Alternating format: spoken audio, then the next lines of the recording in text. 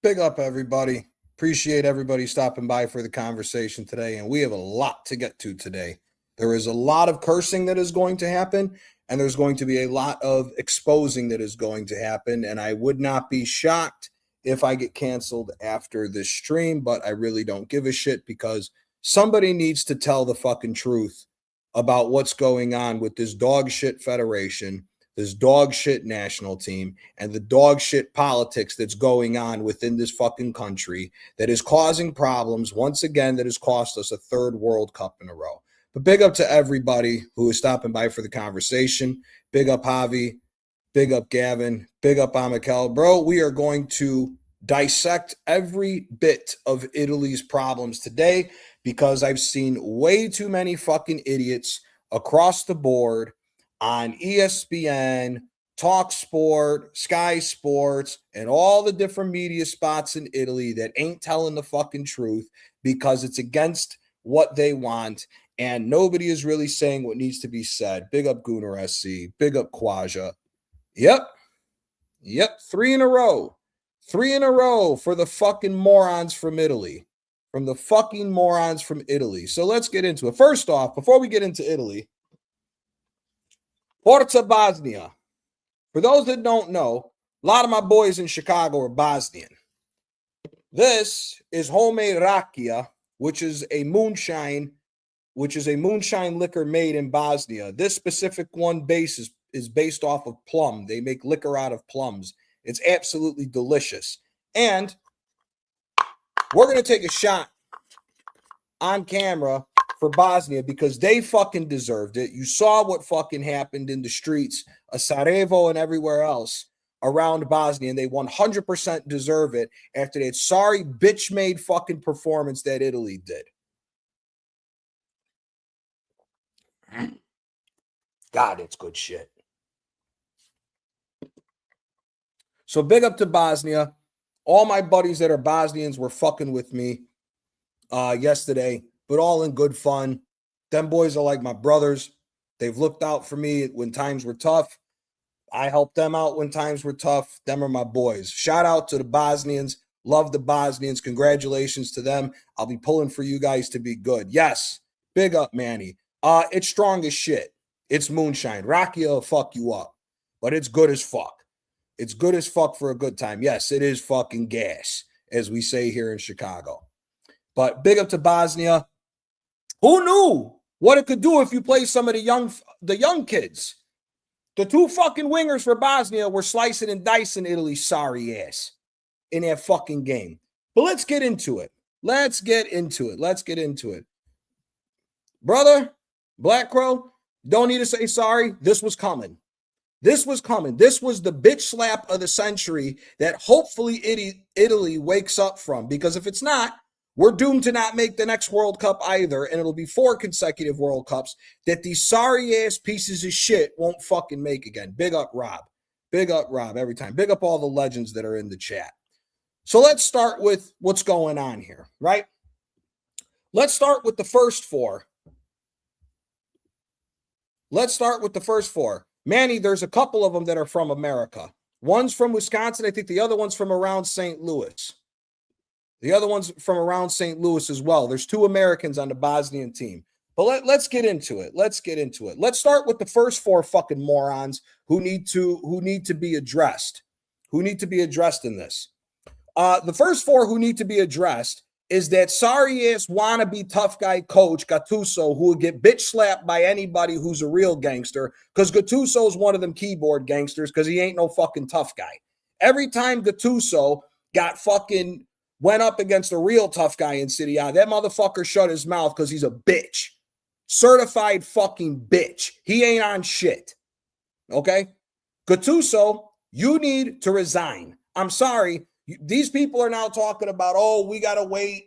We got to wait till June to start having conversations. We need to just accept what's going on and blah, blah, blah. No. Because see, what's going to happen in this situation is they're going to say we're going to wait till June to fucking start the talks about everything else. And what's going to happen is these sorry-ass pieces of shit fucking greaseballs are going to kick the can down the curb again, and they're going to try to sweep this under the rug, and all will be forgiven as long as we fucking start and do well to get into the Euros. That's how this is going to work. Don't worry. We already know how these fucking assholes work. Fuck them. Gattuso, go fuck yourself. Get the fuck off the damn team. You're not a good coach. You're a piece of shit. You're not a tough guy. And you need to fucking remove yourself from the federation because you are a part of the over problem. Your team selection, which if it even was your team selection, which is why we're getting into this, this motherfucker is a piece of dog shit. Left a lot of good players off the fucking team because of politics, which now bring me to the next three people that need to be addressed. Gianluigi Buffon and Leonardo Bonucci. The two of you can go fuck yourselves as well. You two are the reason why this motherfucker Gattuso was even hired. Let's hear that again. Gianluigi Buffon and Leonardo Bonucci is the reason why Gattuso even got the job in the first place. Gianluigi Buffon and Leonardo Bonucci both said that we would rather take Gennaro Gattuso as a manager than rehiring Roberto Mancini. Let that sink in for a sec. Let that fucking sink in for a sec, that these two fucks would rather take Gennaro Gattuso, who's a shit manager, doesn't even deserve to be a fucking manager in my book, but is a shit manager.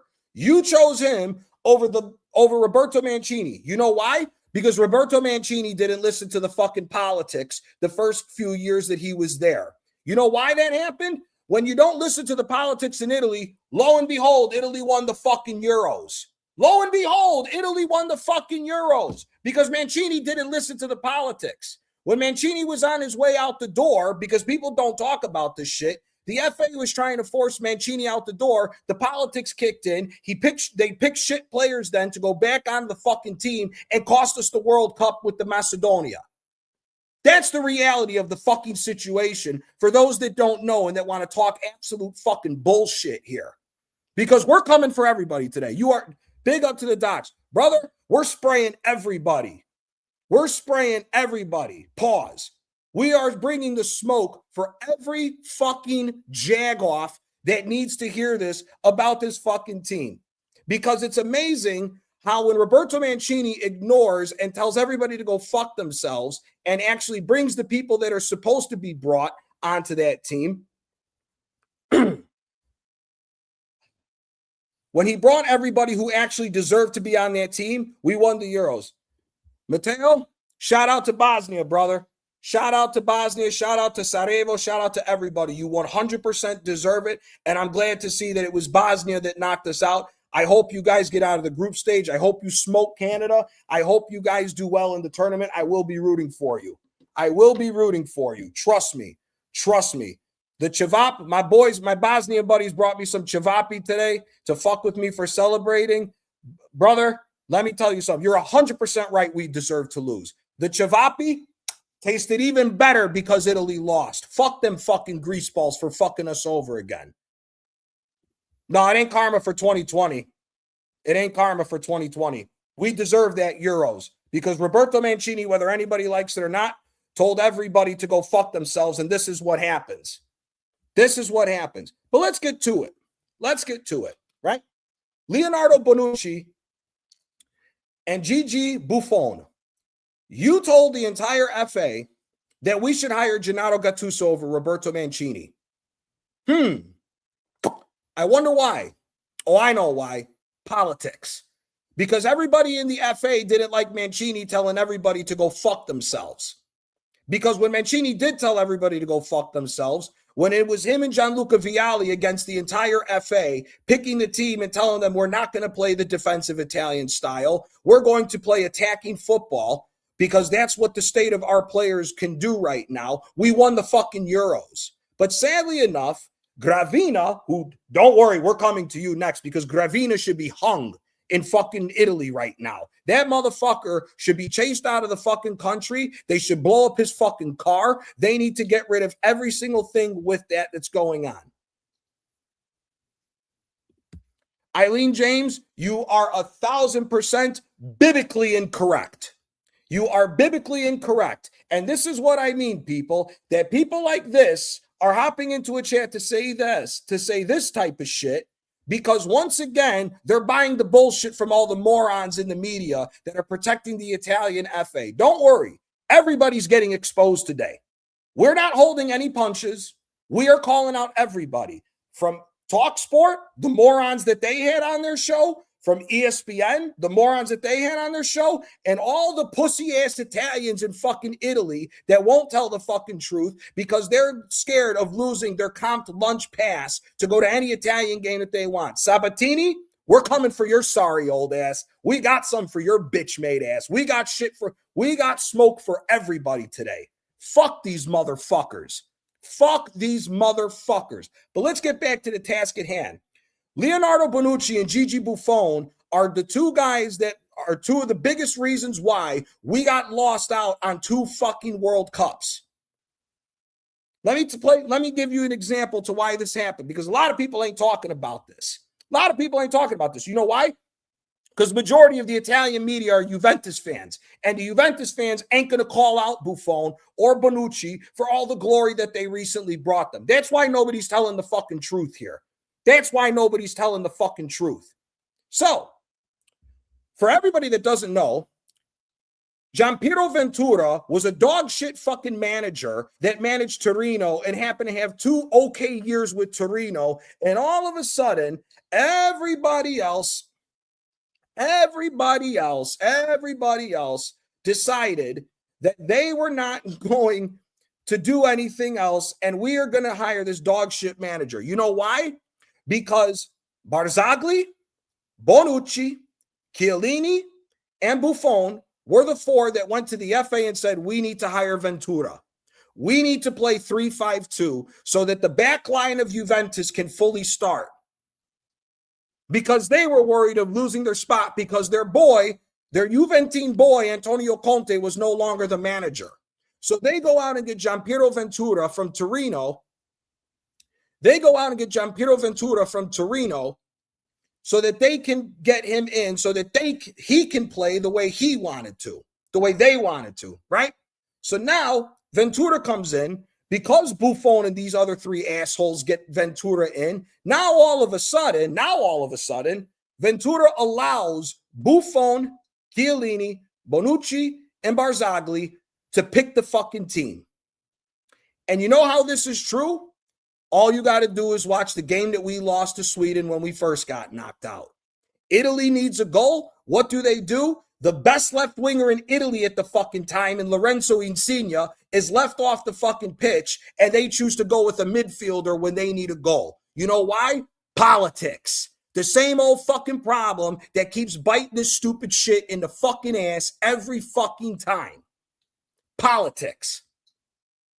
And this is just 2018. For those who haven't been paying attention, for all these motherfuckers who don't pay attention to what's going on, this shit traces back to 2010. This shit has been traced back to 2010. And again, Juventus is at the core of the fucking problem, which is why this isn't being brought up for everybody. Because again, the media will not properly talk about it.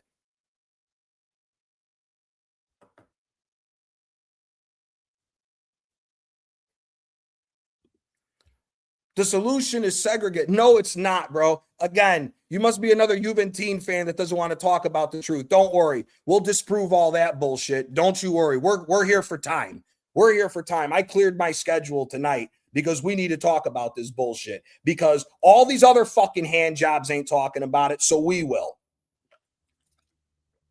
We will. Don't worry. We will. So, Ventura allows Bonucci, Chiellini, Buffon, and Barzagli to pick the team. We fail to qualify. Now, after Italy gets fucking knocked out in 2018, the 2022 World Cup rolls along, and Mancini's won the Euros. Guess what? The FA, now that Vialli was no longer a part of the picture and everything else, the FA now forces Mancini's hand, which is why Mancini left to go to Saudi Arabia, not only for the money, but to get away from the bullshit. Now, North Macedonia, the sad thing about that bullshit is that's just a game of football where you can have a million fucking chances and not score, and the other team goes down one time and scores. It is what it is. Is there an excuse? No, because we should have blew them off the fucking block, but we didn't. But Mancini leaves because of the money and because he didn't have to deal with the political shit anymore within the FA. Now, let's roll it back. Let's roll it now on to 2026. Let's roll it on to what just happened. These motherfuckers came out and allowed Gattuso to pick 4 fucking goalkeepers. Why in God's name do you need 4 fucking goalkeepers for 2 fucking games? Are we really this fucking dumb? No. No, Mancini wasn't fired. He walked away. People who put out there that Mancini got fired are the same people that are trying to duck and cover for the FA, Javi. He didn't get fucking fired. He walked away and they tried to say that they sacked him. That's not what happened. He left because of the money and because of the politics in the FA. Don't worry. We're going to expose everything today. Sit back, grab a drink, whatever of your kind, whether it's liquor or not, grab some popcorn. Don't worry. Anybody who wants to know anything about the Italian FA and the problems, you're going to learn it tonight because we're not holding any fucking punches tonight. Fuck these motherfuckers. Fuck these motherfuckers. So, Mancini walks away. They bring in Spalletti now. You got Spalletti and all these other fucking dumb fucks that wanted to come for the manager. Guess what? They weren't picking their teams. That's problem number one. That these managers ain't picking their fucking teams. They're not. These motherfuckers are being influenced and being told who to pick with certain picks that they get. That's the only reason why Matteo Politano's bum ass is on this fucking team. Let's actually look at what happened here. We left Berardi and Pellegrini, who are 2 guys that can create and score goals for this team. We left them at home. Why? Oh, I know why. Because the Italian FA got back involved and started saying, we need to do this the Italian way. Defense. Really? Defense. Offense is what won us the fucking Euros, you dumb motherfuckers. We have had problems scoring goals because we haven't found a striker since Mario Balotelli's career went down the fucking drain. But we're going to play defense. Oh, that really worked. And let's talk about how genius these stupid motherfuckers are. You move Bastoni to the last man position, which he's never fucking played. He's never played the last man position at Inter. He's always been the left-sided center back in the back line of 3. You move him over because you had to get that fucking scumbag piece of shit, Calafiori, into the team, who didn't deserve to even get a call up because he's fucking dog shit. The guy who's used to playing the central defender in a back line of 3, Gatti, the vice captain of Juventus, you leave him off the fucking pitch because of politics. Because of fucking politics. That is the fucking problem. Once again, you start Calafiori, who's been injured for over 220 days in 18 months at Arsenal, who's been shit. Bologna won a fucking Coppa Italia without that piece of shit on the fucking team. But magically, because he's in the Premier League, oh, we have to play him. We have to play Calafiori. He's so good. Calafiori couldn't play for my fucking high school team. My grandmother can play better football than that piece of shit. He's a fucking scumbag. Then you choose Politano to play right wing back. Really? Really? Because that's gone so well for fucking Conte. That's why he lost his fucking job at Napoli until Conte forced him back in. Unique. Paisan. Absolute fucking disgrace, that shit. Disgraziad. Siamo tutto quando un schifo. And for those who don't understand Italian, the whole thing is shit, is what I'm saying. Now, you chose to bring 4 goalkeepers. You left Pellegrini. Anybody who watched that fucking game against Northern Ireland should have realized that Italy has no creativity in the middle. We're playing counterattacking football for what? For what? What are we playing counterattacking football for? You needed a creator in the middle. First of all, Barella shouldn't have even played the game in Bosnia. Shouldn't have even played. Shouldn't have even played. Fratesi should have started. You should have moved him to a number 10 position so there would be some type of fucking link up so that you can actually go ahead and attack. But no, we're going to do this the defensive way. Go fuck yourselves, you fucking dumb greaseball motherfuckers. Get the fuck out of here. Get the fuck out of here. Fucking jagoffs. Fucking jagoffs. Oh my God, it irks my fuck. And how the fuck Retegui starts over Esposito is absolutely fucking mind-blowing. It's absolutely mind-blowing. I'm not even going to blame Moise Keane for missing that chance. I'm not even going to blame Moise Keane for that chance.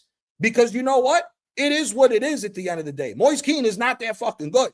He had one good year at Fiorentina, been shit for the last 3, and was good when he was a teenager at fucking Juve and PSG for 1 year.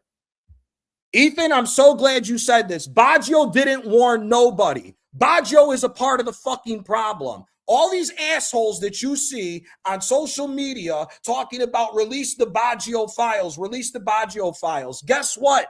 Baggio still isn't addressing the overarching problem that Italy is segregating 50% of their fucking youth talent from the South. Baggio is a lying piece of shit. He can take that rat tail from the 90s, stick it in his fucking ass, and go back to the north of Italy and shut the fuck up, because all he's doing is trying to become the center of attention again because everybody still doesn't like his ass from what happened in 94. Fuck Baggio. That piece of shit can go back to the north and go fuck himself. He's a piece of shit, and no, the Baggio files ain't changing dick.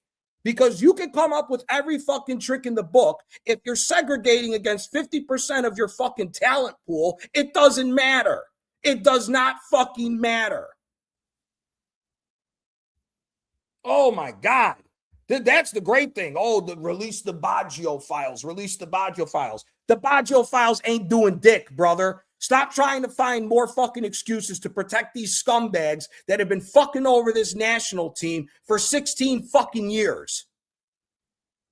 And to be honest with you, the FA has been fucking over the Southern talent pool for over 30 fucking years. They've been doing this shit. Baggio is a legend, Javi. The problem is that Baggio is a self-centered little fuck that wants to be the center of attention again to get back into good graces with the Italians after missing the fucking penalty. However, he's still a part of the problem because like all the media people, like everybody else in the FA, they're fucking jagoffs and won't talk about the real shit that's going on. He's a fucking dickhead.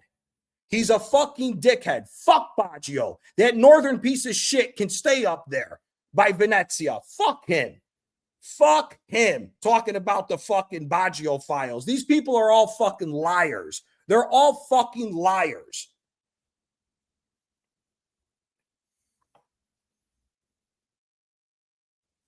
They're all fucking liars about this shit. I don't fucking understand it. I do not fucking understand it one bit. Why we have to lie to continue to cover an ongoing fucking problem here. It is absolutely mind-blowing to me that all these people want to keep fucking covering up for these useless motherfuckers that ain't doing a fucking thing at the end of the day for this goddamn country or for this fucking team. So, back to what we were talking about. Bonucci and Buffon are responsible for 2 out of the 3 World Cups being missed because of forcing a player, forcing the manager in Gattuso, just like they forced Gianpiero Ventura. Yeah? And not only that, They helped Gattuso pick that national team. And if you don't fucking believe so, you're lying to yourself, because these are the same fucking scumbags that picked the fucking team in 2018 that fucked us. And anybody who wants to argue that and say, oh, no, that didn't happen, you're either a Juventine gulping burper or you don't know what the fuck is going on. Paisan, it doesn't matter who we hire, because Italy is not going to fucking change the segregation and everything else that goes against the Southern talent. It's not going to fucking happen. They can come up with every fucking thing they want, and it ain't happening.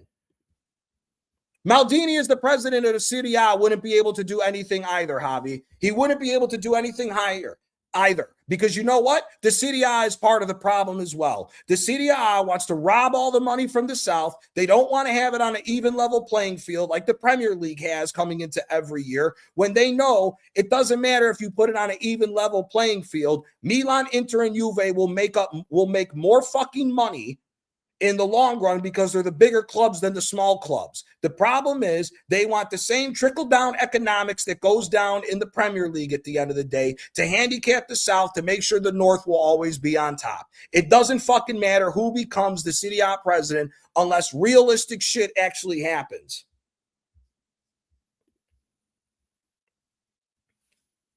How on earth did we win the Euros? Because Roberto Mancini told everybody to go fuck themselves. I'm picking the best team for Italy, and I'm not listening to politics. That's why we won. Because when Italy can put the best fucking team out there, we're still a good fucking team. The problem is we didn't put the best team out there again.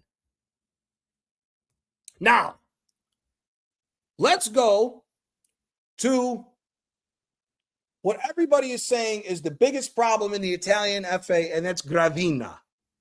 Gravina is a fucking scumbag. He has done nothing but enhanced the problem already.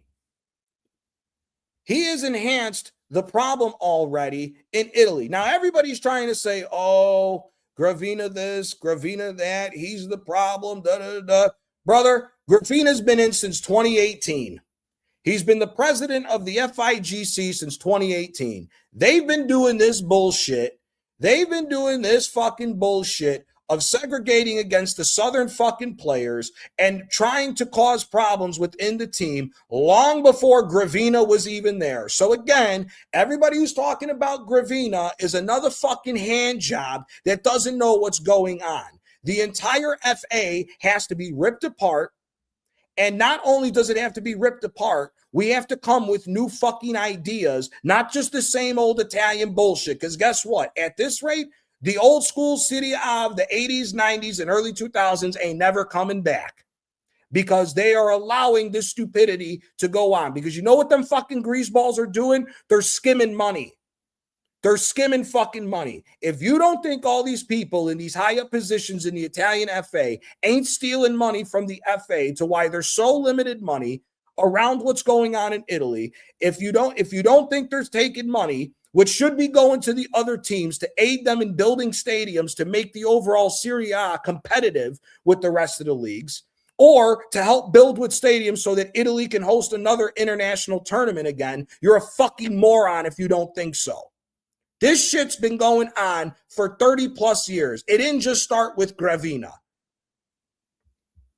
Ethan, this shit's been going on since the fucking 80s. It's long before 2006. The only reason why nobody called it out was because of the fact that Italy was constantly putting talent after talent up through the 80s, because they were forced to with the old school, only with the limited foreign player rule back in the day.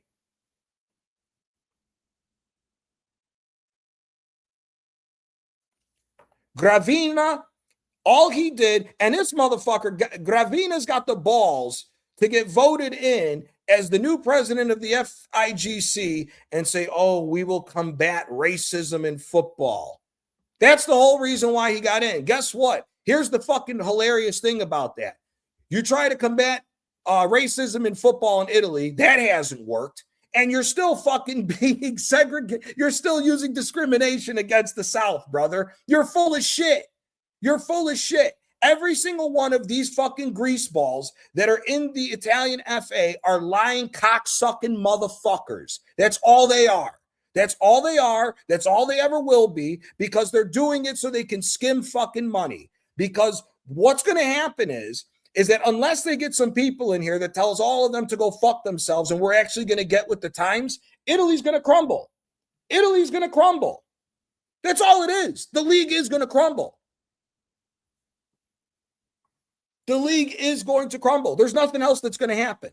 There's nothing else that's going to happen. But Gravina, Gattuso, Bonucci, Buffon all need to go fuck themselves, and they all need to get the fuck out of the Italian FA.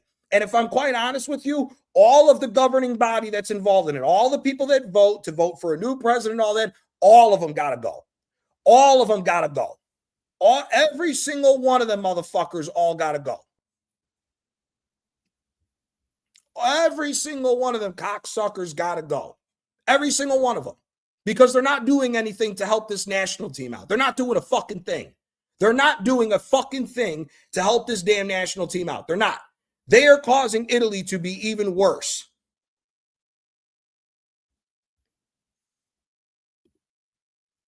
No, Manny, it was only 3 international players allowed on a team back in the day, back then. And even before then, it was only 1 to 2 at different times. And how that rule started, for those that don't know, that rule was started in the 60s in Italy, because Italy in 1966 were absolutely dog shit in the fucking World Cup. For those that don't know, here's a little history lesson for everybody. Before the Real Madrid became the Galacticos, the original Galacticos was going to be the 1960s era Inter Milan. Inter was supposed to sign Eusebio and was going to sign Franz Beckenbauer. They both agreed to contracts with Inter in the summer leading into the following year of the 1966-67 season. Because Italy were so shit in the World Cup of 66, because Italy was so shit in the World Cup of 66, the FA came down and nullified both of those fucking transfers. Even before Benfica said that Eusebio wasn't leaving, and before the president or whatever the hell the guy was, I don't know if he was a dictator or whatever of Portugal, said he's a national treasure and he's not leaving the country. Before those guys even fucking happened, before those guys even happened, the guys in Italy fucked Inter on building a Galacticos in the 60s because of how bad the Italian national team was. That's when we started the only 1 foreigner rule. You had 1 foreigner allowed on the team back in the day, and then it became to 2. So, and here's the best part. Now you got idiots nowadays that are talking about, oh, maybe Italy needs to bring back that old rule. Maybe Italy needs to bring back the old rule of limiting foreign players. For what? For what? Limiting foreign players ain't going to stop the fact that you're segregating half of your talent pool in the fucking country. Number one. Number two, bringing in foreign players doesn't stop the fact that these fucking greaseballs, if a kid is good at 18 years old, unless he's already looking like a superstar, he's going to get thrown into City of B till he's 24, and by then, you can't develop him no more. That's the fucking problem at the end of the day. It ain't got shit to do with foreign players. It doesn't have shit to do with them. Because guess what? If you do that stupid shit and limit the amount of foreign players, you're not going to make the money you need to make in order to fucking raise money to make the league better again. You need the foreign markets from where these players are at to pump more money into the FA. If you don't, sorry, that's business 101, you dumb fuck. So for all these idiots that are talking about, oh, maybe we need to limit foreign players, you're a dumb fuck as well, because you don't get money. You clearly don't realize how money works. So again, Santa Claus ain't coming to drop a sack full of fucking cash in Italy so that you can nullify the foreign players. It ain't happening, dumb fuck. It ain't happening.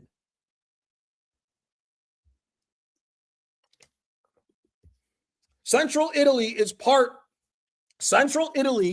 like Rome and just a little bit north in the Lazio region, is part of the area that gets segregated against the north, Black Crow.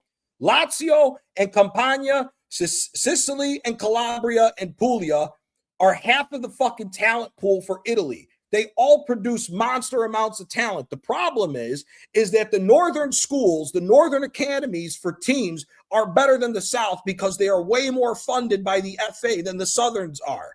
That's why so many Southern Italians have to go up north and have to be sold for money, because the Southern teams don't make anywhere near the amount of money, and the FA limits the amount of money that the Southern teams can get, so it's harder for them to be successful. That's why Napoli's run right now is pissing off all these fucking Northerners, because Napoli's not only defying the odds of a small club, once again, like it was with Maradona, we're defying the odds financially because we're going against powerhouses, and they have a leg up because they can't stand us because we represent the fucking South. That's the reason why.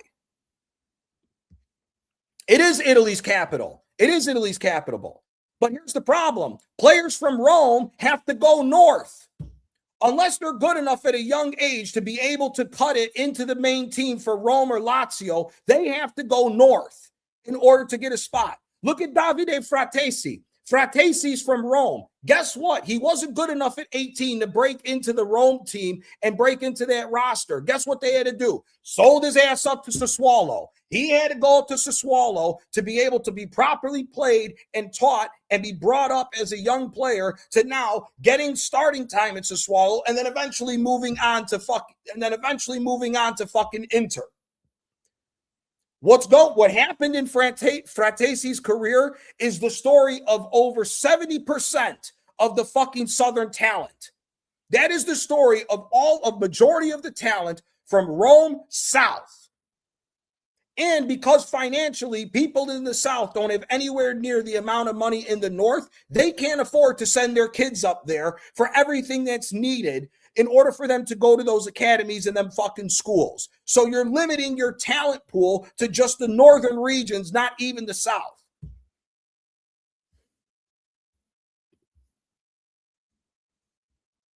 It is deep-seated, Black Crow. It is deep-seated.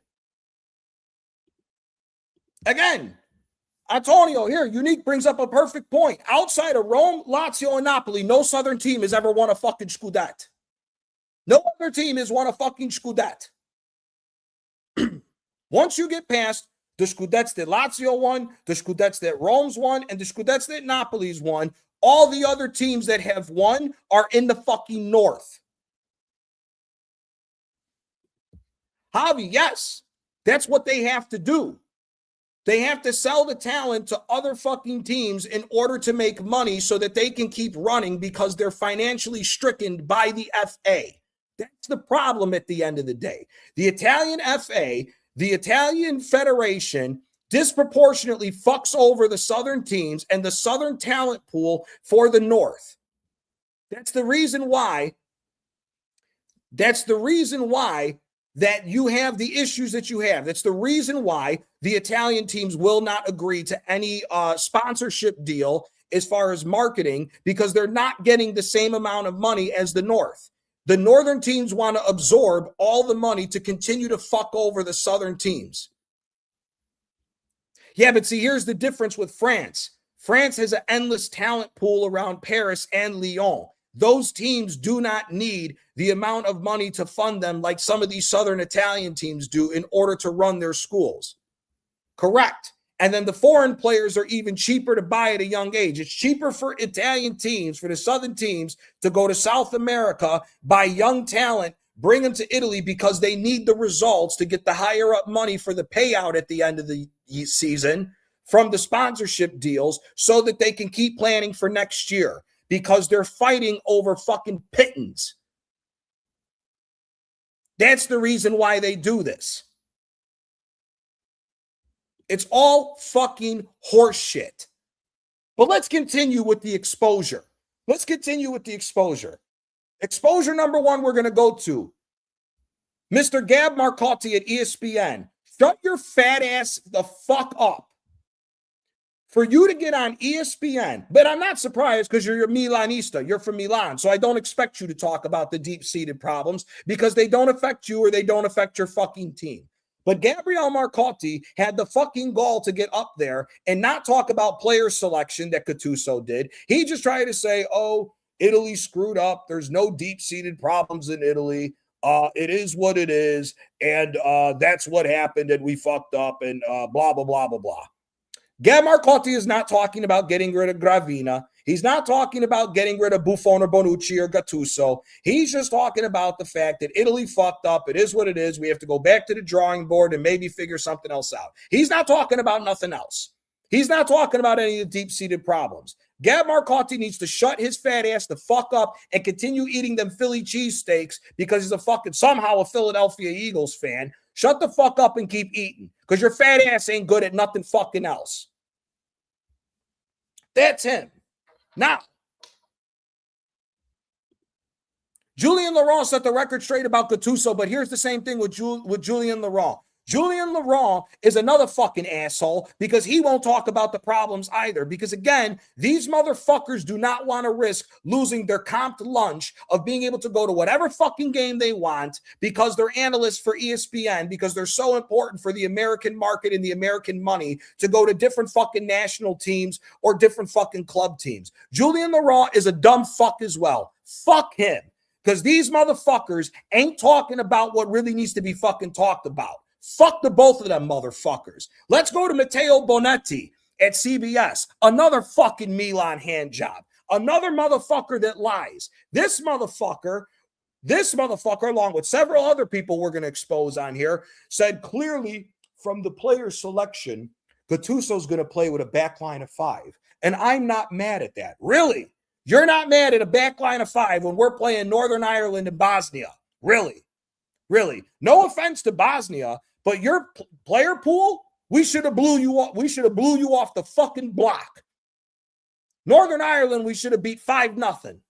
But we want to sit back and play fucking defense like pussies. Bosnia, they deserve to smoke us. Their fucking players that they got came to play. That's what a team is that's taking a nation on their back that want to go fucking do this. Exactly. They are no different than the so-called journalists in Arsenal's press. It's the same fucking problem.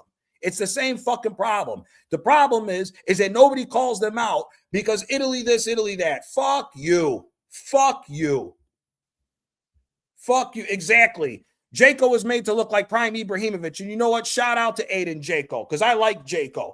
He deserved to captain that team to the fucking World Cup. He deserved that shit. No, Philly ain't catching no strays because I fuck with Philly. I got some family in South Philly. I'm not Philly ain't catching no fucking strays with me. I fuck with Philly. Gab Marcotti's catching this because he's a piece of shit. He's a fat fuck that ain't telling the truth of what needs to be talked about in this fucking world right now when it comes to the Italian national team. To sit there on ESPN and say, oh, there's no deep-lying issues with Italy. We don't need to rip apart the FA. There's nothing to see here. We just got it wrong as far as the day. You're a lying motherfucker. This motherfucker tried to say, oh, I think part of the reason why Italy didn't qualify is because so many of these players have played so many games and I can't believe the qualification is in March. Bro, shut the fuck up and go suck a dick somewhere. Shut the fuck up. You lying motherfucker.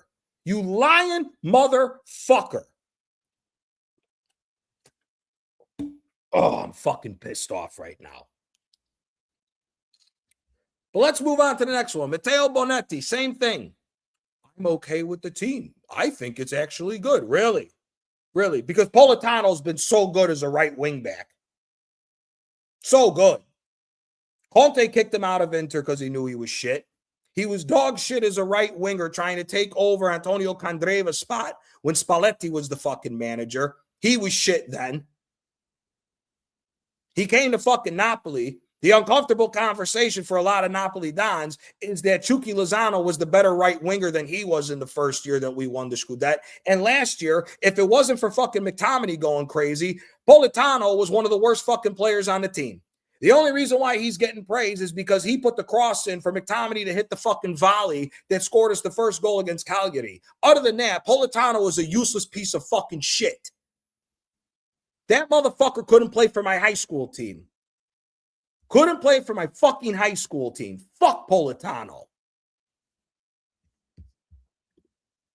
Absolute fucking nonsense.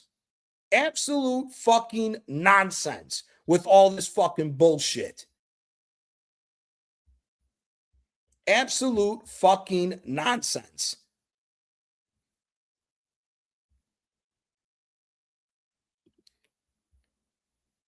Brother, Gigi Donnarumma for today's day and age is a world-class goalkeeper. Gigi Donnarumma ain't better than Pagliuca. He's not better than fucking Toldo. He's not better than Zenga. He's overrated because he's the best of what we got. Palestra did so much better. Facts. But here's the problem. Palestra shouldn't have even been over there either. He shouldn't have been over there either. Berardi should have started over there. If we're being honest on the talent pool of Italy, Italy should have been playing a 4-2-3-1 or a 4-3-3, went more attacking and blew the fucking doors off these damn teams because we have a good team. Here's the uncomfortable conversation for everybody. If we actually put together a starting 11 and a bench for Italy, we're better than majority of fucking teams. The only teams we're not better than is France, Spain. We're better than Germany at this point because Germany's having problems as well with their team. We don't have a bad team. We really don't have a bad team. The problem is once again, the politics won't let you pick the fucking teams. Why wasn't Orsolini selected? Orsolini's better than fucking Politano. Berardi's better than Politano. Pellegrini is better than Politano. Portugal is. Portugal I would throw in there as well. Portugal, Spain, and France. And England to a certain degree. But that's it out of Europe. That's it. That's it. We never send the right players. The only two players who were left off is because of the fact, no, fuck Coyote. He don't do shit. Fuck that motherfucker. Anybody who's talking about, oh, we need Coyote, that was a bad admission. What the fuck is he going to do? Why are you playing defensive against shit teams? Go over there, assert yourself that you're fucking Italy. We've won 4 World Cups. Do you know what that fucking badge means? Do you know what that fucking badge means? There's 4 stars on that motherfucker. Not none. Coyote don't deserve to get on that fucking team. He's a youngster on Brentford learning his trade, and you're going to throw him in that situation? No. No. Fuck him. Fuck him. And I don't even mean to be disrespectful like Coyote like that, but his name's getting thrown around in conversations that he shouldn't even be in. He's having a good season at fucking Brentford on loan from Fiorentina. Come back and actually fucking prove it on a bigger stage and we'll talk about it. I'm sorry. Coyote should not be getting on the national team right now. He doesn't get into the national team over Orsolini, Berardi, Pellegrini, Zaccagni, Di Lorenzo. He don't get into none of that shit.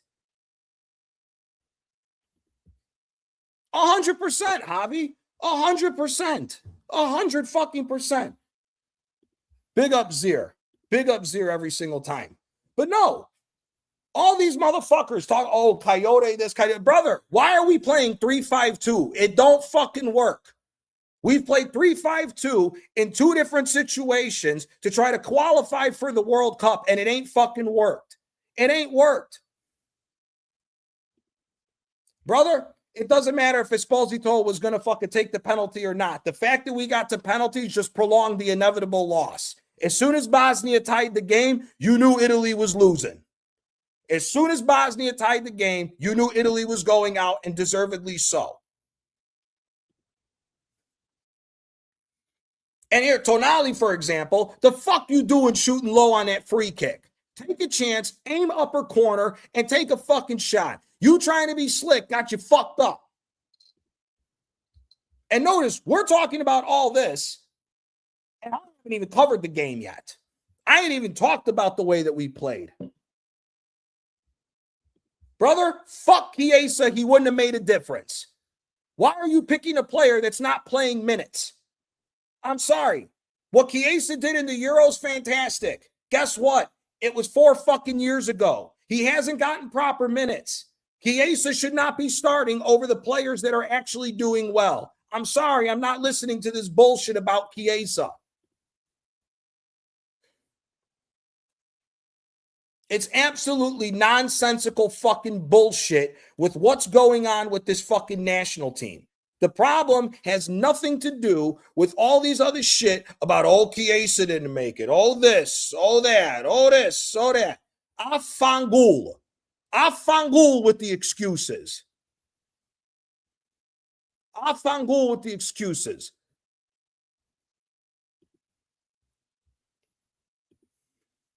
No, I ain't giving nobody a break, brother, because this is about the Italian national team. This is about the Italian national team. If you ain't playing no fucking minutes and you ain't playing well, you don't deserve to come here. This is Italy. This is Italy we're talking about. We're not talking about no other fucking national team here. We're talking about a team that's won 4 fucking World Cups. If this was some other fucking team, if this was a Trinidad and Tobago or a fucking Venezuela, you can make a fucking argument for it. This is fucking Italy. Like I said, the problem with football is the big teams are thinking like little teams. That's what fucking Italy's doing.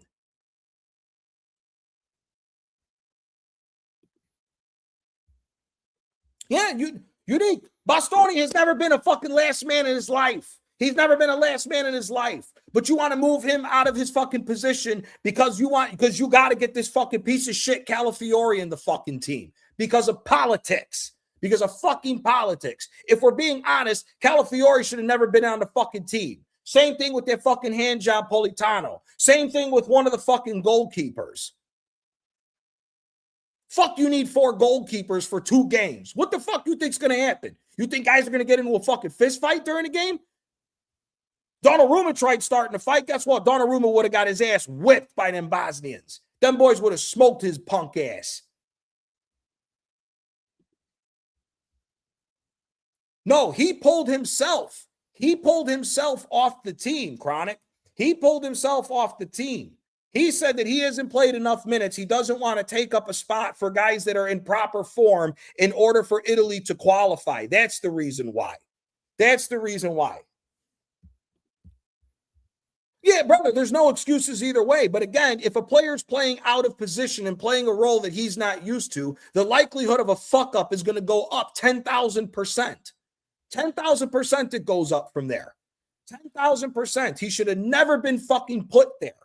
That's the point. You have a guy that does that. Gatti, the vice captain of Juventus. Gatti plays the center in a back line of 3 normally. Why isn't Gatti starting? Gatti's better than that fucking bum Calafiore.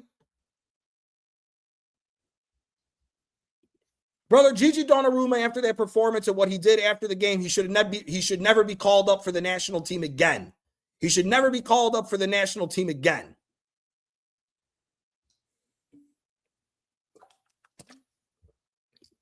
And Chronic, I don't mean to come off like an asshole towards you. I'm just fucking steaming with this shit. Because all I'm hearing is nothing but fucking bullshit from all these other motherfuckers who want to cover up all the lies and all the bullshit that goes on with this fucking national team and what's really been going on in Italy to the point to why we are here right now having this conversation. The fact that Italy has missed 3 straight World Cups is absolutely fucking bullshit. But we've seen this coming. This has been coming since 2010.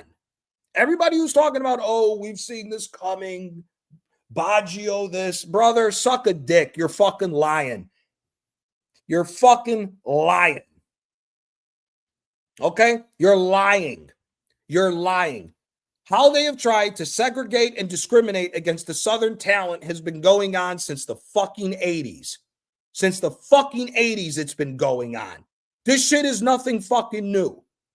This shit is nothing fucking new. Just like when everybody talks about, oh, Serie A died because of the Calciopoli and the game fixing scandal. Brother, there's been game fixing going on in Italy since the fucking 60s. If you don't know that, then you don't know what the fuck you're talking about. You should shut the fuck up and get educated. And stop talking like a dumbass. Now, let's get back to business on exposing these motherfuckers. You got Matteo Bonetti. First of all, every single one of them panelists on CBS, Paramount Plus are all hand jobs. They're all hand jobs. All the people that talk about Italian football on that app are all liars. They're all liars. All liars. The young kid who's from New York that runs his own fucking podcast on there talking Italian football and everything else, liar. Liar. Another person that didn't call out the bullshit with leaving certain players off when they know we have a creative and goal scoring problem. He's a liar. The other guy, Grella, he's a liar. He's like, they're all, oh, we're a little nervous. Oh, you're nervous, but you won't talk about the players that needed to be added to that team. You won't talk about that shit. You guys don't talk about the problems that go on within Italy with the Southern talent. You don't talk about that nonsense. You don't talk about it at all. Again, liars. They are lying because they want the privileges that the Italian FA gives to them. These guys are being flown out by CBS from the money in the contracts that they're doing with Italy. These guys are being flown out to all these different places in Italy to cover the game because it's their lifelong dream to be a journalist, and they ain't even doing what a journalist is supposed to do. Journalism is supposed to tell the fucking truth, not an opinion, not their version and revisionist history. They're supposed to tell the fucking truth, and they don't, because it's all about this for them at the end of the fucking day. As long as they can keep the gravy train going, they will lie non-stop. Non-stop, they will fucking lie. Now, I don't know this kid's name. He seems like a decent dude. He seems like a decent dude from some of the content that I've seen him with, but he's some long-necked giraffe-looking motherfucker. This dude had the balls to put a clip up saying this is the squad that Gattuso has announced. And I'll be honest with you, from this, I see that I believe Gattuso is going to play defensive. And I'm not upset at that. I'm actually very okay with this, and I think it's smart by Gattuso. Guess what, brother? Guess what? He said that. Now, today, I just seen a video get released that he's mad about the selection. Brother, go suck a fucking dick. Go suck a fucking dick. You're a liar. You were just hyping up Italy nonstop like a fucking fanboy when the teams were announced, talking about we're going to be able to do it. We're going to play back line of five. We're going to play defensive. Making excuses. And then when we lose, I cannot believe it. This is terrible. Release the Baggio files. Another fucking handjob liar.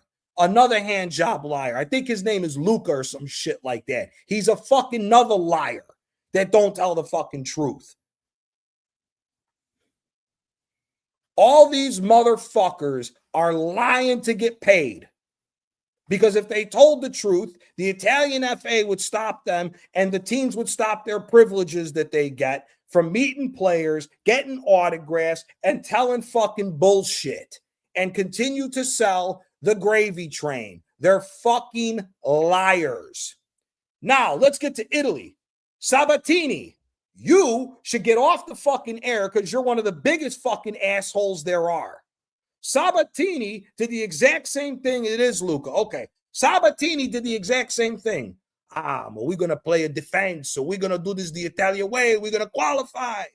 As soon as we lose, everything needs to change. No. Take your old ass to the retirement home and shut the fuck up. Shut the fuck up. It's all bullshit. Sabatini is a fucking scumbag. He was one of the biggest and loudest ones talking about Gattuso. He gonna bring the energy, the grinta. Yeah, take that grinta and stick it in your fucking old ass and get the fuck off the news channel, you fucking bitch. You're a liar, peddling bullshit to keep these motherfuckers in jobs because you get the same thing. You get comp lunch for whatever fucking game you go to. You're a scumbag. You're a fucking scumbag. It's all fucking nonsense with what happened with that fucking game. And all these motherfuckers want to keep coming up with lies and different takes because they don't want to talk about the actual truth. The actual fucking truth is that they will continue the same old shit and ain't nothing gonna fucking change. It ain't nothing gonna fucking change unless the very few fortunate ones of Southern Italy that can come up with money to send their kids to be able to properly get allowed to play and get proper training as a fucking player, the half of your talent pool will be segregated against and discriminated against because of how Italy has been set up. Nothing is fucking happening. Nothing is fucking happening to change what's going on in Italy. It's the same old fucking shit. It's the same old fucking shit. Nothing is going to change. They will have a presidential election. They'll hire somebody else in, and everybody's going to say, oh, all is fixed. We're going to change this. We're going to change that. And they ain't going to do a fucking thing. Guarantee you in 4 years that these motherfuckers will probably miss the next World Cup on top of it because ain't shit about to fucking change. Big up my fucking brother Taryn every single time. Brother, I just want to say on a side note, I was pulling for the reggae boys. I wanted one. I was pulling for Ireland for Shane. I was pulling for the reggae boys for you. I was hoping all 3 of our teams were going to make it. Brother, I'll make you a bet right now. Whoever loses buys dinner. Buys a dinner and a night out. Guarantee you Jamaica qualifies for a World Cup before fucking Italy will. Guarantee you. Guarantee you. Guarantee you them motherfuckers will qualify before we will. PFC, don't pray for the Italian team. Fuck them motherfuckers. They got what they deserved. Fuck them motherfuckers. They got what they deserved. I'm not going to be one of these guys that's going to come out and talk about all of this shit. I'm not going to come out and come up with all this shit about the game. You got people talking about, oh, Moise Keane's miss is the reason why we didn't make it to the World Cup. No, Moise Keane's miss and everything else is the bitch slap to reality that everybody fucking needs. Moise Keane's miss and this loss is the pimp-handed backhand bitch slap that this fucking entire country, this entire FA, and all these fucking players need in order to wake the fuck up that the old day shit ain't fucking working no more. It's time to come into the 21st century and stop thinking that we're going to go back to the 90s and do it the Italian way. The Italian way ain't fucking worked. It ain't worked. The last time the 3-5-2 was good for Italy, we made it to the Euro finals, and guess what happened? We got bitch slapped by Spain. That was the last time 3-5-2 worked. It didn't work in 2014. We didn't even make it out of the fucking group stage. It's all fucking horseshit. It's all fucking bullshit with this goddamn team. And like I said, the Italian media, the Italian American media, all these Italian podcasts, you got these fucking idiots in New York talking about, oh, this game, this, Keane missed, that's why we're not in. No, you stupid motherfucker. Talk about the problem. Talk about the fucking problem. Talk about the fact that Napolitans, Romans, Calabrese, Puglia, Sicilian, they can't make it. Unless you find a way to rob a motherfucker to come up with some money to send your kid up north to get into the schools, to get into the proper fucking academies, you got no chance of possibly getting in. Claudia, there's no reason to even focus on the fucking Euros. Fuck the Euros. We need to focus on the long-term thing. Because if we focus on 2028, we're going to do the same old fucking thing, gloss over the problem, get to the Euros, maybe make it to the round of 16, and everyone's going to have a question again about, oh, is Italy ready to do this? What's going to happen in World Cup qualifiers? And it's just going to be the same old round, around, and round circle jerk. That's all it's going to fucking be. No.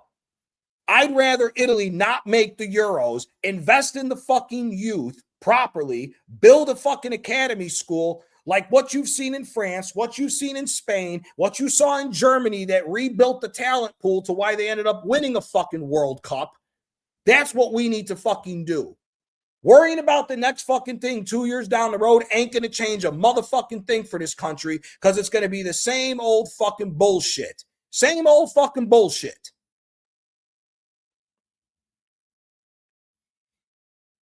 It's absolute bull. No, whoever put it in the fucking chat, I'm sorry I missed it. Ireland will probably qualify for the World Cup before we will, with the state that we're in. It's absolute fucking horseshit of what's going on. Absolute fucking bullshit.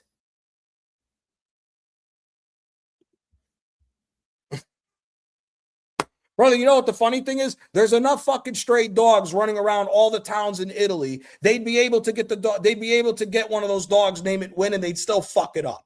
They'd still fuck it up. It's absolute fucking bullshit with what's going on.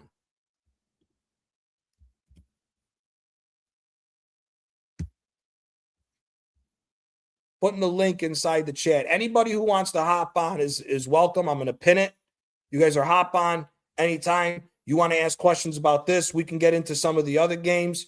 I'm sorry for the fucking angry rant. For those people that don't like to hear swearing, it is what the fuck it is. Somebody needs to say it. Somebody needs to say it because all these other assholes ain't fucking talking about it. All these other motherfuckers that cover Italy, that claim they're Italian fans, they either want to single out the fucking game, they either want to single out some of the players, they either want to single out bits and parts of the FA. Nobody wants to talk about the entire fucking problem and link it together. It's too big, and they're too scared of losing their little lunch passes for them to do all this shit. They're all fucking horse shit. It's all fucking horse shit. Big up Chronic. Big up Chronic. Big up Vigilante as well. My guy. Big up Vigilante.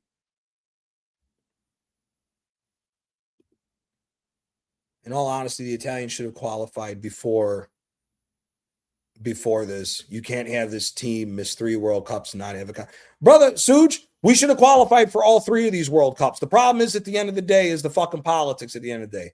Big up Manny. Paisa.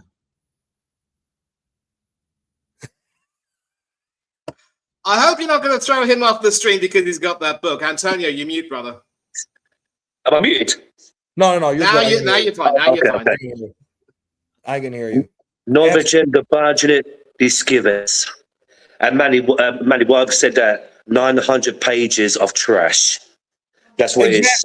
Exactly. Now isn't that hilarious? Now all of a sudden Baggio's the savior. Brother, Baggio can go fuck himself, fuck his family, fuck the entire northern region that he's from. That 900 pages, he could stick it in his fucking ass. It ain't changing shit. You can make a school as much as you want. Knowing how Italy is, they'll take the fucking book, create the school, price out all the Southern Italians outside the ones that got fucking money, and we'll still have the same problem. You're talking about a country that is discriminating against probably more than 50% of their fucking talent pool. That's the problem at the end of the fucking day. Yeah. Why doesn't anybody talk about the fact that good Neapolitan players weren't allowed on the team for that long? How come Antonio Di Natale couldn't break into the fucking team when he was scoring more goals than half the Jagoffs that they would pick? Why couldn't Vincenzo Montella get on the fucking team when he was scoring goals left, right, and center? Oh, because he's Napolitan. Why couldn't Pagliarella in 20 minutes was the best fucking player of the 2010 World Cup for Italy? He can't get on because he was sent back to Napoli and was the captain of fucking Napoli, and he's Napolitan. That's the part that all these fucking journalists don't want to fucking talk about. They can come up with every fucking excuse in the book. They still won't talk about that because it's the problems in Italy still today. It not only happens in football, it happens in public life to this day. That's why Napoli is the way that it is. That's why Sicily is the way that it is. That's why Calabria is the way that it is. That's why Bari is the way that it is. What about Sardinia? Sardinia don't produce players like that. Yeah, they don't know. Not since Gianfranco Zola, I might add, maybe. Well, Zola's probably the only quality player of that level to come out of Sardinia. Everybody else is either from the south or you get your Milanese.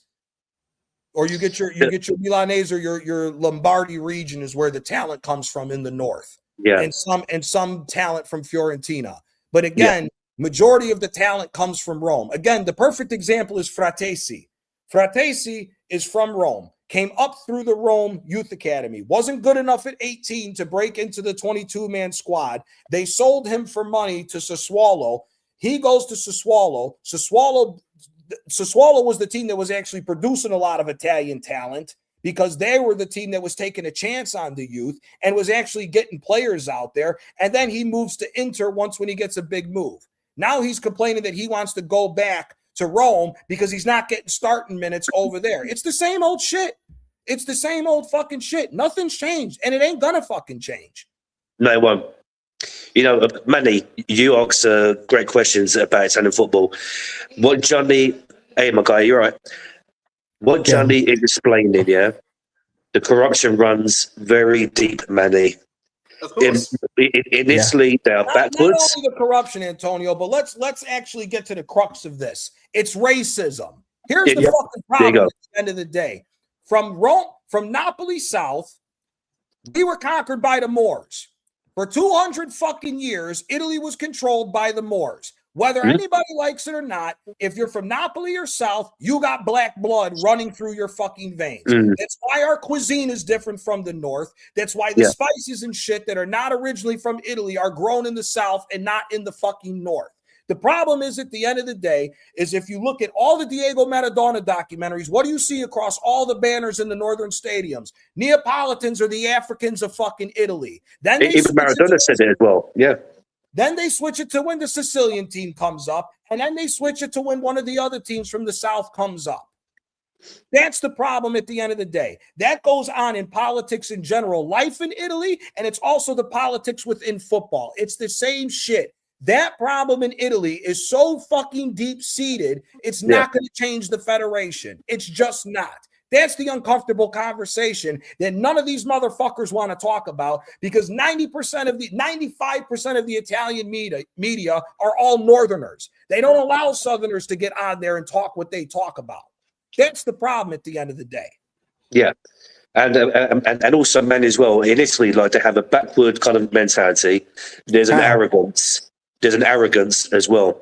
And so far, Gravina, even though I know he's not the only problem, like, but he's part of the problems. He hasn't stepped down yet, and he said he wants to keep on Gattuso to bring the squad forward. What's Gattuso gonna fucking do? He's a piece of shit. He's a piece of shit and a fake tough guy. We're If finished. If got in Gattuso's face, Gattuso would shut up like the bitch that he fucking is. He only acts tough with motherfuckers that he knows ain't going to stand up to him. Maldini got in his face. John Darby and Gattuso got in Materazzi's face. He shut the fuck up because he knew Materazzi a bitch slapped him to fucking reality. Same thing with Zlatan Ibrahimovic. He's a fucking punk. He's a fucking punk. Gattuso don't even deserve to coach a City of B team. He's a fucking jag-off. I remember when Gattuso, that ugly incident when AC Milan were playing Portsmouth, and if memory serves me right, Gattuso got in the face of Joe Jordan and very nearly strangled the guy. Yes. The sad part is that Joe Jordan actually had a productive spell playing in Italy. I don't quite remember which team that was. I can look that up. But that looked really, really ugly. It had to be said. And again, I'm really glad that both you and Gianni have dealt with the issue of corruption. I think we can all agree that the fish rots from the head down. And sadly, the worst part is that this is not a problem that's unique to Italy. It could very well be prevalent in several other countries where, their football teams are not being run very well. And whatever successes those teams in Italy have earned in the past would be in spite of the situation, not because of them. And you mentioned, of course, the 2006 World Cup win where, you went against the rule book at the time, the 2020 Euros. And Antonio, you also mentioned quite well the 82 World Cup where that was one instance where you won that tournament with a back five or a back three. But I did say that any team which had the likes of Beppe Bergami in that team, the type of defenders you had then, these current defenders couldn't even compare. And of course, for all the talk about your Buffons and others, I don't think anyone can be as iconic or as magnificent as the legendary Dino Zoff. Winning a World Cup at the age of 40, badass. And pardon my language. And winning a European Cup as well. Yep. But see, the thing is with this is, again, whether we don't have the players at the same level, we still have a good team.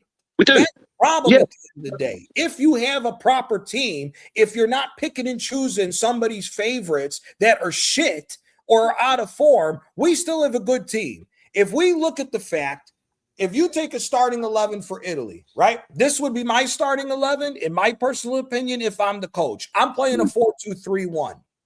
I'm going Donnarumma at net before what happened yesterday, because now he don't deserve to be on the fucking national team as far as I'm concerned. I don't give a fuck if he's Neapolitan. I'll slap the fuck out of him.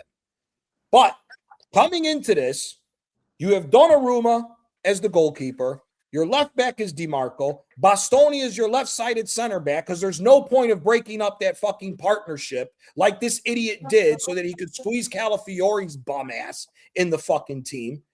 His partner next to him is Gatti. It's not Mancini. It's Gatti. And at the right back side, it's Di Lorenzo. Di Lorenzo, unfortunately, was injured, so they get a pass on not picking him, right? So that's your back line. Your two midfielders should have been Tonali and Locatelli because Barella has not been playing well this season. And you could tell in the game against Northern Ireland, Barella was fucking lost and shouldn't have even been on the field because he was so tired and so shit. He shouldn't have been on there for more than half a game. So I'm going with Locatelli and Tonali. The number 10 is one of the guys they left off the team, which is Lorenzo Pellegrini. Because everybody can see from that first game against Northern Ireland that we have no creativity in the middle. Everything was about defense. And you needed somebody to link up the forward line to the midfield to actually have a competent fucking attack. Now, right wing is not Politano. Politano wouldn't even make the Italy Z team. Fuck B, fuck C, fuck D. He wouldn't make the Z team. I choose my fucking dead grandmother over him. The Italian Saka. Exactly. Everybody knows what he's going to do. He's going to put the ball back on his left-hand side, waste 2 seconds, allow the defense to get back in the fucking room, and ain't shit going to fucking happen. Ain't shit going to fucking come from it. Berardi, who, as I've said multiple times, in the last 10 years, the only two people that have scored more goals in Italy than Berardi is Dybala and Ciro Immobile. If Berardi scores 5 more goals and Dybala doesn't score anything, Berardi will have officially been the second highest goal scorer in Italy for the last 11 years, only to Ciro Immobile. How you as a right winger. And for those that don't know, because a lot of these people don't understand what the fuck goes on, De Zerbi at Sassuolo also played a 3-5-2, and Berardi was playing the right wing in the 3-5-2, still scoring goals, still getting assists. So he could play the position that they deployed Politano onto, and they still ignored him when he's been 10 times the fucking player that Politano is. They left him off. Now, not only did you leave him off, you didn't bring Orsolini. Orsolini was the captain of Bologna, playing the same side, has scored goals, gotten assists, and led Bologna to a fucking Coppa Italia without that fucking bum Calafiori. So you left the both of them off that are better than Politano. The only other player who was hurt that missed this that should be on the team is Zaccagni. But guess what? Zaccagni is one of the few players that ain't talking about the Italian national team. You know why? He was told before the injury happened that he wasn't getting a call-up. Zaccagni's been the best left winger in Italy since Insigne went to the MLS. He's been the best left winger in Italy for 4 years, and they're still ignoring him. You know why? Because he's the captain of fucking Lazio. That's why. Bullshit again against the southern fucking teams. And then except Roma, maybe. No, they did it to Rome. Pellegrini's the captain of Rome. They left him off the team. You see, Mandy? Zaccagni, Pellegrini, Berardi is your 3, and the striker, we can have a debate of who you want. Me personally, on form, I'm taking Esposito. Yeah. Retegui should not have even been on the fucking national team. Sorry, you went to fucking Saudi Arabia. You ain't playing in a good enough league. You ain't fucking doing shit. Get the fuck out of here. I would have taken Esposito's younger brother at Cagliari to get on the fucking national team before fucking Retegui. At least he's fucking competent. And then on top of it, you got rotation. You took off Moise Keane to put a slower striker up there. What the fuck was the point of calling up Raspadori? Yeah. I'd have trusted Raspadori more as a fucking counterattacking striker. What the fuck we doing here? Big up, Nat. But Raspadori didn't even play against Boston, if memory serves me. He didn't play either games. He didn't play either game. He didn't play in either game. And that's my point. When you look at that starting 11 I just put out there, we're better than majority of these fucking teams. We're not better than France. We're not better than Spain. We're not better than Portugal. We're not better than fucking England. But besides them 4, we're better than everybody else. Better than England. I'd say better than England. Even then, that's debatable. But, obviously, we had a dreadful international window, and Nat can agree with me on that. And we're not going to talk about England too much, but we have similar selection problems with England as well. And I think it was before Gareth Southgate that it was normally the bigger clubs that would end up, getting from where the talent would be picked for most of our squads, and you had the clicks between the big clubs. Southgate, to his credit, got rid of that, and that is what a good coach is supposed to do. A good coach is supposed to select the best talent from all over the damn country. I don't care if you're from the north, I don't care if you're from the south, and not just the entire country, but also the entire Premier League. If you are playing in a mid to lower division club, but you are also, showing some excellent form, then you deserve to be picked. And in fact, we can even bring England into the equation, and that can definitely back me up here. The strikers that we picked for these two games, Dominic Solanke, Calvert-Lewin, I'll be happy to, give a pass on because he has been doing bits for Leeds this season. But when you ignore the highest scoring Englishman because he's supposedly, too old or may not be able to adapt to the system, you are asking for trouble. And Welbeck will be thinking, the way with these guys have, botched up their chances. We even started Phil Foden as a false nine against Japan, for crying out loud. And Danny Welbeck should be thinking that his chances might end up increasing if he has a strong end to the season. If Tuchel doesn't pick him, then, I've really lost all respect for him, although I lost quite a bit of respect for him after he recalled Ben White. I don't want to go into down that rabbit hole. But again, when you have a situation where you allow these personal preferences and internal politics to get in the way of picking the best talent for the team, the best players for the team, you're asking for trouble. And I know with a rugby connection that sometimes it isn't necessarily about selecting the best players, but about the best combination.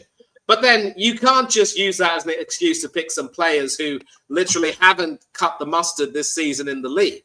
And so when you talk about, Gianni, how several players have been, balling this season for clubs, especially, in the southern part of Italy and doing really well. I mean, Pellegrini not being in that team, disgraceful. I agree with you. He definitely could have added more to that team. So if you're going to allow these preferences to cloud your judgment, then I'm sorry, but you're no better than some of the idiots who came before you. What do you say to that? You're 100% right. And here's the thing. Look at the 20. Roberto Mancini is the most polarizing person in the FA because he told everybody to go fuck themselves and he was picking the best team. And look what happened. Italy picks the best team. They won the fucking Euros. Italy doesn't pick the best team like they've been doing since 2010. We don't do fucking shit. We do gots. We do fucking nothing. That's the problem.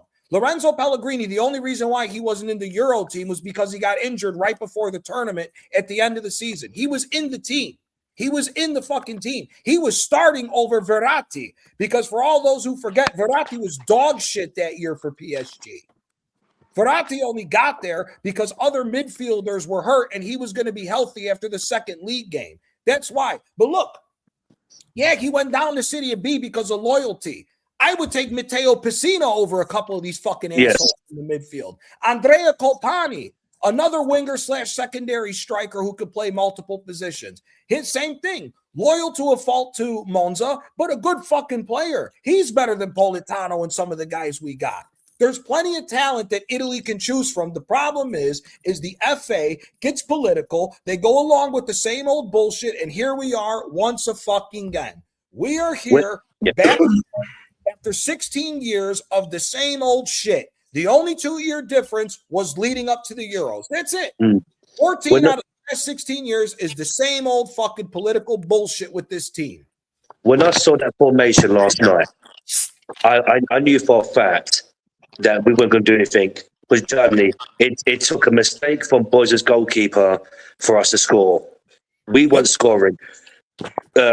King missed, Esposito missed, Di Marco missed, and also as well, where was the creativity? Nowhere to be seen. Where were the wingers? Nobody. There was nowhere. Where were the overlapping? Nowhere.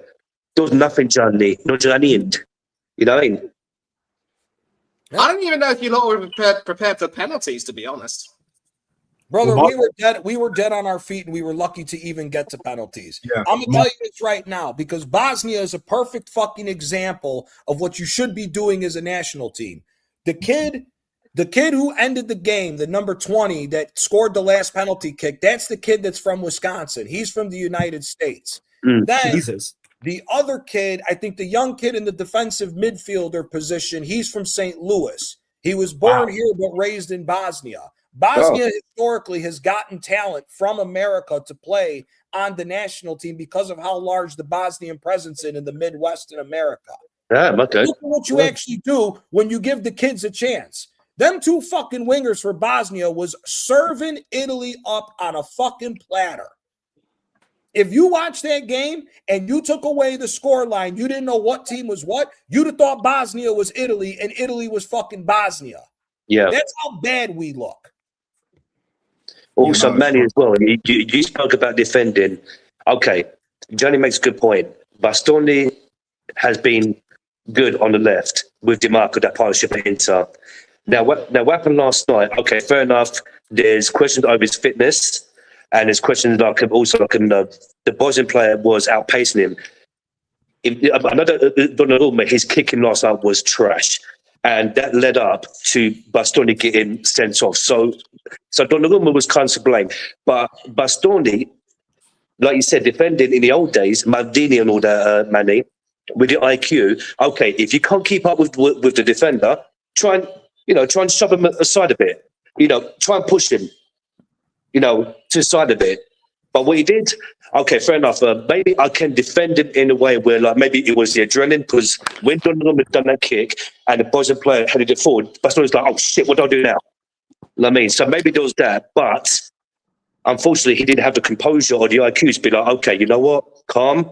Let me try and push him aside. If I can't keep up with it, let me just barge him a bit to the side so that everyone else can regroup. I just want to say this, right? Not only that, real quick, Nat. Yeah, no worries. What the fuck has Calafiori done to get a start over Gatti? Nothing. Gatti was the captain of fucking Juve when they won the Coppa Italia last. Because Locatelli, they stripped him of the captaincy at that point under Allegri. For those who know. He got stripped of the captaincy. Gatti and him were bouncing back and forth of who were going to be the captains for the team. What the fuck has Calafiori done? First of all, for the idiots in the back that always want to talk about Calafiori, the problem is at the end of the day is Calafiori is not even good enough to make this team. There are 7 other center backs that I can list right now from Italy that are better than him. The young kid, the 21-year-old at Atalanta, Scalvini's better than him. Yes. Scalvini, I would have given a chance at starting over this fucking hand job. Casale is better than him. Romagnoli, you want to talk about somebody who they fucked over? Romagnoli is the northerner that got fucked over. Romagnoli is way better than fucking Calafiori. But again, we play people out of fucking position. It's bullshit. It's all bullshit. Buongiorno is not a last man either. He's a left-sided center back in a back line of 3 like he was at Torino. He's a good player, but again, he's not last man. He's never done that position. Gatti or Romagnoli are the only guys that should have been getting that position to start. Not this Bastoni. First of all, if everybody knows how Bastoni plays, he can do the give and goes with DiMarco, where he can give it out and then run forward, receive the ball, and continue the play and the control. We've seen it all the time with Inter. Why would you limit him? Why would you limit him? It's stupidity. It's nothing but stupidity. Nat, big up, my guy. Appreciate you hopping on, brother. Yeah, big up, Nat. Yeah, big up on the panel. I just want to address you guys with something. I saw I saw that game, but I also saw the highlights of Congo against Jamaica, bruv. That I'm sorry, like, this may sound really fucking harsh, but we should never have been in that fucking situation. Yeah, you're talking about problems with the Italian FA. Does anyone remember, like, about a year or so ago, Leon Bailey, how the Jamaican Federation were treating him? He is our best player by far. He's better than some of our English players and Italian and others. Do you know what I'm saying? Treating him like fucking shit. But Nate, hang on, Furious, hang on. He called them out. Similar probably to the Irish situation, like with Roy Keane way back in the day, where the facilities weren't good enough, certain players weren't good enough, like they needed to up their levels. And Jamaica have got a decent team. I'm not saying we're good enough to win the World Cup. I'm not deluded. But at the same time, Curacao qualified automatically. Jamaica should be there. It should never have got to the final. Facts. The Wally with the Brolly. Fucking hell. The Wally with the Brolly, yeah? Steve McLaren. Manny, Antonio, you know about that fucking prick I'm talking about. He should never have been there in the first place. If we never hired that fucking prick, yeah, we might have qualified. Maybe we might have qualified.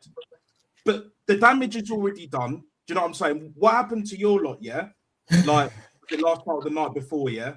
Shocking, but am I surprised? Not really. But we've seen this pattern recognition too many times. Where that are good enough to qualify when there's a lot more teams in this World Cup than ever before. The last time Jamaica qualified, I was fucking 4 years old, bro. Jesus. I wasn't even born. 98, bro, was the last time Jamaica qualified. Ironically, that was the last time Norway qualified as well. That's true, yeah. Do you know what I mean? Yeah. And we know The last time Scotland qualified too. Yeah, 98. Scotland. 98. You got fucking Curacao and other nations. You got fucking Jordan, and I'm not talking Michael Jordan. Do you know what I'm saying? Michael B. Jordan, whatever the fucking Jordan. Do you know what I'm saying? You got Michael Jordan qualified for the World Cup, Qatar, ahead of fucking Jamaica, ahead of fucking Italy, bro, ahead of Ireland. Nat, take this in, yeah. Sweden. What? How many points did they finish in the group? Sweden. Weren't they even 2 points? 2 points? 2 points. Yeah, and here's the other thing, real quick before you go into that, right? I'm not listening to nobody because a lot of these other useless pieces of shit that are fucking talking about, oh, what happened to Italy is a disgrace, this, that, and the other. Because now they're trying to say, oh, how the qualification works for Europe is an absolute disgrace. Craig Brother, Burley. fuck you. We're Italy. Craig We got Burley. 4 stars. No, I agree. For a This is reason. all Craig Burley bullshit. It's not Craig Burley bullshit because Craig Burley speaks facts. Craig Burley speaks nothing but facts. Okay. The problem is all these Italian content creators, all these fucking hand jobs, like all them fucking pieces of shit at CBS, all the motherfuckers at Paramount Plus that talk about the Serie A every week. Oh, how do these guys qualify? Brother, you're Italy. I don't give a fuck if Italy's shit. Our talent pool is better than these other countries. Our talent pool is good enough to still be getting to a quarterfinal of the World Cup this year, unless we ran into Spain or France or some of the other teams that we mentioned. Okay? I don't give a fuck about none of that shit. If you get put in a situation, put a competent coach there, pick the best team, show the fuck up, and beat them. What are you doing playing defensive to Bosnia? Bosnia's best player is a 40-year-old Jako in the 2nd division of Germany. What the fuck we doing here? Northern Ireland didn't even know if the ball was round or square. They didn't even know if it was a fucking rock. We were lucky that them motherfuckers couldn't even put 2 passes together. Absolutely. The counterattacks they had as well, yeah. Hold on, Antonio. I said this No. Baggio's 900-page solution ain't a solution. Baggio can take that rat tail haircut from the 90s, stick it in his fucking ass, and go back to Northern Italy like the bitch that he is. That 900-page solution is not going to change Italy unless you change the problems within the country. 50% of your talent pool is being segregated and discriminated against because Southern Italy doesn't have the money to afford to send their kids to the academies up in the north for them to get proper recognition, for them to move on to the bigger clubs. If their domestic club cannot afford them, they need to sell them for money. The Southern Italians being discriminated against is the bigger part of the problem than talking about Baggio's 900-page book. He's a fucking jagoff. Fuck Baggio. You can take your rat tail, go back to 94, and go fuck yourself. I can't believe Hey, Gianni. Hey, Gianni, shout out to you and everyone on the panel. I just wanted to ask Big up you. Furioso. Yeah, man. Shout out to everybody. Obviously, commiserations not getting in the World Cup. It's what it is. You should have won it you actually had the better chances with 10 men, quite frankly. But anyways, what I wanted to ask you, on the bench, I noticed Bonucci, you know, the defender, the centre back, and Buffon.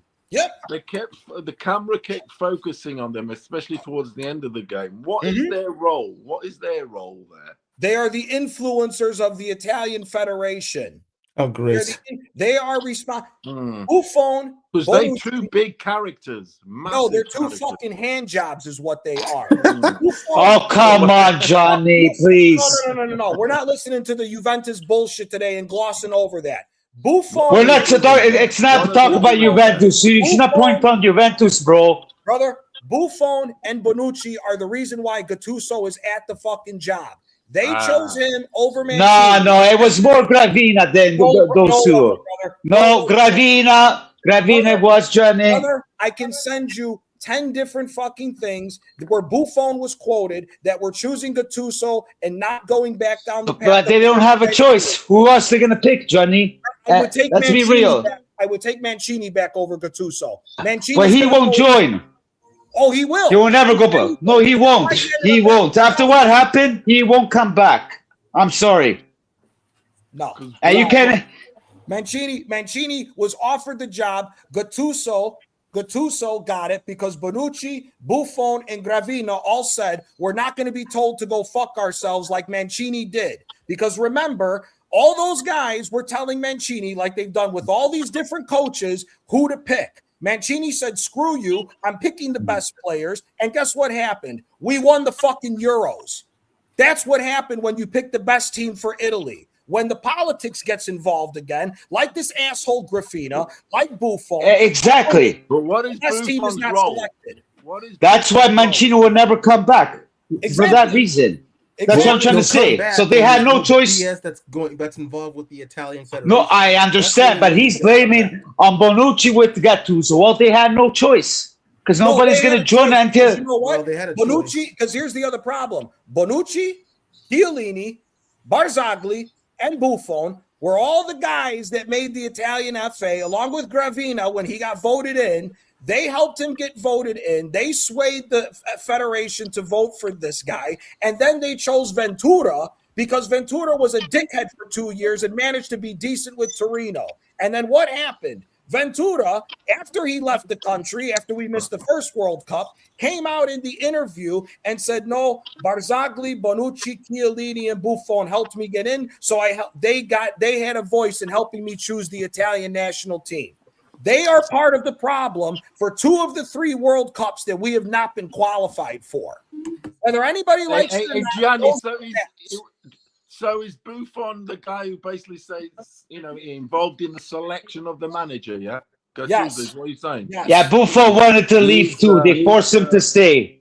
So Buffon is going to leave. Buffon wanted out because him and Gravina had a falling out because to Buffon. Exactly. Buffon, not in the situation with Gattuso, but to Buffon's credit, Buffon has been very vocal about reinvesting in the youth.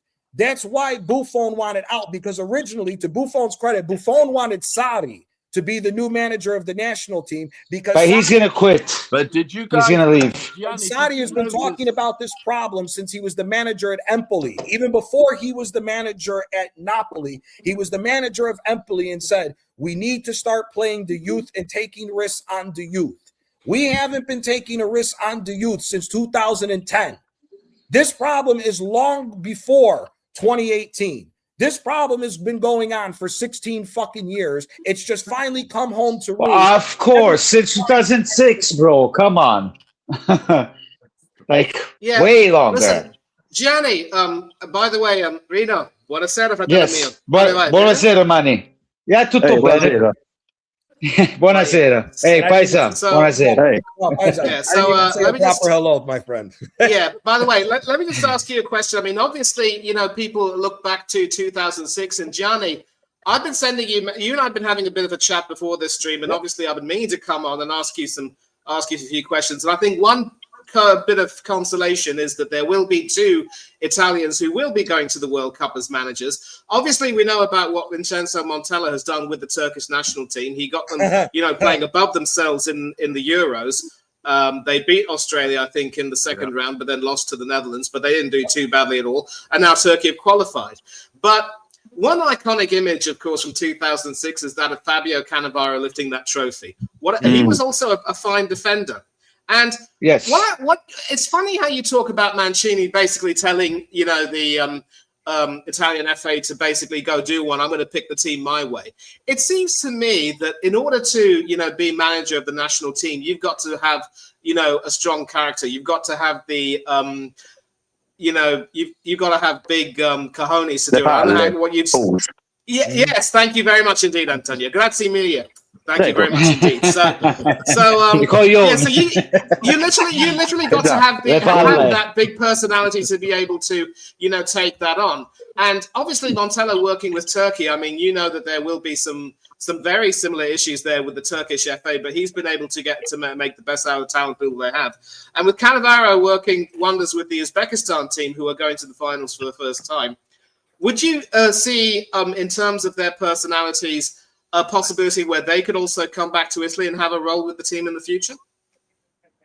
For me, listen, the problem, I would tell any competent Italian manager to steer clear of the national team until the proper things are done to where they clear out all the bullshit. For me, the 55 people that vote for the federation president, all 55 of them have to go. I don't even know all their names. They all got to fuck off. Yeah. Yeah, it's too much. It's getting worse and worse. They all got to go. Gravina should be fucking tied to a tree and should be bitch slapped for 8 hours a day, 7 days a week, 365 days out of the year until Italy qualify for the next World. Well, we're gonna find out tomorrow that he might be dismissed. They're gonna put another guy. I don't know. Yeah. Speriamo. I will bet you any amount of money he's staying. I bet you any amount of money. Well, their names, Di Marzo posted these names that they're already in the FIGG want to join and try to get rid of him. So let's see. Well, I'm always for Maldini or Baggio. I know you don't like Baggio, but See, here's the thing. Baggio, it's not a problem that I have. It's not a problem that I have with Baggio. It's not a problem that I have with Baggio. My problem with the whole thing is this 900-page book that they're now using as an excuse with Baggio has been talked about as part of the problem with Italy. The bigger part of the problem is once again, you discriminate against a lot of your talent pool. The main academies, the main schools that actually help Italian talent is in the north. You're discriminating against a lot of the poor that produce good, talented players in the south. People around Naples, Rome, Calabria, Sicilia, Puglia, they don't have the money to send these kids up north. That's why they have to hope that they crack at least somewhat of eyes within their native team's youth academy in order for them to be sold to a smaller team up north or a smaller team somewhere else for them to be able to make it in. What Italy needs to do is they could take what Baggio says, but they need to copy what Germany did, what Spain's done. That's what I said. I was going to say that because I always say that on my videos about Germany, because we all remember why Germany win the World Cup, because they opened more schools, cultural schools, and we are still in the shits of this, and they still do the same fucking putanada. You know what I mean? Yeah, it's true. So that's what I give it. I always say that on my videos. Well. Go ahead. Well, who remembers what happened to Germany in 2000 at the Euros? Yeah. Do you know what they did? All the German federations came together. Bundesliga, second Bundesliga, the DFB, the German national team, they all came together with a 10-year plan. Guess what happened in 10 years? That's what they have to do in Italy. But people don't wake up. But the problem is they have to do it in the South. The problem is Italy is going along the lines of the American. Well, do it in the South and whatsoever. So build more cultural schools. Exactly.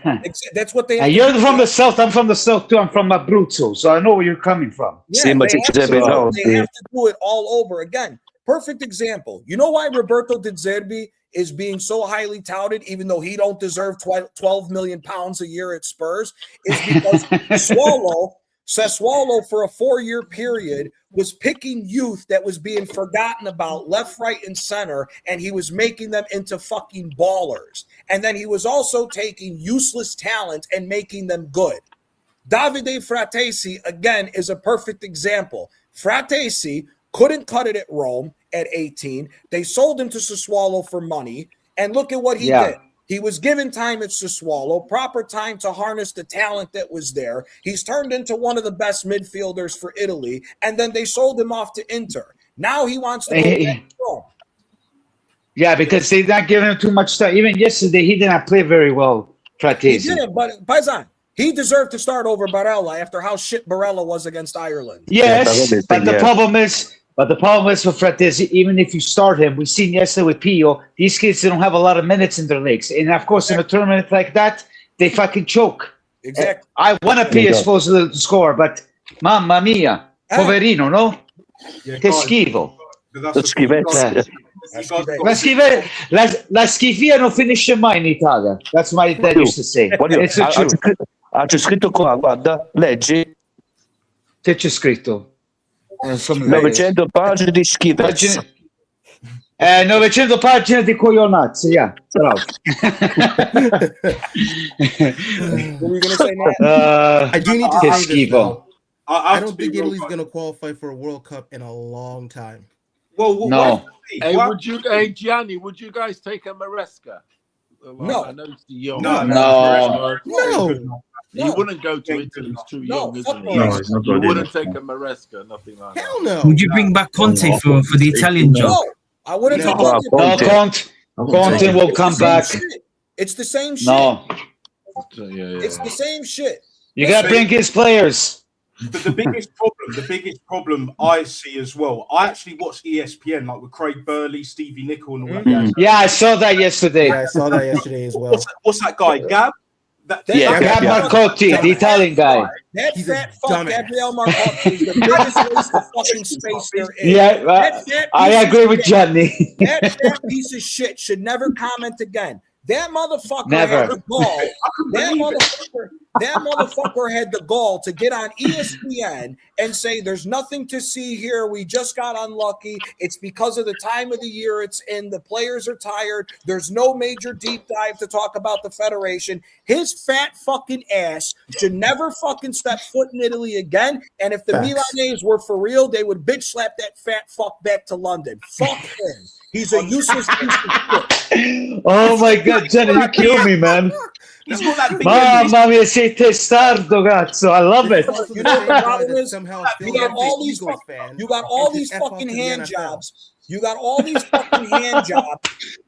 You got all these fucking hand jobs across all these platforms. You got Italian content creators. You got Italian media people. You got fucking people in England that are bringing on random Italian journalists, and all of them are saying the same shit except the shit that's actually needing to be talking about. Nobody's talking about that Italy's youth is not being invested in. You got idiots talking about. I always said it. But nobody listened. You got idiots trying to come up with, oh, maybe we should limit the amount of foreign players. Brother, let me tell you something. Limiting foreign players is not going to do nothing for us either, because whether we like it or not, the foreign players bring foreign eyes to the product and place more money. You need the money anyways to compete with the rest of the teams. What needs to happen is if the FA had any fucking balls, the FA would make a deal with whoever's going to be the new main person, the sponsor for the Serie A. Every team across the board in the Serie A should get the same amount of money. The big teams are going to make more money no matter what because they have a larger fan base. They're going to sell more jerseys. They're going to get the eyes. The money's there no matter what. If you get more money to the smaller teams, those smaller teams now can produce the young Italian talent that will eventually go to the big teams anyways, and you'll be able to develop the proper Italian players like it used to be. Whenever we talk about the 80s, the 90s, and the early 2000s of the Serie A, unless you were homegrown and you wanted to stay there like a Totti, look at all the players that were great at Napoli, great at Catania, great at Palermo. Where did they end up? Milan, Inter, Juve.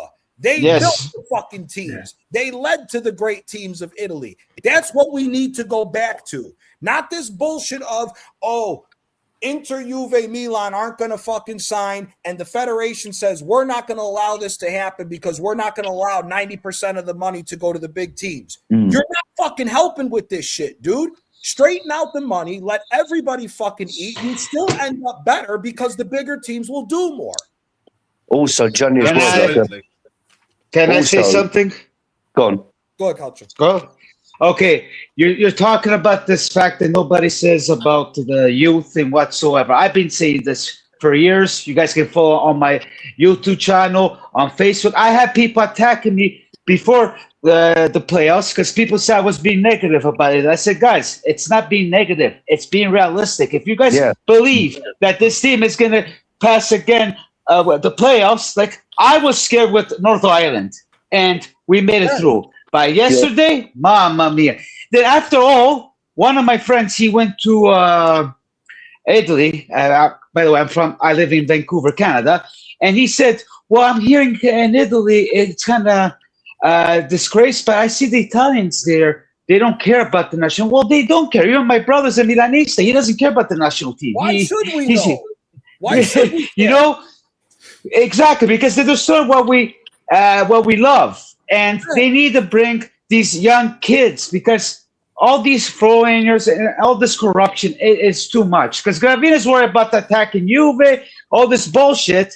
We need young people like Maldini, whoever you want, De Piero. Enough with this nonsense. And once again... Yeah. No, I was going to ask, so what's your name? Is it Rino? Rino, yes. Rino. Go on. What, my channel? No. Your name is Rino, isn't it? Yeah. My YouTube channel is Culture with Reno Z. If you want to check it out. No. It's Antonio. Nice to meet you. You made a good point about the national team and everything. Do you know what's going to go on if the kids like this? Guess which other sports are going to take over Italian? Even though Italian football, actually, football in Italy is like a religion. What's taking over is the tennis, the rugby, the athletics, and all that. Antonio, I'm saying your lot in rugby are getting better. So much better. Tennis and calcio è uno schifo. Like Serie A, it's terrible, guys. I'm sorry. I called it. Johnny, do you remember? Bravo. You did. You did. In it, Nat. Am I right, Nat?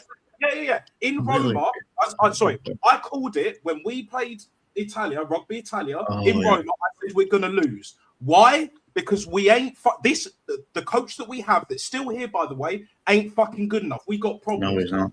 What team sport, if you don't have the right federation, if you have certain players that aren't being picked that should be picked, like for Italy, the Football Italia, do you know what I'm saying? If you don't have the right coaches, of course. Yeah.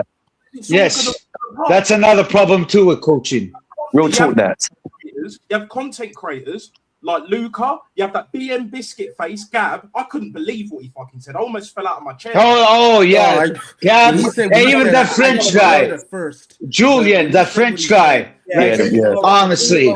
Julian Leroy doesn't know what the fuck he's talking about. Even I used to like Craig, the Scottish guy, but even him, he's always attacking Italy. Like, what about your fucking shit? There are two Scottish guys, Reno. Steve Nicol and Craig. They're both Scottish. Everybody who attacks Italy has a right to do it because it is a disgrace. No, I get it, but I understand. But let's have a limit. You know what I mean? Oh no, 100%.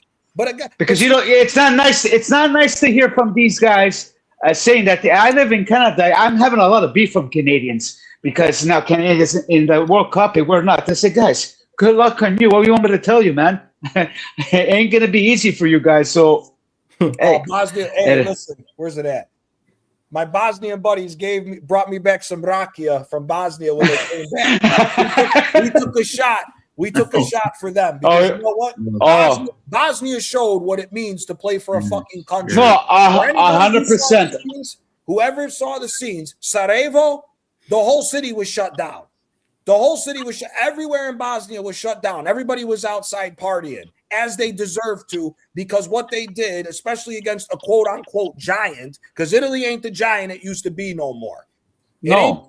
But to what the question was with the coaches, we have decent coaches. The problem is, once again, if you're not given the proper tools to succeed, you could coach all you want. You ain't gonna fucking win. Yeah, but look, Ancelotti, why he's in Brazil? I don't blame him. I don't blame it at all. Why would Ancelotti is arguably in the conversation as the greatest manager of all time? Exactly. Why would you risk? That's what I say. Why would you risk your CV to come to fucking Italy when you're not even going to have the say so for 97% of the fucking shit? You're going to get 3%. That's it. That's the problem at the end. People call him traitor. I say no, he's not a traitor. He's smart. He's not going to waste. He's not going to waste his time. Bro, I don't care what anyone says. He's the best manager to ever do it.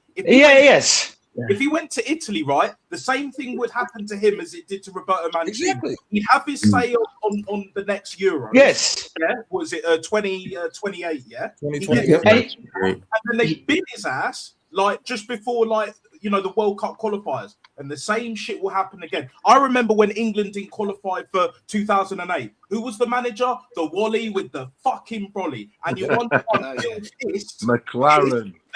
Not England now.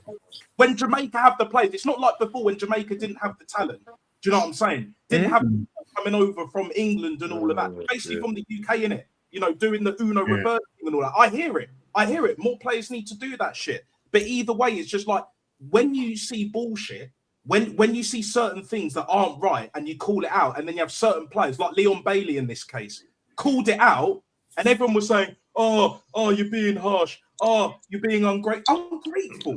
Maybe he has fucking standards. Now, I remember that Leon Bailey incident. He criticised the federation and the standards, didn't he? The grass, the pitches, same thing that Roy Keane did with Ireland. Just everything. I mean, he did come across a bit sort of entitled, sort of like spoiled, but then.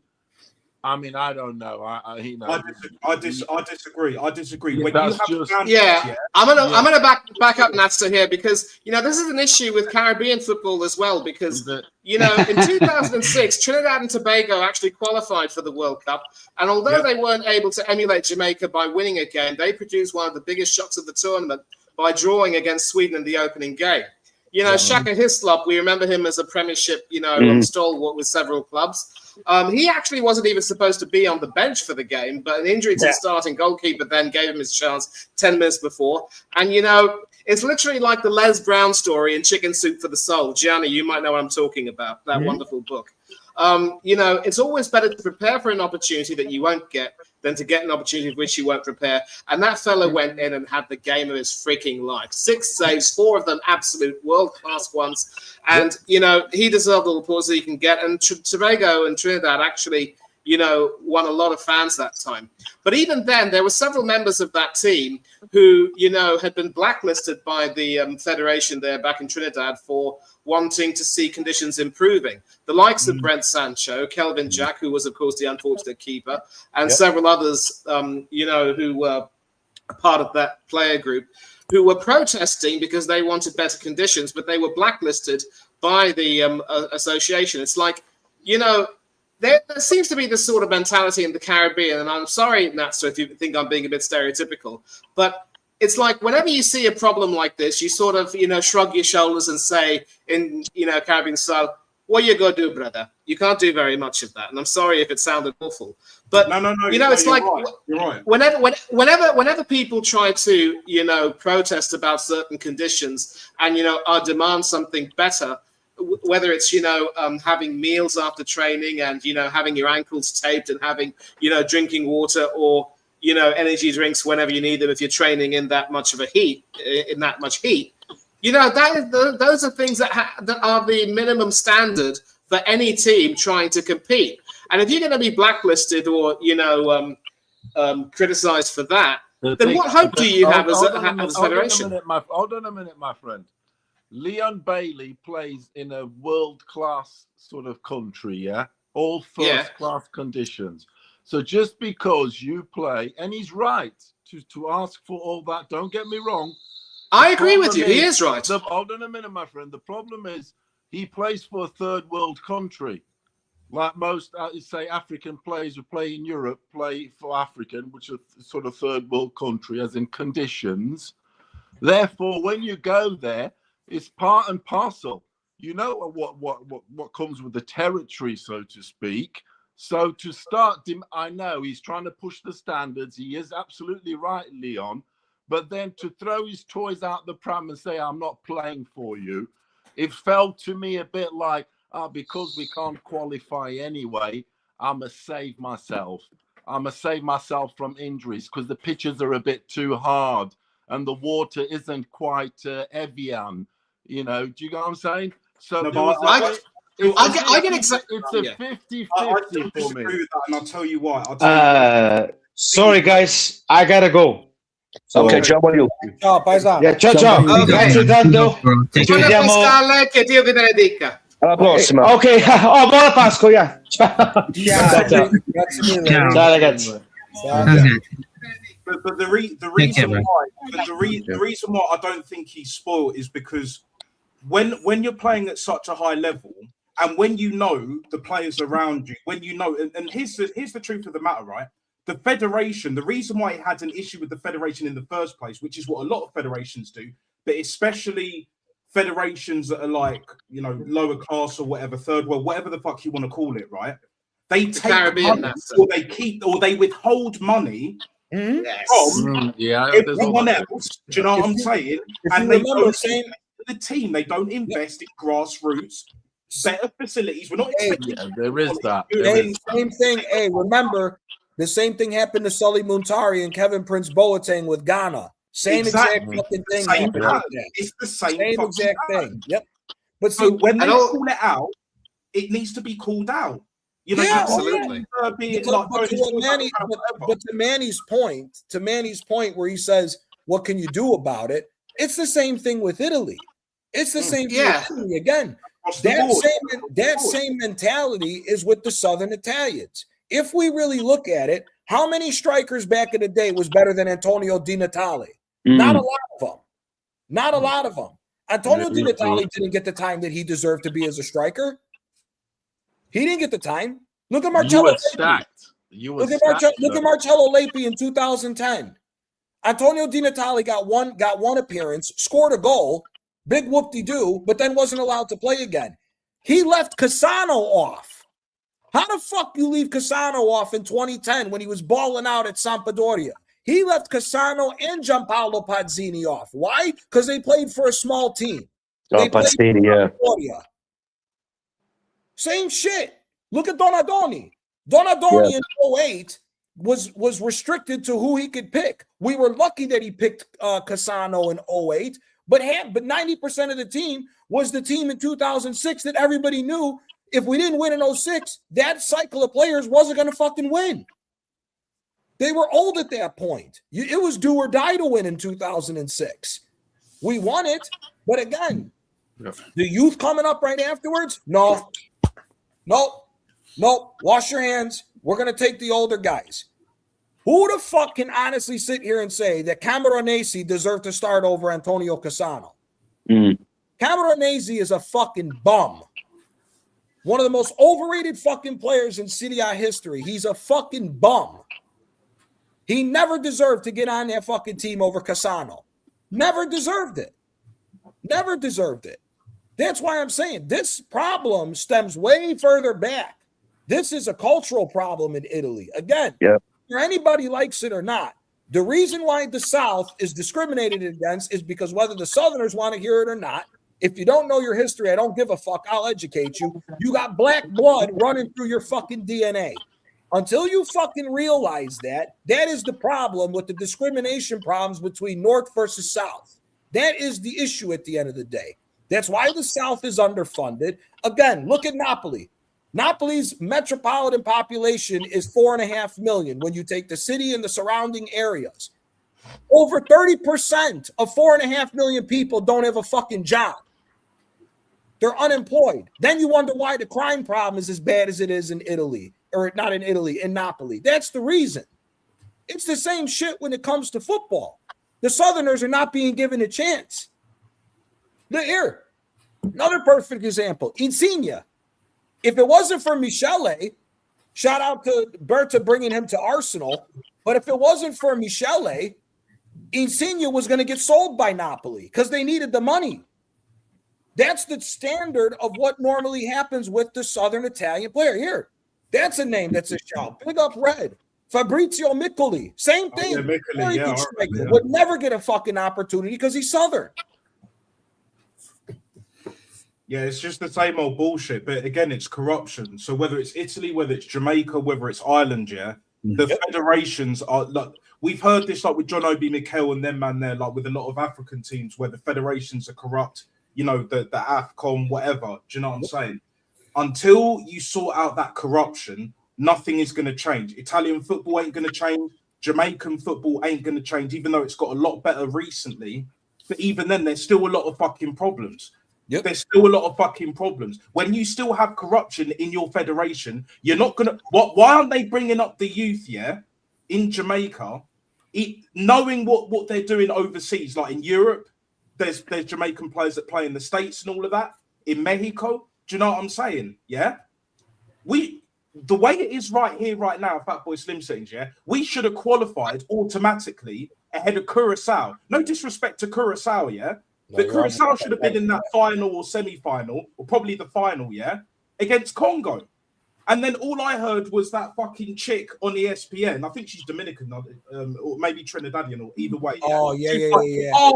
Oh, so gutted. Yeah. So gutted. Are you fucking serious, I bet you were backing fucking Wally with the Brolly, weren't you? I bet you're all right with him being the fucking manager of fucking Jamaica. Do you know what I'm saying? Trying to bed into the culture. Get fucked. Get fucked. We're not buying that bullshit. We're not buying that bullshit. We have Ravel Morrison on our team, Leon Bailey, Liam Moore. Whatever you think of Liam Moore, do you know what I'm saying? We've got players that have played in the Premier League, played in the Championship at a high level, that used to play in the Premier League. They're good enough to play in this tournament. Especially when you've got fucking Qatar, Jordan, obviously Canada qualified automatically with the States and Mexico and all that as well. But hey, don't be. It's mad. Hey, don't underestimate Canada. Canada's actually got a decent little team. Canada's decent, Yeah, they'll qualify. Don't be surprised if Bosnia top that group. That's all I'm saying. Oh, I think Bosnia wins that group outright. Yeah, I think it will probably be Bosnia. Bosnia. Let me tell you something. Let me tell you something right now. Giovanni Mana, Paisan, that right winger, that number 20 from Bosnia, bring him to Napoli immediately. Get rid of this fucking bum Politano. That fucking 20-year-old on Bosnia was on straight smoke yesterday. That kid, did you see the motion when he dribbled Calafiori and DeMarco? He served them two fucking bums up like nothing. That kid was on straight dirt with them boys. Straight dirt. Yeah. Oh, fucking Iraq. What's Iraq? It? Didn't Iran qualify as well? Yeah, Iran's qualified. Yeah, both of them qualified. Yeah. But Iraq, do you know what I'm saying? You got Iraq, the States, Canada, Iran. You know what I'm saying? You got Morocco on a technicality, which we all know is bullshit. Do you know what I'm saying? Like, Jordan, that's fucking Jordan. Not even Michael. And Jamaica can't qualify. Italy can't qualify. And Ireland was celebrating like madmen, and I was happy for them. I've got a tiny bit of Irish heritage as well. Like, I'm happy for them, innit? Like, at the time. But again, they didn't go over the line because they have a similar issue to what Jamaica has. Do you know what I'm saying? The federation not doing enough, grassroots, better facilities. And when I say better facilities, I don't mean Premier League standard. I don't mean American, do you know what I'm saying? High tech, poured money into it. I'm talking about better than what you have in it. Box standard basics in it. And then you build it from there. But the federations don't invest. No. That's what hey guys, Italy and Ireland, two big builders of the United States of America, historically. Yep. That's massive, them not being there. Because you know what the Irish are like and Italians, big in America, aren't you? Oh, yeah, 100%. Yeah, definitely, Italy would have been having home games. They'd have put them in New York or Jersey the whole time. It had basically been a fucking home game for Italy. Exactly. Italy and Ireland are basically at the beginning of America, as we all know, was 50% of it, wasn't it? The influence. Yeah. And it was influence. But the problem, but even that's neither here nor there. Again, the problem is that historically this has been the case. Again, when you got great players like Di Natale, Vincenzo Montella, and other guys as the previous examples before all this shit kicked off that couldn't play, this has been a long-standing issue. If we're being honest, this goes back to the 80s as far as doing this shit. Politics, man. Yeah. Yeah, it is now. Yeah. Infrastructure is academies. It's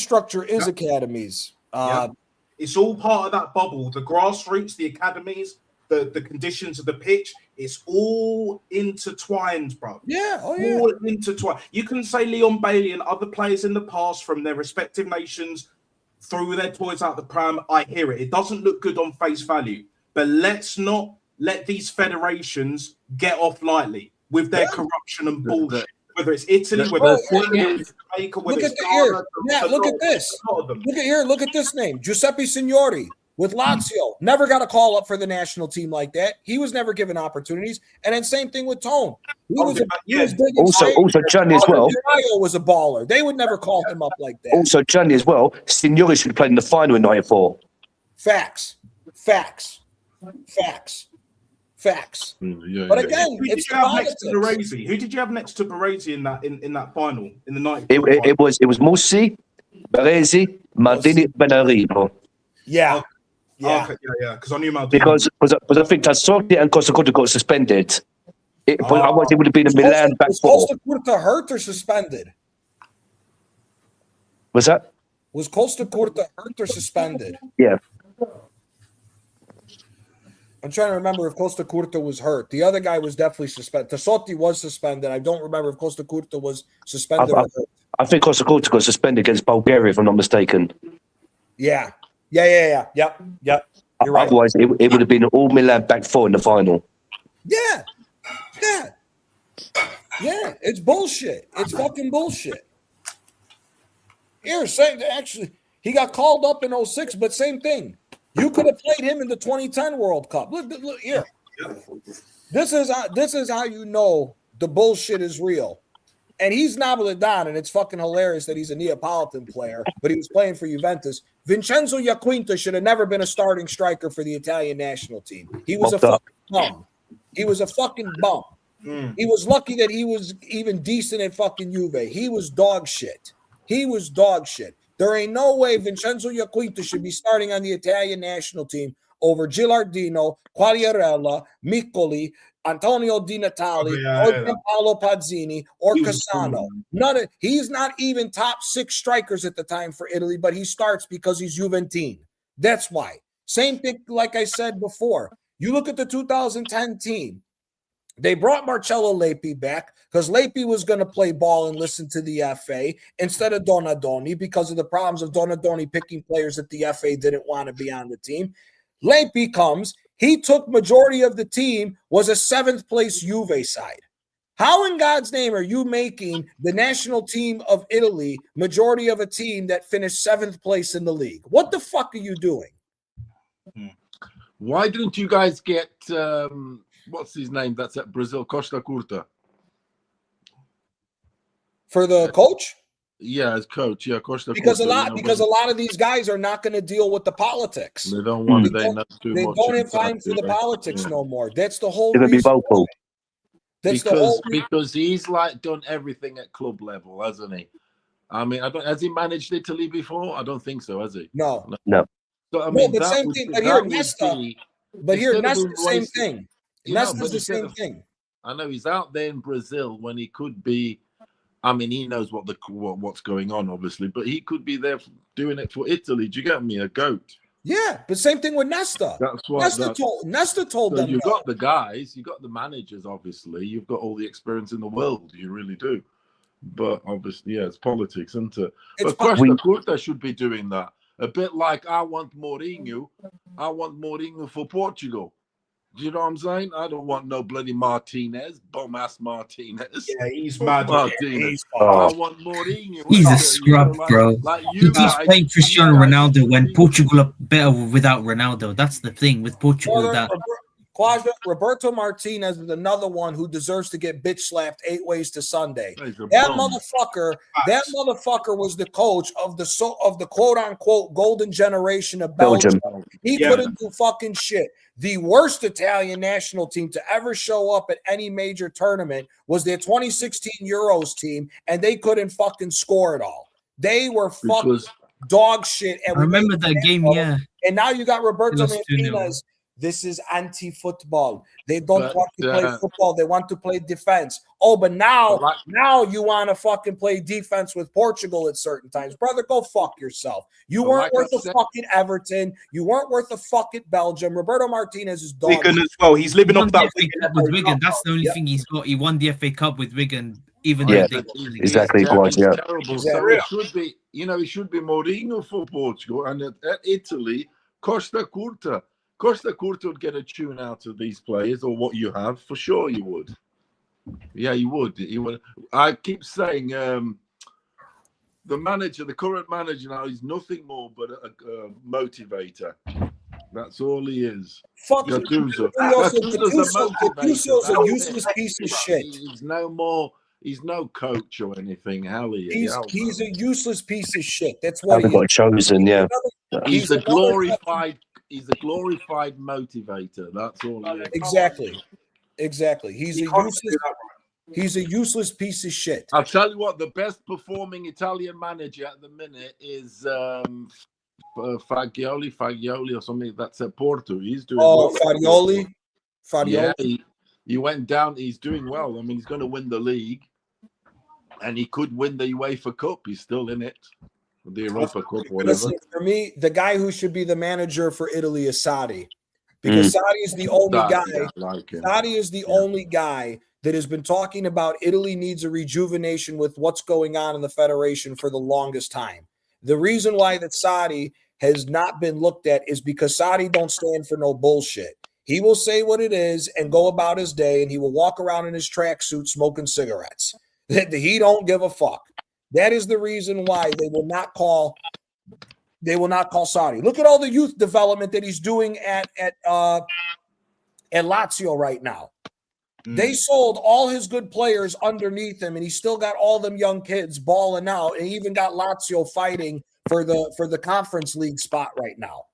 Here, Lazio have got some right problems with their fans, haven't they? With the stadium, they want a new stadium, and they're boycotting matches, and there's right shenanigans going on there. Yeah, well, that's because Lazio is the cheapest piece of shit fucking owner there is in Italy. That's why. Lotito's one of the biggest problems in Italy because they try to do the same thing. They look at it from the money perspective. But look, Daniele Maldini, I would have took on the national team. Give him some opportunity because he's actually a decent little player going forward. Nicolo Rovella is one of the best young defensive midfielders we got in Italy. Rovella should have been starting the game over these fucking guys because he's at least got fucking legs to play. I'll tell you what team I can't wait to get back up is Sampdoria. I always like Sampdoria. How's that? What's going on, Willino? Oh, my bad, guys. Yeah, Sampdoria. I can't wait for them to come back up again. They're legendary team, Sampdoria. Yeah, but we'll see what ends up happening with them too. But again, it's just the same old shit. Like I said, at the end of the day, the problem with Italy is that you don't. Let's not get crazy. Immobile is just as bad as Retegui. Immobile is just as fucking bad. He was a bum. Average, bro. Immobile. That's what Immobile, bro. That guy is stiff. Pause. Do you know what I'm saying? That guy's got no mobility, yeah? He scores a few goals here and there, but when it really matters, he can't deliver, bro. Do you know what I'm saying? Cavani is, by default, better than him. Do you know what I'm saying? Yeah. Oh, yeah. Better. But see, here's the thing. Immobile, here's the funny thing about Immobile. Same thing. Good goal scorer when given the opportunity, but wasn't able to properly be raised to harness the talent there. He was at Pescara. Him, Verratti, and Insigne was at Pescara together. Yeah, the old days, yeah. Pescara bought Immobile outright.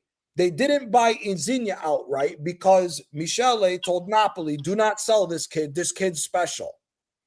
They kept him.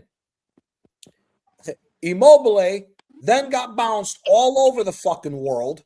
He went to Dortmund, was shit. Went to Sevilla, he was shit. And I forgot where else the fuck he went. But then he managed to do it at fucking Lazio because they were playing a 3-5-2 and he needed a second striker to aid him because he wasn't worked on properly.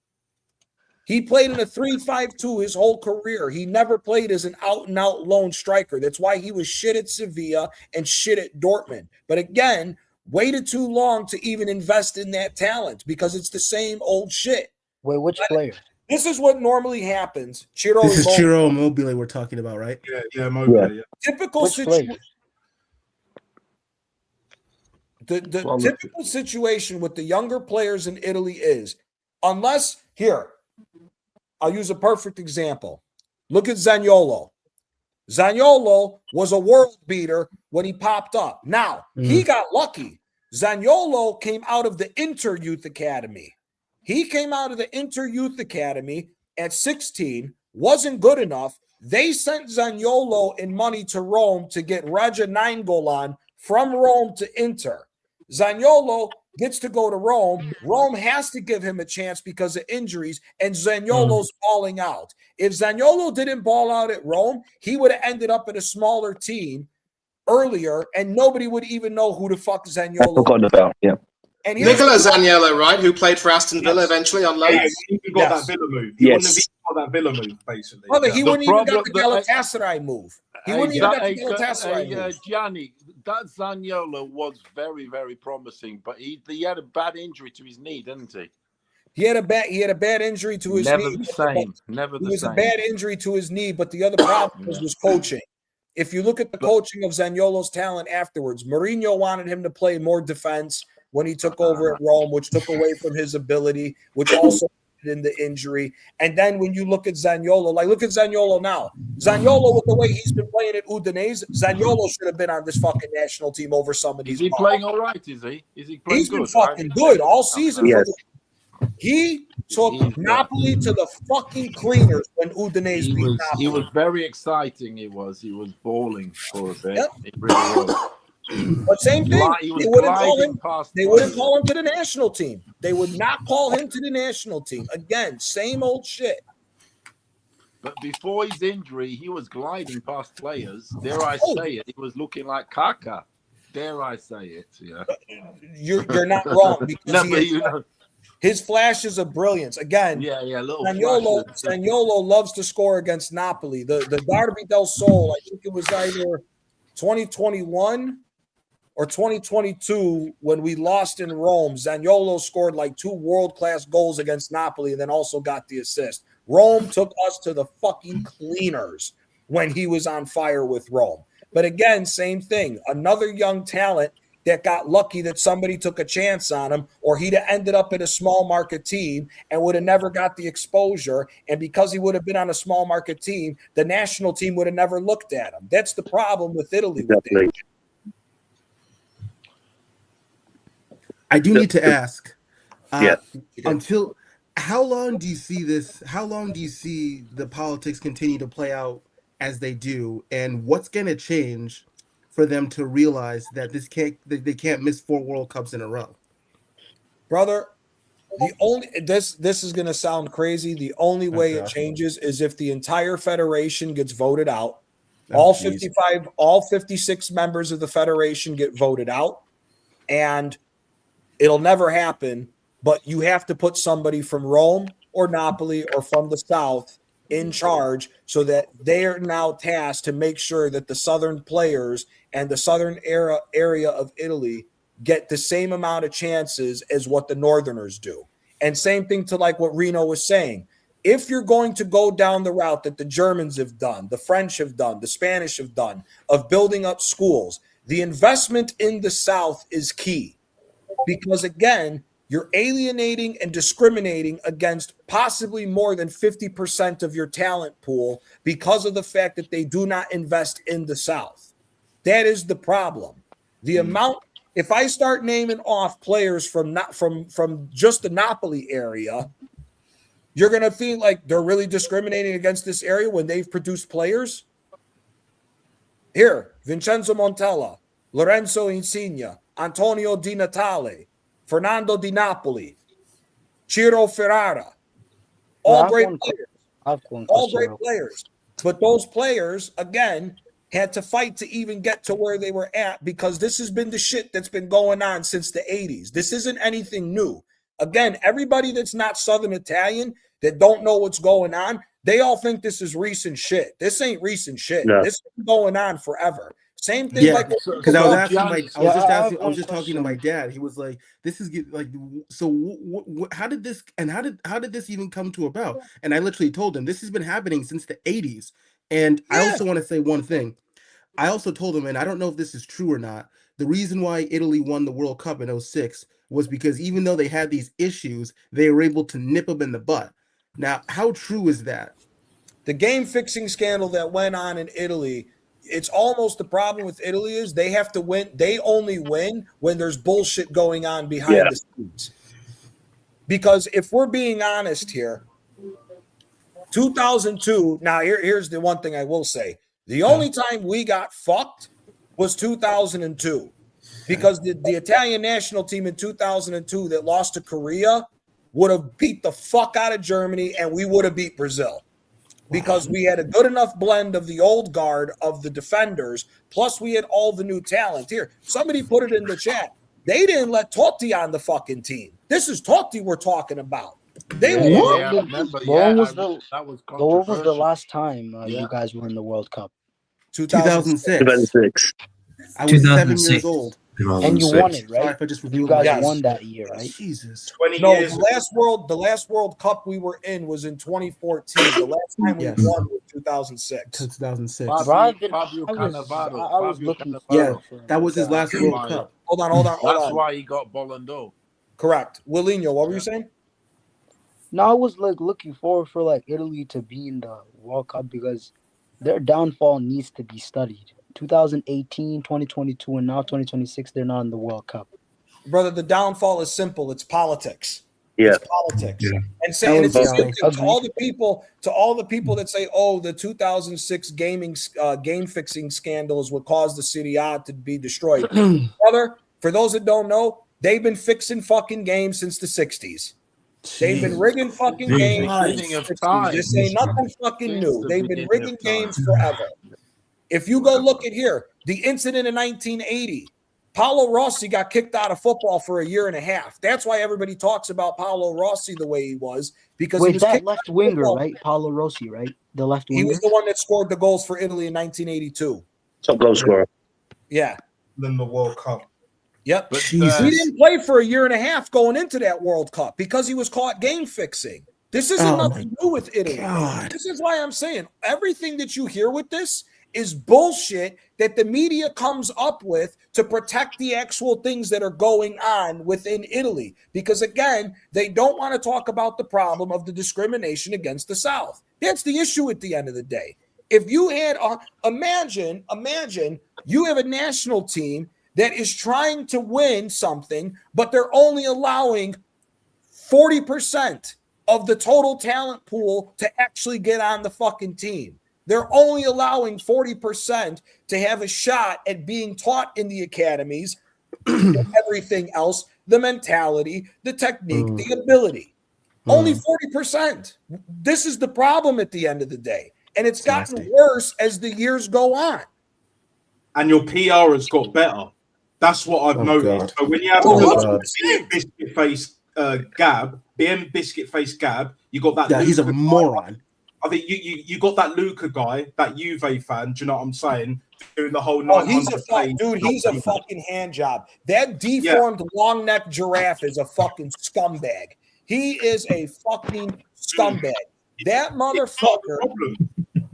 It's a big part of the problem, John. It's like when you have people like that, and there are others as well doing the PR machine, PR trade. This is the problem that we've had in England. Antonio, Manny, Quadra, you guys know this, yeah? The reason why it's so shit with the league and everything else is because of fucking PR. Not saying how it is. The same thing with the United States. Yeah, you're going to end up exactly the same way. It's actually worse this way because as shit as we are, we still qualified. The last time we didn't qualify for a major tournament was 2008. That was the Euros, isn't it? Here's when McLaren failed. But our PR is elite. And you guys have you seen these PR in the US? The reason why England is where it's at now is look at what's going on. The old joke about England was was that they didn't have the technical ability. They could just run and be physical the whole time. And then if England went up against a team that knew how to control the ball, or they went up against one of the African teams that could run more and were just as physical, they would have a problem. Since then, with all the money dumped in from the Premier League, and this is what's talked about a lot, there are very few English coaches. Why? Because they want all the coaches from all the different countries to come in to teach the technical ability and the tactics from the Spanish, from the Germans, from the Italians, from the Portuguese. That's why you're and the French. That's why you're seeing the development more of the English player than what it was. Yes, you had Gaza. Yes, you had Scholes. Yes, you had other players, but you don't have the amount of abundance of talent that you have like you have now. That there was back then. Gianni, guys, can I just tell you a crazy stat? Please. Portugal has just over 100,000 youths, kids affiliated playing football. Yeah. Mm-hmm. Okay, because it's a small country, 10 million population. Yep. Sure. England has just over 1 million. This is like we're talking grassroots, the mid-links, the this, the that. Yep. So it's like 10 to 1 there. But then when we actually play them at under 16s, 18s, 21, we're 50-50 with them, and pretty much sometimes the problem is England has a good team, but they're just too inconsistent. I wouldn't even say inconsistent. There's too much balance. There's so much unbalance in the team that it's never going to work. But again, you've got 1 million kids playing, and you still ain't winning no competitions, whereas we got 100,000 kids playing. They should have won the Euros. And we winning competitions. No, they should. No, England should not have beat Italy. No way. We're not doing this. No. I meant Spain versus England. No, I meant even more so for Spain. I remember watching that Spain. No. Spain were not good. Spain were not good. No, Willinho, you're completely wrong. Willinho. You're wrong. Who here, out of the starting 11 of England, who gets into that Spanish squad? Nobody. Oh, sorry. No one. Maybe Harry Kane. Maybe Harry Kane. Yeah. Nobody touches that Spain team. What about nobody? He gets in but the rest, nobody else. Nobody. Hold on. What'd you say, Willinho? What about Cole Palmer? Fuck no. He's better than him. No, he doesn't start, bro. No, he doesn't start. You got a Zoya Ball. Do you know what I'm saying? They're proper technical players. He's overrated. Nico Williams is better Rodri, freaking even Yamal. Nico Williams. No. Yeah, even Nico Williams, who's overrated, is better than Cole Palmer. Palmer. Williams ain't even that fucking good, if we're being honest. Oh, Nico Williams is dog shit, Johnny. I don't know why he's Spain's left wing. He is shit. I don't care what anyone says. He's just a pace. If he can stay healthy here, this is a shout from Luffy. If he could stay healthy, Dani Olmo walks into England's midfield, and he's better than fucking any of the wingers. Forgot about Dani Olmo. Jesus Christ. Every strolls in our team, bro. Brother, so does that other kid, that Fermin Lopez. He walks right into fucking. Fermin Lopez is a proper player as well. We don't have the two French kids. Hey, the two French kids, the two kids that they stole from France to be the Spanish backline, Lenormand and Laporte, are better than both the center backs that fucking England got now. Johnny, we had Michael Elise, yeah? We had Michael Elise, yeah? Yeah, now exactly. He walks into our team. Wilfried Zaha ended up playing for Ivory Coast. Man. He's better than the wingers that we've got. Do you know what I'm saying? The problem is with English football is we overrate our players. Cole Palmer is a very good player, technically, Sure. But he's not what people think he is. Do you know what I'm saying? He's not what people, other than Harry Kane, can't put anyone else in that team. Bukayo Saka ain't it. Anthony Gordon ain't it. Elliot Anderson ain't it compared to all the other midfielders. Like even the likes of Verratti back in the day. You know Adam Wharton, right? Adam Wharton, he's a baller. He's not better than any of them. Wharton, he's a very good player, but he ain't better than any of them. Do you know what I'm saying? Like, he ain't. England's best midfield. England's best midfield was the golden generation. What about Jude Bellingham?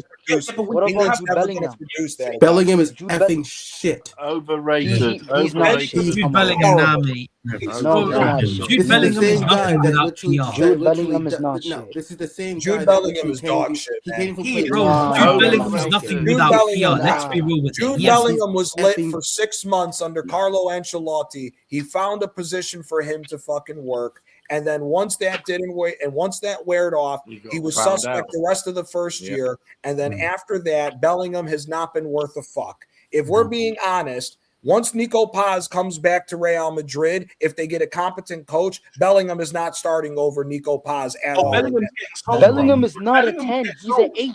Okay, and even if he starts as an 8, if you're going Real to Madrid paid 100 million for Jude Bellingham to play in the 8. 100 million. Who's he better? He's Who's a Bellingham 8. better than? Hold on, Nat. Who is Bellingham better than in the midfield that you already have? Because he's not better than Federico Valverde. He ain't better than him. No. But on the ball, Bellingham clears him. On the ball, No, he doesn't. No. Yes, he doesn't. What I'll give Fede Valverde. Hold on. Bellingham struggles with 2-touch. He struggles with Tell him that. Jordan Pickford is better than Bellingham at 2-touch, bro. Come on. Tell him that. Please tell him. I'm not joking, bro. This is getting ridiculous. Jude Bellingham is you guys talk like Jude Bellingham like he's a bum. He's overrated. He's overrated. He's why the disrespect to Jude? It's the PR Disrespect to Jude, brother. Jude Bellingham Yes, is I know Jude has PR. Jude Bellingham is not all that, bro. He's nothing without PR. He's PR Bellingham for a reason. Jude Bellingham is not even close to top 15 best midfielders in the world, brother. He's not. Not even close. He had a good 6-month cameo at Real Madrid. He ain't that good. Yes, he ain't better than Guendouzi. He ain't better than Tonali. At Dortmund, did you guys watch him at Dortmund? Was he a good player at Dortmund? He's not. Yeah, he was a good player at Dortmund for the league. He was a good player. When it comes to Madrid, not everyone is saying he's shit. None of them. Brother, when he was at Dortmund, he was part of the problem that he never showed up in the big games. That's why Dortmund couldn't win the league even when he was there. Yes, he had good games against shit teams, but when it was come time for Bellingham to actually be good and when he needed to play in a big game, he don't show up. The only time he showed up in a big game was when he got the game-winning goal in the El Clasico against Barcelona. That's the only time he actually stepped in. No, the guy's useless. Napoli too. He cooked against you, Napoli. He cooked Napoli. Congratulations, we're a shit team in the midfield. You're acting like Napoli's on the same level like it was when we had Maradona. We're not even close to that. We're not, brother. Bellingham on form should not even be getting a call up to the English national team if we're being real. On form, it's PR, bro. It's PR. It's like Tommy Tuchel. Yeah? Tommy Tuchel went back on his word, but again, it's politics, bro. The reason why Jude Bellingham is back in the team is because he sells shirts. It's the PR. It's everything. Bukayo Saka's the same thing. Bukayo Saka's the same fucking thing. Correct. Bukayo Saka's been dog shit. Gianni, Chike, we all know this. Raja, yes. Exactly. He has been dog shit. He's been horrible. He's been dog shit. Yeah, same with who's the young kid that goes out on the right? The Turkish kid. He's not better than Guler. Oh yeah, the Guler. Yeah, nowhere near. He's not better than Hakan. He's not better than Hakan. Hakan Çalhanoğlu is levels above Bellingham. Levels. He's not better than Nicolo Barella. Nicolo Barella clears Jude Bellingham, by the way. Facts. Vitinha clears Bellingham. Vitinha, oh Jesus. Pedri clears Bellingham. The PSG clears. Even Gavi clears Pedri. Or excuse me, Gavi clears. Hey guys. João Neves is better than Bellingham. I don't give a fuck. There were so many all day long. Twice on there are Sunday, so many midfielders, right, that are better than Jude Bellingham. You guys are comparing midfielders. Jude is not a profile like them. Why are you guys comparing? It doesn't matter. It doesn't freaking. If you're in the midfield and you're touted as one of the best. Hold on. So you're saying that Jude Bellingham's an 8. What other 8s are you comparing him to then? He's sometimes like a box-to-box midfielder. Box-to-box. Okay. What box-to-box midfielders is he better than? Enzo Fernandez. Enzo Fernandez is a bum. He's not that good. He's fucking. Bro, he's a scrub, bro. Enzo Fernandez is rubbish, bro. He's rubbish. Then I'd say Enzo's better than him. I don't rate either of them, but I'd say Enzo pips him as well. I'm not gonna lie. No, I'm not taking Enzo Fernandez. Both at the peak of their powers, I'm taking Bellingham over Enzo. Enzo shit. Danny Olmo. I agree with Danny Enzo. Olmo. Not Frankie Dion. Not Frankie Dion. Let him say. Hold on. Let him say. What are we saying? Okay, Jude Bellingham or Danny Olmo? Who would you rather Danny have? Olmo. Danny Olmo. Danny Olmo. That guy can't stay fit to save his life. And Jude Bellingham can't stay in form. Bellingham can't even do the basics of football. Okay, but when fit, who would you rather have? Danny Olmo. Danny Olmo carried RB Leipzig to their 2 Deutsche Pokals that he had. Guess what? Jude Bellingham didn't do that. And Danny Olmo was young. Danny Olmo was at the same age. He even cooked us, to bro, Barcelona, in the second leg. and easily is one of the biggest reasons why they won the league last year when he was healthy. When healthy, Danny Olmo was one of the best midfielders in the world. This ain't even a conversation. Gianni, remember Leipzig versus Real Madrid? He cooked us, bro. I can't lie. He cooked us. He did cook you. He did cook, but he didn't score. Brother, it doesn't. You Shot, don't need to always score. The stat, brother, I'm gonna tell you this right now because it's the wrong conversation to have. Stats are overhyped when it comes to football because you know what it would be. Every sport, but especially football. Nobody talks about the pass that leads to the assist. Nobody talks about the pass that leads to the assist anymore. That's why guys like Chique Conceição doesn't get put in the category that he should be as one of the best fucking wingers in the world. He may not get all the goals and the assists, but he'll dribble 3 people to open the lane to the assist. They don't do that because then it leads. It shows that XG bullshit is all nonsense. We can go down the list of ballers in the 80s and 90s who XG ain't worth a fuck that walks into any team in the world right now. All that is nonsense. Look, there are lies, damn lies, and stats. I don't rate Danny Olmo right now, but at Leipzig, I rated him a lot. I said Real Madrid should sign this guy. He's a baller. But I don't rate him at Barcelona because what has he done, bro? Brother, he was one of the most important guys that led them to win before Fermin Lopez. No, not Leipzig. I meant Barcelona, not Leipzig. I'm talking about Barcelona. He didn't win the league with Leipzig. He won 2 Deutsche Pokals at Leipzig, won a Super Deutsche I thought he won a trophy at Leipzig. Wait, did he win a trophy at Leipzig? He won 2 trophies at Leipzig. You got put that already. I forgot. I forgot. Bro, he was a baller at Leipzig, went to Barcelona, couldn't stay healthy. That's the only reason why Fermin Lopez has taken over his position. Look what happened last year. Fermin Lopez he was healthy, was one of the first guys in the starting rotation for Barca. Barcelona fans overrate Fermin Lopez. That guy scores in small games. They call him the best 10 in the world. I swear to God, I'd rather have Nico Paz over Fermin Lopez. Barcelona fans overrate him. God, who would you guys rather have? Me personally, right now, Lopez, only because he plays in a better league. I'm taking Paz. Paz needs to prove it in a bigger league and not just in Italy. He needs to prove it in a bigger league before we start talking about that. But Serie A is one of the top 5 leagues in the world. Brother, it is by default. The Serie A isn't what it used to be. No. It's not what it used to be. No. If this was Serie A of the early 2000s, you'd have an argument all day long. Era, the Gattuso, Maldini, Dida, and that era, then yeah. Yeah. This era, fuck no. What's going on, brother? What's going on, Gianni, my bro? Hey, man, I kind of hope you're all good, man.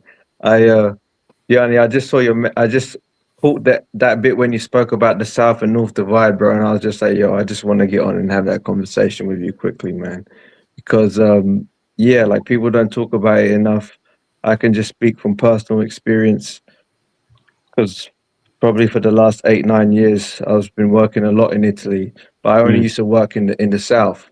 So obviously you go to North for specific, like if there's a trade event or something like that, but I'd always be in the South. And yeah, like Brindisi, Mattino, Lecce, Puglia, it's just like people don't understand. And that's why when you spoke about that, I was just like, no, I want to have that conversation with you and understand your experience. Because bro, like I landed in Brindisi and the person I know wouldn't let me stay near Brindisi Airport. He was like, no, Jay, I'm not even going to let you and the female that you're with stay near the airport because there's bank robberies going on all around here. And I was like, what? One of the first times I met him, and I was just like, what, really? And then, Gianni, I'll never forget, we were driving down the Lecce highway and I just saw like a white plastic seat on the side of the highway, and I saw 1, I saw 2, I saw 3, and I was like, yo, like Giuseppe, like, what's this white seat? And then he was like, that's for the women. And I was like, for the women?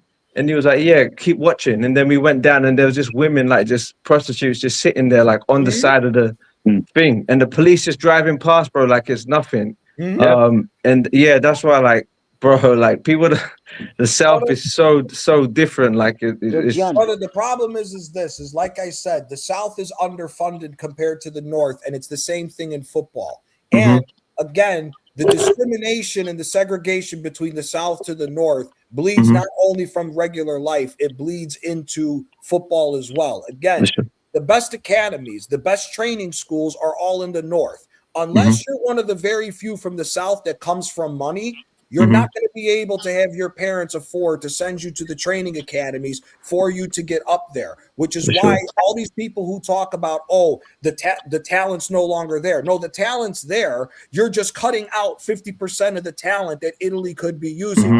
Again, use him all the time. Fratesi on the national team. Fratesi's from Rome. If you're not good enough at 16 to 18 years old to make it to the first team, they're going to sell you for a profit because there's so little money involved in the Serie A nowadays compared to what it used to be. They'll sell you for a profit, and you have to hope that you make it at another team. Now, if you get sold off a potential to a big team, here's where your next problem is going to be. The big teams, because they want to win and they need the prize money to operate, they're going to send you on loan to a Serie B team or a shit team, and you have to hope that you're a superstar for a year for you to even be able to make it, or you're not going to get a look till the time you're 24, and by then you got nothing left for you to potentially make it. That's the problem that's going on in Italy. As far as personal life, brother, listen, Antonio could speak to this because he speaks Napoletan too. If you're from Napoli and you speak Napoletan and you choose not to speak proper Italian, if you go to the North, if you speak Napoletan, they know they automatically start holding their purses. They think you're going to rob them. It's the bullshit from coming from the South. Because the way we speak and all the other shit that goes on over there. And that's also the bad thing. Again, I said it with Napoli. Napoli's metro population between the suburbs and the city is 4.5 million people. There's over 30% unemployment across the board in that area. If you look at boys, if you look at kids at the ages between 16 to 20, specifically boys, it's over 50% unemployment. That's why there's so much fucking crime over there. And that's why you're not only missing out on the talent because you're trying to price out the Southerners, but the Southerners are going to do what they need to do to try to put food on the table. A lot of talent gets lost to either going to jail or either getting involved in the streets or ending up dead. Also, Gianni, you know this in Naples, in the area of Forcella, you know, La Parante dei Bambini, that as well. So what I said there, guys, La Parante dei Bambini, what that is basically, as Gianni said, these young kids who are unemployed, they get involved in gangs linked to La Camorra, which is the Neapolitan mafia, and they got their little baby gangs going on there. So you got 18. Go ahead, Manny. Go ahead. Sorry, I'm just going to say right now, and I'm really sorry for cutting in, but I will come back to you, Johnny. Everything that you just described that's going on with the South in Italy, you find these big divides, sadly, going on in practically almost every single developed country. You've got the haves and the have-nots, and yet there's no attempt at all from any of the big wigs in charge to try to address the balance. Because one thing we can say about politicians, especially the people who are supposed to matter, they promise to build these damn bridges where there are no rivers, but then once they're elected, they don't even give a damn. And I would even say that they are pretty much invested in keeping this divide because it means that they get more of the money. And, this entire thing, it also, sadly, is quite endemic in a lot of other supposedly underdeveloped countries because, Nasser, you were talking about Jamaica, the Caribbean, and how, a lot of these federations seem to try to hoard the money for themselves. That also happened in Ireland too, with John Delaney and the FIA, and Shane Gooner and our other Irish friends, Del Boy, Kyle Walsh, if he's still in the chat, could testify to that. You've got this situation where it's. I always say that there's a reason why I say the fish rots from the head down. When you have these people at the top who don't even seem to care about trying to address the divide, because it means that they lose their chances of getting enriched by this. Also, because maybe in some ways they are invested in the sense that they have their own interests in this entire problem and they benefit more from the problem not being solved. So again, it may end up, having to take, the nuclear option, which would mean nothing more than protests. And hopefully, the Italian-loving public in Italy will also now start to say, you know what, enough is enough. We need to see some change. It's always going to be, there's a reason why in history we see that, football has more or less been a game for the people. But with the advent of money, I think they've tried to take that element away. The sooner we get more and more people starting to stand up for the greater good of the game, the better. And with that, gentlemen, I'm sorry I'm going to have to leave. I want to say big up to J-Lux, everyone else on the panel. I've loved being a part of this journey. Thank you very much for hosting.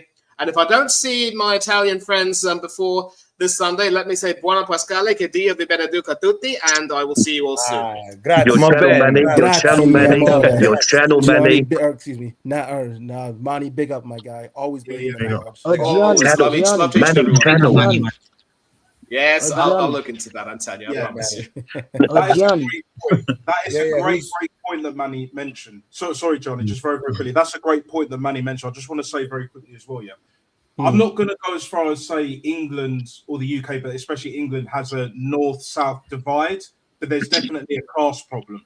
Antonio, you know this as well. Yes. We're both in London. There is definitely a class problem.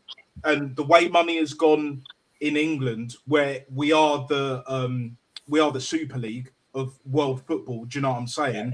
If you're from an impoverished background, right, you more often than not, you can be way more talented, but you ain't going to have the opportunities. Whereas if you've got the money and the connections as well, you're going to get fast-tracked. That's why we see these bomb-ass players, other players that are overrated, whatever you think of them. And even if you do rate them, like Jude Bellingham, for example. Jude Bellingham, as far as I'm aware, he didn't come from poverty. As far as I'm aware, he didn't come from severe impoverishment. Do you know what I'm saying? There's been examples back in the day, but like this whole divide, yes, it's more north and south in Italy, but over here, and like Manny said, in other places around the world, it's an issue. It's a certifiable issue because there is talent loss, unemployment, gangs, whatever the case may be, right? We're losing these players, but people like the whole media spin, PR, all these other content creators that they're all fucking, most of them anyway, they're trust fund babies that you see them on Sky Sports and all that. They're not willing to address the fucking issue. It's not a lack of talent. It's a lack of it's a lack of continuity, and it's a lack of realness. There's too much. Yeah, can I say one thing real quick? You go ahead. Yeah, people keep saying that Jude Bellingham's like a one season wonder. Last season he wasn't good because he was dealing with a shoulder injury. So how do you guys know he won't perform this season? Because I saw it at Dortmund. That's we've seen the patterns. We've seen it before. This is not a first time, brother. Here's the difference of good and great. There's an old saying: the difference between good and great is in the details. Okay. The problem is, at the end of the day, is any player can look good against scrub teams, which is what Bellingham did 90% of the time at his time in Germany. He may produce a goal here and there against a good team at one point, but Jude Bellingham is not the guy who's going to say, fuck this, I'm taking the game by the neck and leading you to victory. I can't hear you guys. Here, hop out and come back in. I'll get you on. Yep. But no, to go back to what Jay Lux was talking about, that's the problem with the South. A lot of talent that could be playing for different teams in the South and Italy are involved in crime because they don't have time to fucking try to figure it out for a couple years like some of these other kids got. They don't have the time to do it. And again, like I said, it's the underbelly big problem in Italy. It's the racial problem. Again, it's the racial. Majority of people don't know their fucking history. After the Roman Empire fell, the Moors took over southern Italy. They controlled from Napoli, a lot. They controlled from Napoli all the way down to Sicily. The biggest reason why they don't like to talk about this shit is because at the end of the day, the Southern Italians got black blood in them. That's the reason why there is discrimination the way that there is. They don't. Everything that nobody likes to fucking talk about with this. Again, you Also- can go through all the culture. Look But at me. Gianni, Who's talking? me. What's going on? Yeah, what? Italy's history, bro. It's part of racism. Their whole history is just a part of racism. The North is, yes, not the South. Mm. The South is a completely different situation. The thing is, Gianni, we have the same thing in Portugal. The North, Oh, Porto, yeah. the North in Porto compared to Algarve in the South. Algarve was very more influenced by the Arabs from North Gianni, Africa. you saw what the Benfica fans. Hold on a minute. So the Northerners naturally don't like the Southerners because Right. they've got more mix. Correct. The Benfica. Yeah. The Benfica Sorry? fans did that to Vinicius. That like they racially abused him. Benfica fans. Hey, I tell you what, Benfica fans have got nothing to. Yes, that was a few individual fans, but Benfica is a very proud team. We were one of the first teams to have black players playing for us in the 40s, in the 50s. But why were they are racially abusing Vini? and we're also the only team in the world, certainly in Europe, to have a statue of a black player fronting our stadium. So we got nothing to be ashamed about our fucking status as there was that incident. And no one can condone that, of course not. Look at what the Spanish did last night to the Egyptians. Exactly. Yeah, if you I'm not saying hold on a Benfica- minute. Stand up. If you're not Muslim, they were shouting, but no one gives them any shit. I did. Yeah, well, there you go then. Do you I did. remember another thing I want to bring up? Do you guys remember when Spain played England in a friendly? And they gave Ashley Cole and a few other players a hell of monkey chance. Yeah. Everyone, Remember hold on a minute. Everybody forgot about that, and all of a sudden, Spain is everybody's best team, favorite team. But they, in my eyes, are the biggest racist of them all. And there's receipts out there. Okay.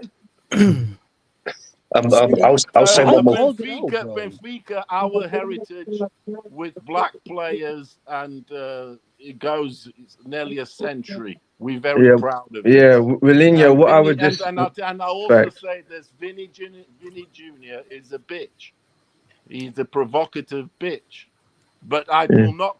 Of course, we don't condone racism and all them monkey gestures and all that shit. No. Of order, of course. No, it's not the play. You know, like it was that Argentinian player. Like, why didn't you guys kick him out? That's another. Kick him out. That's another thing. Yeah, that's another thing. The Argentinians are known for the racism thing. Yeah, exactly. They did a song. They were singing a song after winning the World Cup, saying against the French. You're from Angola. The French players. But the French players, they're born in Angola, but they play for France. The lyrics are actually that. Not only that, to add to that about Argentine, again, look at the history of Argentina. Until World War II, the majority of Italians that went to Argentina are Northern Italians. And again, Northerners do not like the Southerners because we have black in us. That's why the problem is the problem with the discrimination towards the players in the South. But it's interesting you say that, Gianni, that you got the elephant out the room. That's an interesting, because that is kind of the same in Portugal, dude, North and South. You know, that's the problem. It is. I will say one thing before I jump off. Yeah, just to feed off what Manny said and what Nat said in regards to protests and all that. Unfortunately, what it is, people are not going to take to the streets. They're going to take to social media.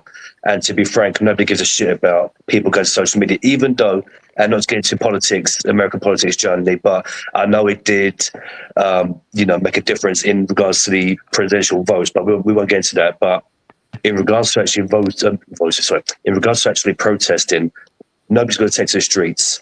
It's going to be all social media, and it's going to be the same shit, rinse and repeat. Correct. Jesus Christ. That's the thing. Correct. No, but Yeah. that Argentinian player should have got banned from the bet. He shouldn't have never The played for problem Benfica. is, Like the he should like problem get is, kicked hold out. on a minute, Agreed with that, my friend. Hold on a minute. The Jose problem Mourinho is, even said it. there He is, said, hang on. Let Furiosa talk. There isn't actual proof. Okay, go ahead. There isn't actual proof of him saying, you know, you're a monkey or you're gay. Why would Vinny or whatever. lie? You know, there isn't proof because he was hiding his face, and Yeah, vice versa. So how are you going to prove it? Even if Yeah, he but did.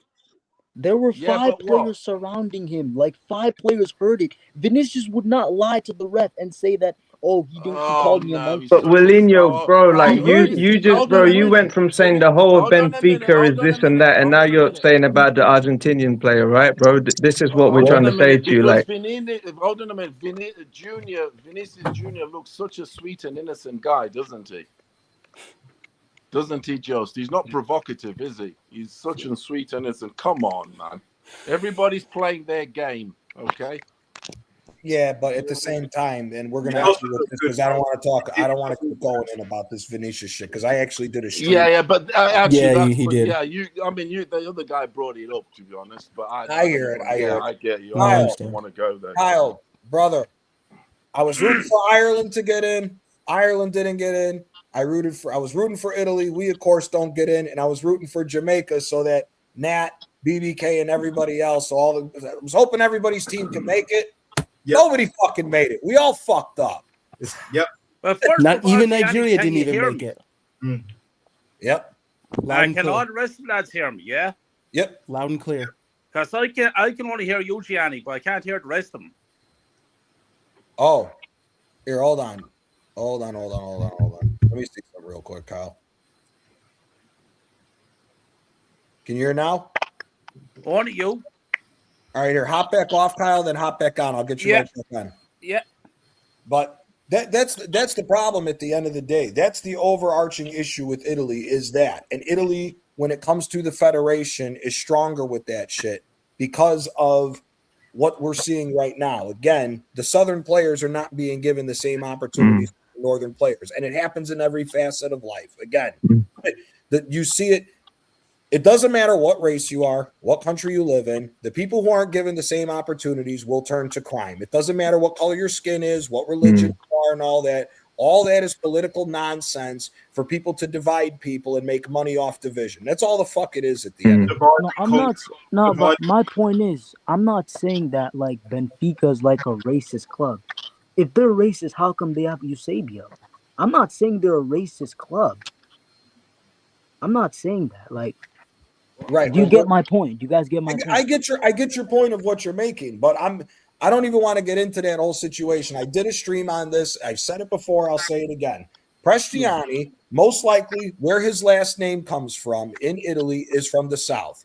He is an ignorant fucking player because whether he likes it or not, he will most likely have black blood in him from where that surname comes from in Italy. So for him to be that ignorant and not know is shame on him, and he should have gotten reprimanded more.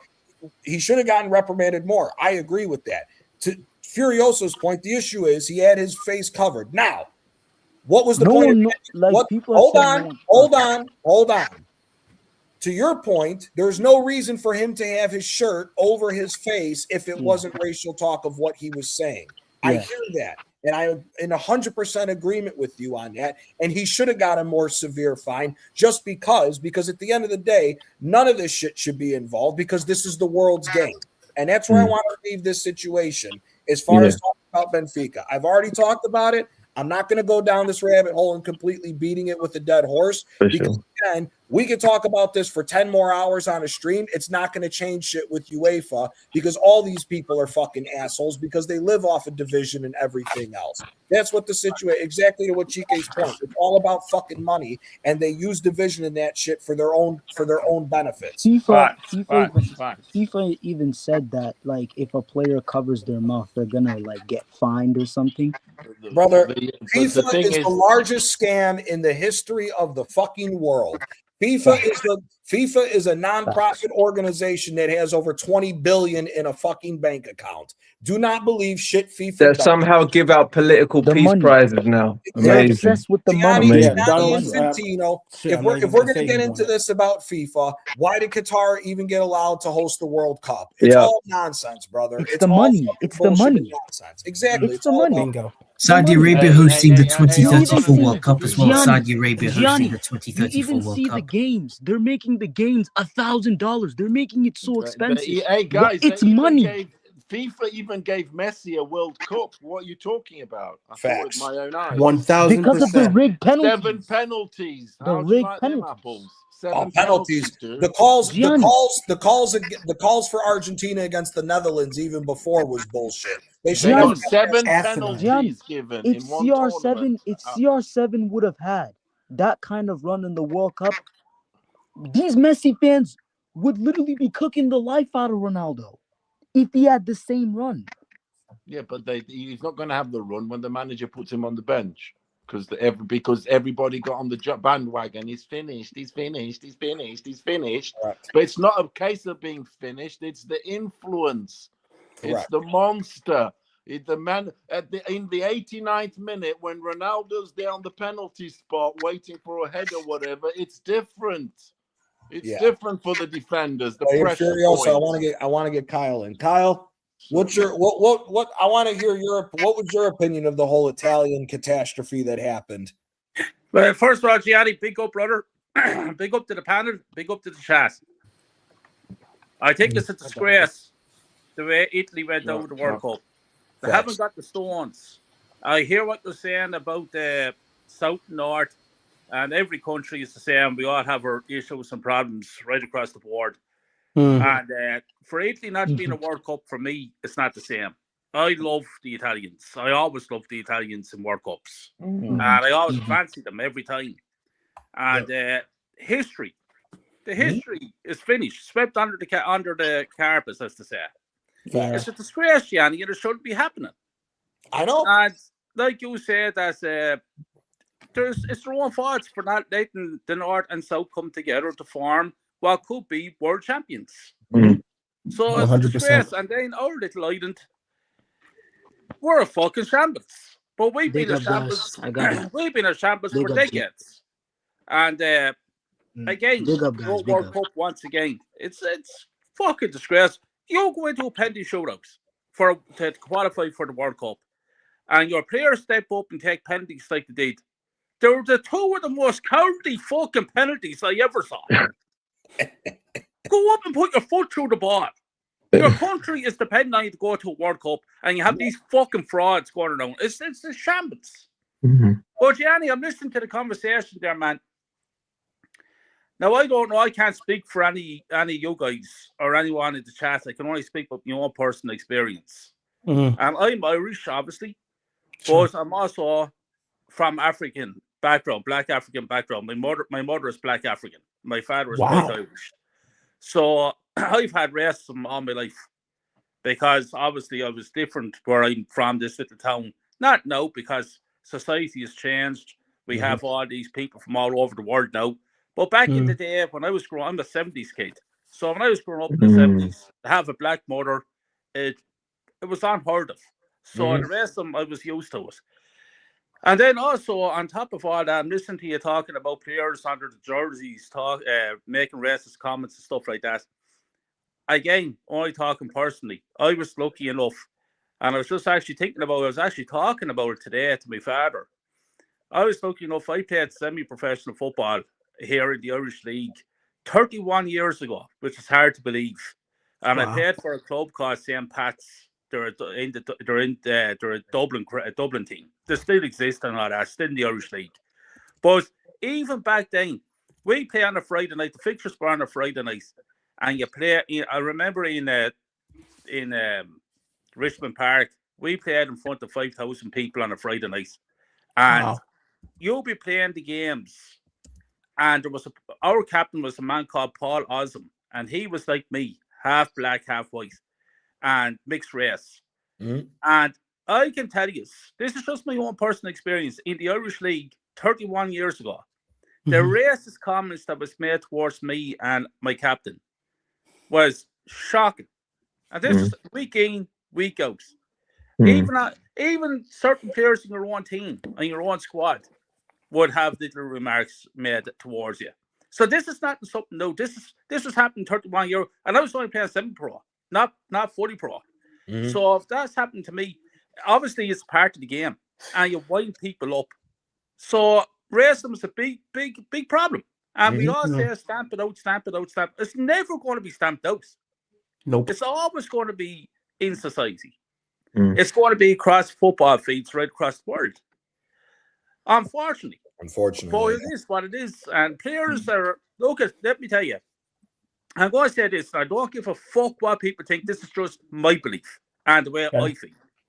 If I was lucky enough to play for Real Madrid and I was on £200,000 or £300,000 a week, a multi-fucking millionaire who'll never have to worry again for the rest of my life or my children's children, I wouldn't give a fuck what any footballer said to me on the field. I said, go fuck yourself. And I play my game and get on with my life. So we're too fucking soft, Gianni, in the world that we live in today. Can't say fucking nothing. And people crying about it. Yeah, I'm not saying you should be calling people monkey and all that kind of stuff, but it fucking happens. And you're a man with a pair of balls to stand up for yourself and tell that fella, go fuck yourself. Get on with it. You're a multi-millionaire. Too much work, too much bullshit going on. That's just my opinion. That's just the way I am. If someone calls me black boy or monkey or go up pick bananas off the tree like I've been said to me thousands of times, I fucking stood up for myself. Always stood up for myself. These players too fucking soft.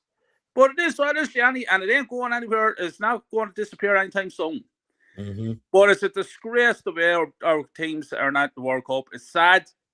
England, I couldn't believe it. I'm after watching the last 2 England games. I tell you I'd rather watch paint dry. Fucking brute, absolutely brutal. and the English thinks that they're going to win the World Cup.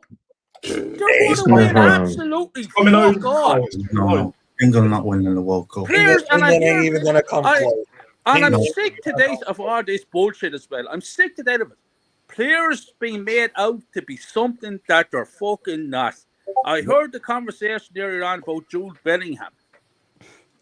Just because he fucking plays with Madrid, he ain't good enough. That's horrible. I'm listening to fucking Carton Cole. He ain't good. If you're relying on him to win a World Cup, forget about it. Phil Ford, Saka. I'm not saying these are bad players. Don't get me wrong. But they have fucking world beaters. We live in a society, lads, and we live in a world today that nobody can predict who's going to win the World Cup because there is no great fucking teams anymore. Well, Spain. Yeah, Andy, you were talking the other night. Spain's not as good as what they used to be. No, and there was someone on your panel. That peak Spain team was. There was someone on your panel the other night. I was listening to you, and they questioned you about the 1970 Brazil team. Were they really that good? Go fuck yourself. They're the greatest international team that ever played the game. Ain't the fucking story. Facts. I grew up watching the likes of Maradona. I was lucky enough to watch Maradona and all these lads. The footballers of today wouldn't hold a candle. You talk about the Italian league. Back in the 90s when I was growing up watching, and the 80s, watching the Italians, your team Napoli with Diego Maradona, Gianni. The football back then towards the football of today, so there's no comparison. And it makes me fucking angry because I'm a football lover, love the game, it's my life, and I'm looking at shit football there the whole time. I sat down and watched, as I said to you, I watched England there for last 2. Fucking dire. Italy, dire. Ireland, fucking brutal. I'm just sick to death of it all. People think that Spain is going to walk into the World Cup and walk away with us. Let's see. Yeah, no, 100%. Listen, it's across. Well, who's going to beat them? That's my only question. Is who's going to beat them? Anybody can beat anybody. Anybody can beat anybody on any given Sunday. They made that movie for a reason. Any given Sunday. I've yet to see. We're one of the greatest speeches of all time. Facts. Yeah. Facts. Yeah. Facts. All our nations ain't cutting it. Whether it's Nigeria, Jamaica, Ireland. Brother, it's, to be honest with you, it's every single team. Here, Furioso's Portuguese. For me, Bernardo Silva Bruno Fernandes doesn't make it into some of these old Portuguese teams. You talk about a great number 10. No. These Manchester United fans talk about Bruno Fernandes like he's a fucking great player. Brother, that motherfucker couldn't tie Rui Costa's fucking shoes. Rui Costa would teach that motherfucker to round or square. It's across the board. Across the board, here's the biggest problem. We are at a point to where being an athlete is more important than being a footballer now. Yep. That is the problem. These guys talk about Vinicius Jr. Vinny Jr. is a fucking pace merchant. As soon as his pace goes, Vinny ain't going to be that good of a player no more. These guys who are trying to put Vinny Jr. at the same table of Ronaldinho, Rivaldo, and all these boys is not even fucking close. Gianni, I'm just going to jump in and say something because you said something there about being an athlete.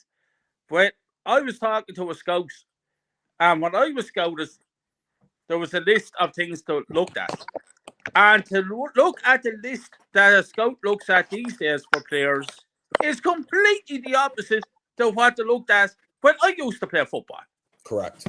It's not about skill and technique anymore. It's about how many times you get up and out the fucking feet and how quick you can do it. So it's a fucking joke. That's why you can't see a player in the Premier League to get cross the fucking ball. Oh my God. They can't even cross the ball in the Premier League, which is seemingly the greatest league in the world. It's a fucking disgrace. The fact that they pay big fucking money for on a monthly basis, the Sky is fucking shocking. They're trying to get kids not to header the ball now from a young age. Facts. You know what I'm saying? So when you get to later on, they're not going to have the heading skills, are they? No. And that's why the ball is bouncing. That's why they let the ball bounce. They let the ball bounce because they can't head the fucking ball. They want it all on the deck. How many games did you used to watch where these guys crossed the ball? They couldn't make it past the first man. They always used to make it past the first man. Yeah. These corner kicks, 90% of these corner kick takers can't pass the first defender. It's a fucking disgrace. It's a fucking disgrace. And I don't think defenders are that great at attacking a ball either. In a defensive mode. They're horrible. That's why we're seeing so many goals from corners. Also, defenders can't defend. They can't header like they used to. They can't. Exactly.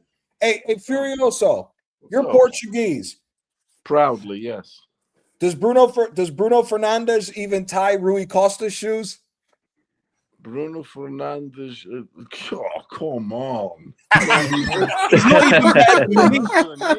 He's not even better than Maniche. You remember Maniche? No, he ain't better than Figo.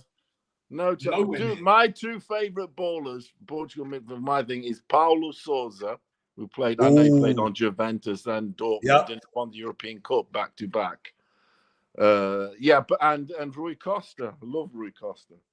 I've seen Rui Costa play when he was 19 years of age, live with my eyes, in front of 127,000 people against Brazil in the World Cup final under 20s.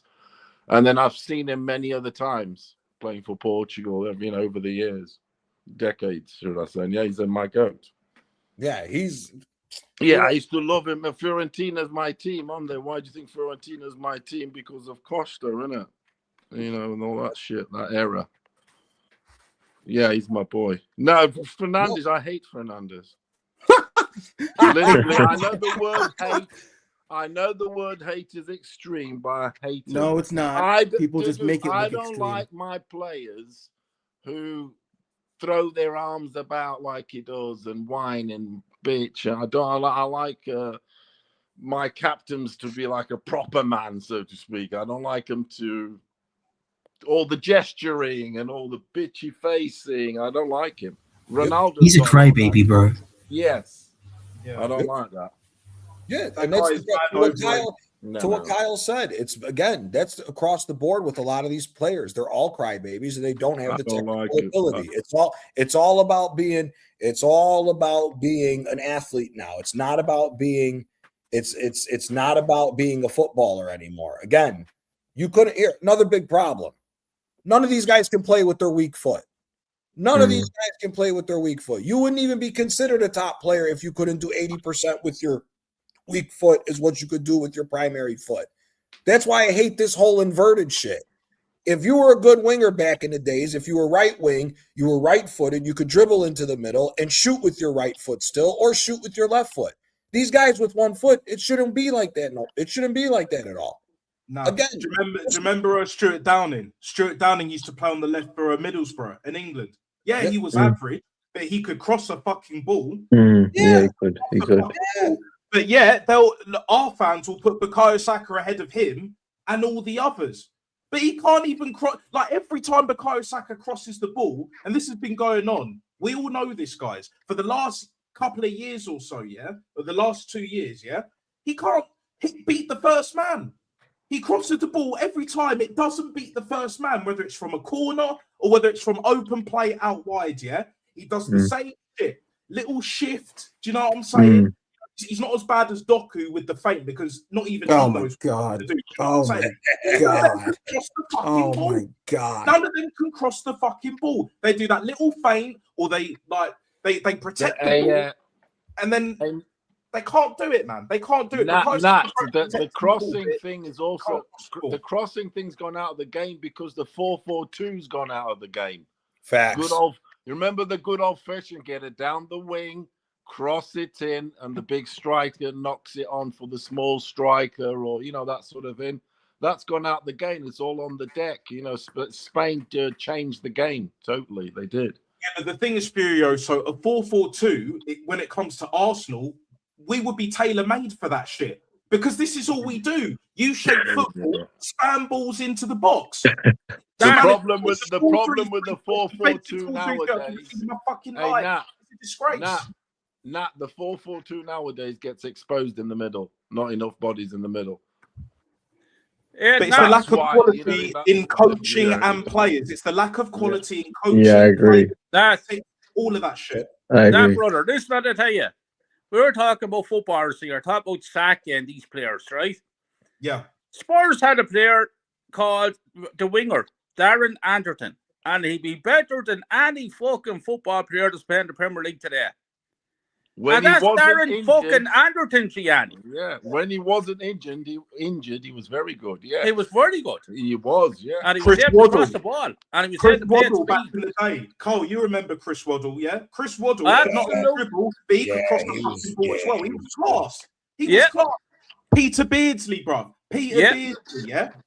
No one would rate him because they don't fancy him. Do you know what I'm saying? They don't like the way because he was because he was ugly. Yeah. 100%. Did you know that Kenny Dalglish shagged his missus, by the way? But you can see. Seriously, that's the big rumor fact. And you can see why, can't you?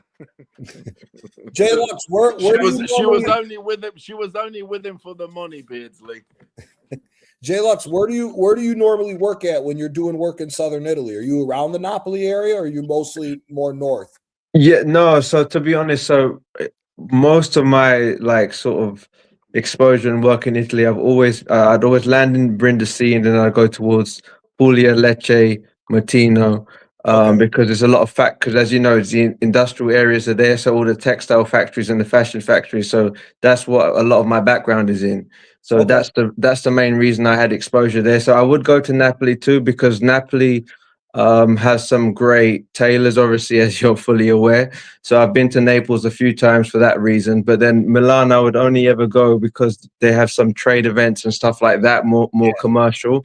But yeah, I would always be in the south, man. So I've had great times, but I'm just fully aware of. That's why when you were mentioning about it, the divide, people truly don't understand it. And even commercially and corporately, when I was there and I would have conversations, there was a club and they were talking about sponsorships and stuff like that. And I saw them do a partnership with some brand. And I remember thinking, wow, that sounds amazing. And then someone I knew told me, Jay, they didn't even pay for this, the corporate sponsorship. It was just a relationship thing for just vision and stuff like that. So then, as you were saying about finances and clubs not having it, it's because of also the corporate structures in the South don't enable the flow of finances. So then they really struggle. And then that's why match fixing and all these things come into it with players, etc.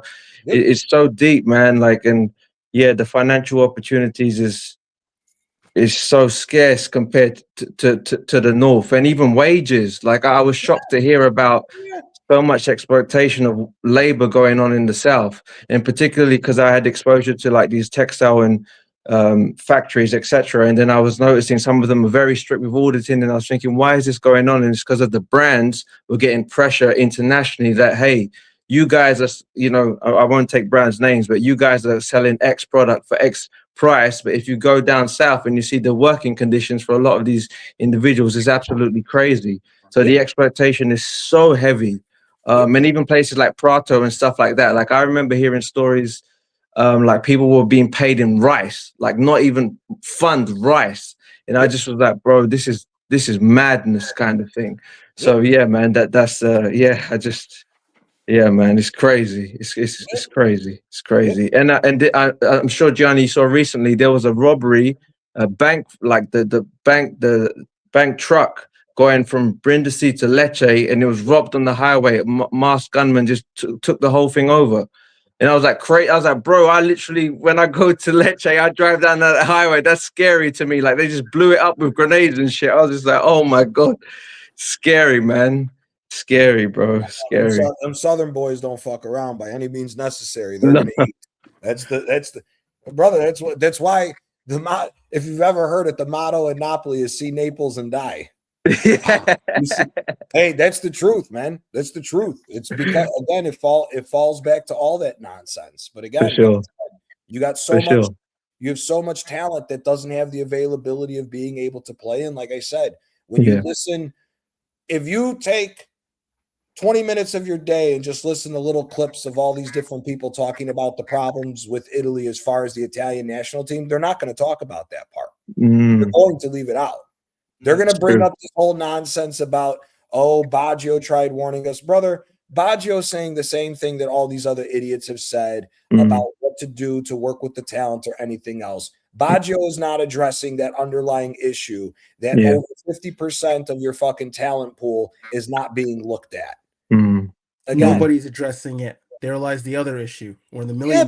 But imagine, you know, you could take it from any country. Imagine being from down south, wherever you're at, and you have to travel 3,500, 4,000 kilometers at 16, whatever young age. You're going to have to need, if you're at an even younger age, you're going to need a parent to move with you all the way up there, move your entire life, change your entire lifestyle with no fucking money backing. It's not like scholarship programs for players to into the academies. They don't do that shit.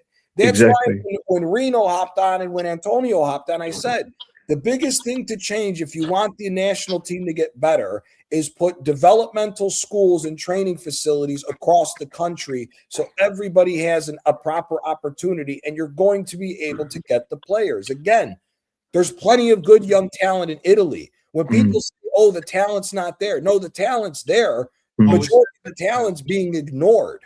That's why. Again, we can run down a list of all these Southern players that had opportunities taken away from them because of the politics. Again, Giuseppe Signori was one of the best goal scorers in Italy in the early 90s. He didn't get the opportunity he deserved at the national team. Same thing with Vincenzo Montella at Rome.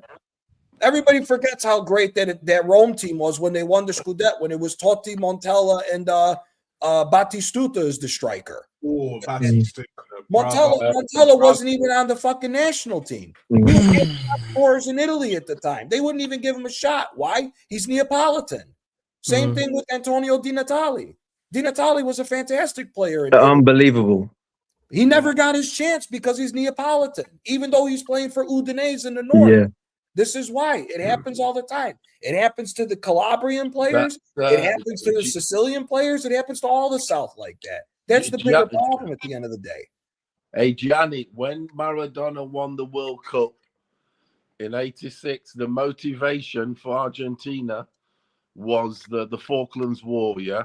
Yep. It was, especially when they played England and all that. It was like, you know, let's get them back, etc., etc. And then they won the World Cup. And then when Maradona went to Napoli, what they used to G up Maradona, because Maradona was one of them guys. He's like an activist kind of type guy or whatever. They G'd him up with that North and South thing. I remember. But remember, we've got to Furioso, topple AC. We've got to topple AC Milan. but also They are the remember, power people. You remember? correct. But also, he didn't need that either, because if you remember, one of the early games in that season was away at Verona. Verona is one of the most worst fucking cities to go visit if you're from southern Italy. They had a banner across the entire stadium that said "U Napolitan, U Africane d'Italia." That was a banner that they had across the entire stadium saying in Italian that the Neapolitans are the Africans of Italy. They've done it historically all the time. You see the Geo. If you want to here, I'll give you a crazy story, because I was actually at this game with my Uncle Frank. Oh, jeez. Napoli in 07 or 08. No, it was the 08. It was the first year we were back in City A, I believe. We went up there, same shit. Verona, the South sucks. Fuck the South. They're full of diseases. They're poor. They're the Africans of Italy. They're thieves. They're no good. Blah, blah, blah. Right? Napoli, funny enough to get it back, for those who don't know, if you know the story of Romeo and Juliet, it takes place in Verona. Yeah.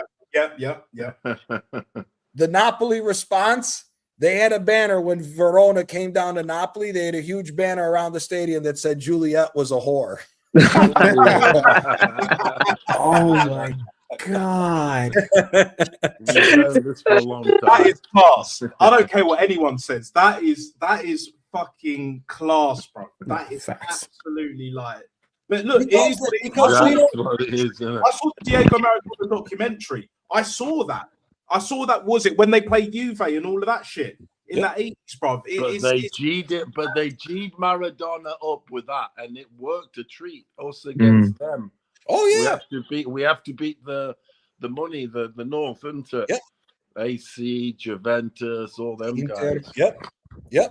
And it worked a treat. The Maradona. He always one of the greatest goals of all time. One of the greatest goals of all time. Me and Kyle have talked about this a number of times, and it also shows just how corrupt Italy is.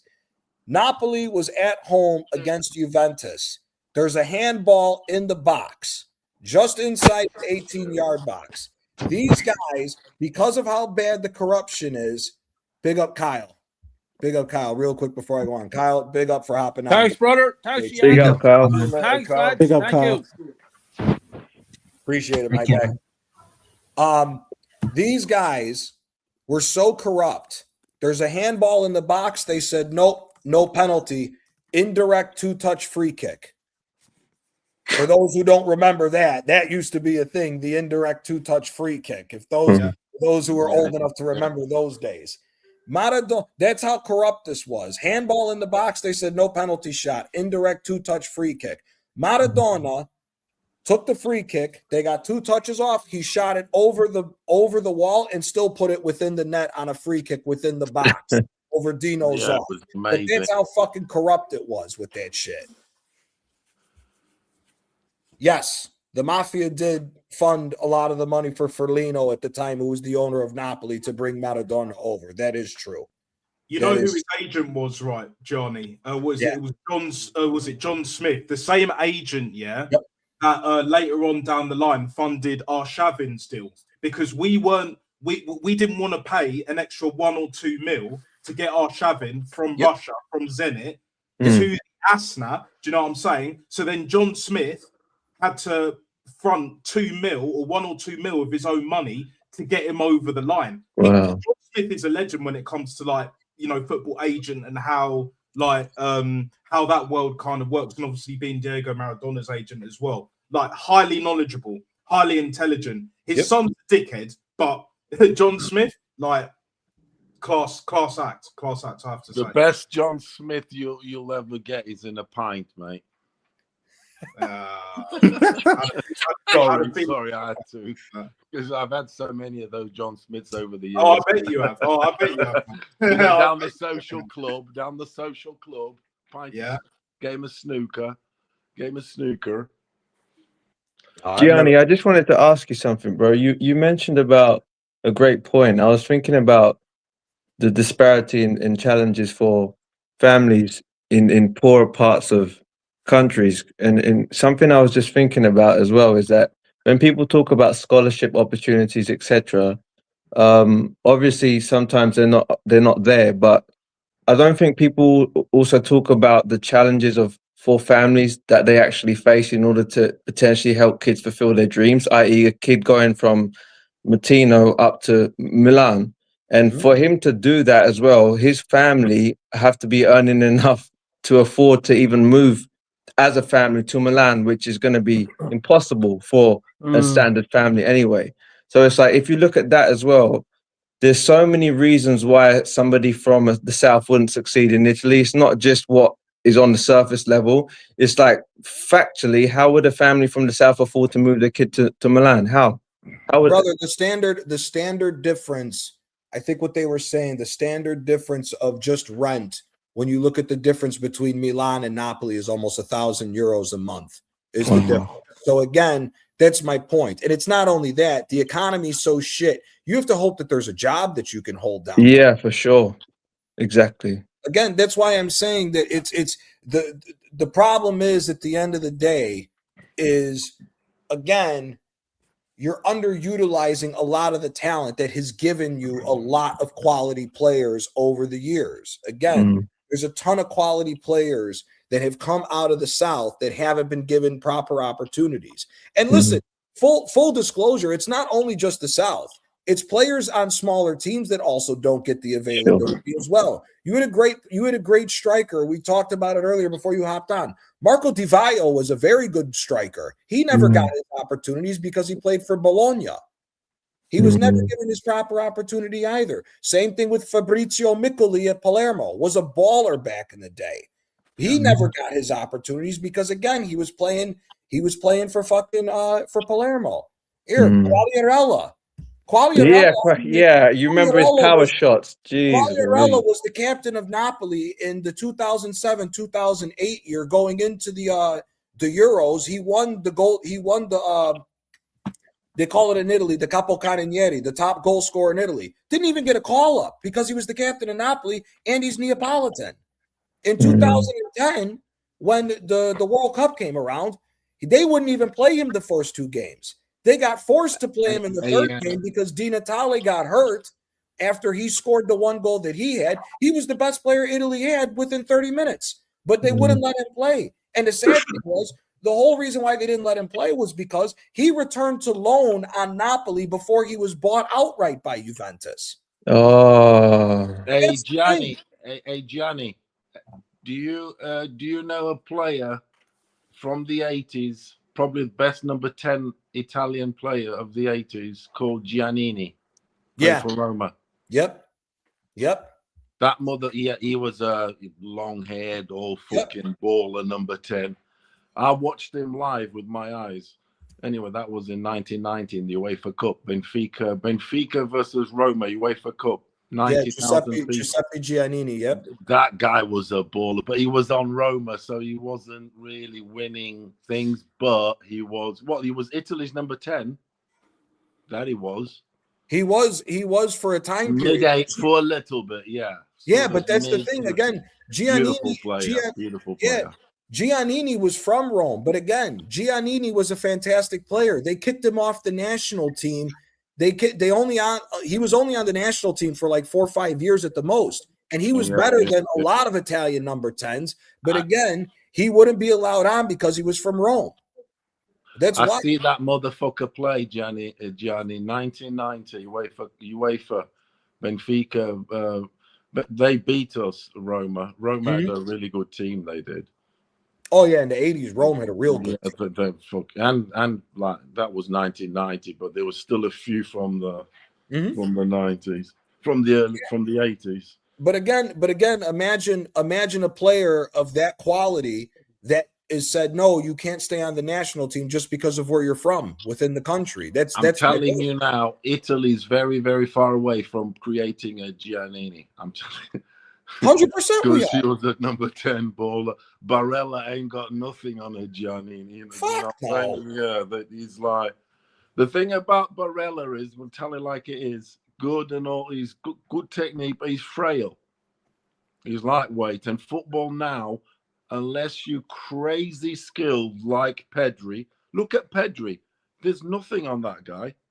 He's a small dude, really, but his skill is so crazy. Yep. That he just finds time, doesn't it? 100%. Real quick, Furio. So real quick. Nat, I know you got to bounce, my guy. I appreciate your time as always, my brother. You want to shout your channel before you bounce, bro? Yeah, big up Gianni, big up the panel as always. Big up, pleasure, as I always say. Yeah, big up NATSTER official YouTube and Instagram. Follow, like, subscribe, all of them good stuff. You know what I'm saying? I've enjoyed this conversation. Would have been nice for all of our teams to qualify, but yeah, it is what it is. Do you know what I'm saying? Like, I've talked about, the federations, this, that, and the third. Will it change? I doubt it. But 4 more years, innit? 4 more years either way. So, but yeah, big up Johnny, big up GK Furio, so Quaja, big up Lux. Big up, bro. Peace. Yeah, heads up. On to the next. Yeah. Take care, Nat. Big up, my guy. Peace. Big up, bro. Gianni, I'm gonna go as well. Big up the panel, big up the chat. I've got one question for Gianni. What's next for Italy? Is it the whole thing needs to be changed, or whole thing needs to be ripped down? The whole federation. There are 55 people in the federation that vote for the president. So total, there's 56. Every single one of these people need to go. They all need to go. All need to go. Let's move on to Euro 2028, guys. Let's move on to Euro 2028. Watch that. Nat said his name before. That Luca kid, that Juventus fan Luca, because he's got a big following. He's one of those guys.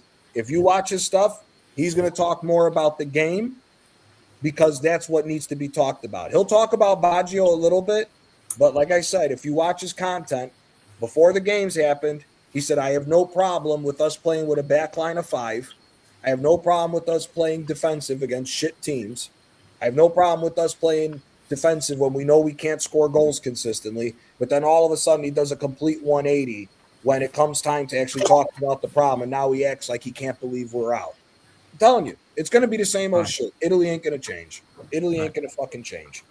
Big up, everyone. Big up, Quaja. Big up, bro. Big up, Quaja. See you later, Quaja, mate.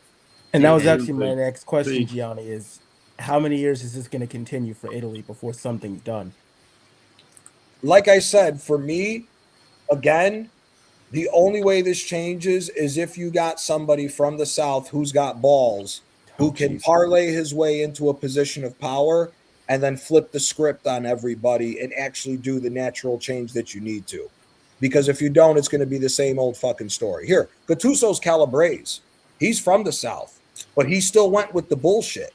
Gattuso wants to nick a living. Same thing with Buffon and Bonucci. They're nicking a living. Again, sorry. These guys know Bonucci and Buffon will not get the bullshit and catch the hell that they should. Because of the fact that, again, they're trying to blame all these other people. Again, Gravina, is he a problem? 100%. Gravina's a fucking scumbag. He's a fucking scumbag. He's the president of the federation, J-Lux. He's the current president of the federation. Again, Gravina was voted in on being the guy who's going to lead the charge to stop the racism in Italy and stop the segregation against the South. He's been worse than anybody. He's caused more problems than anybody has with that shit.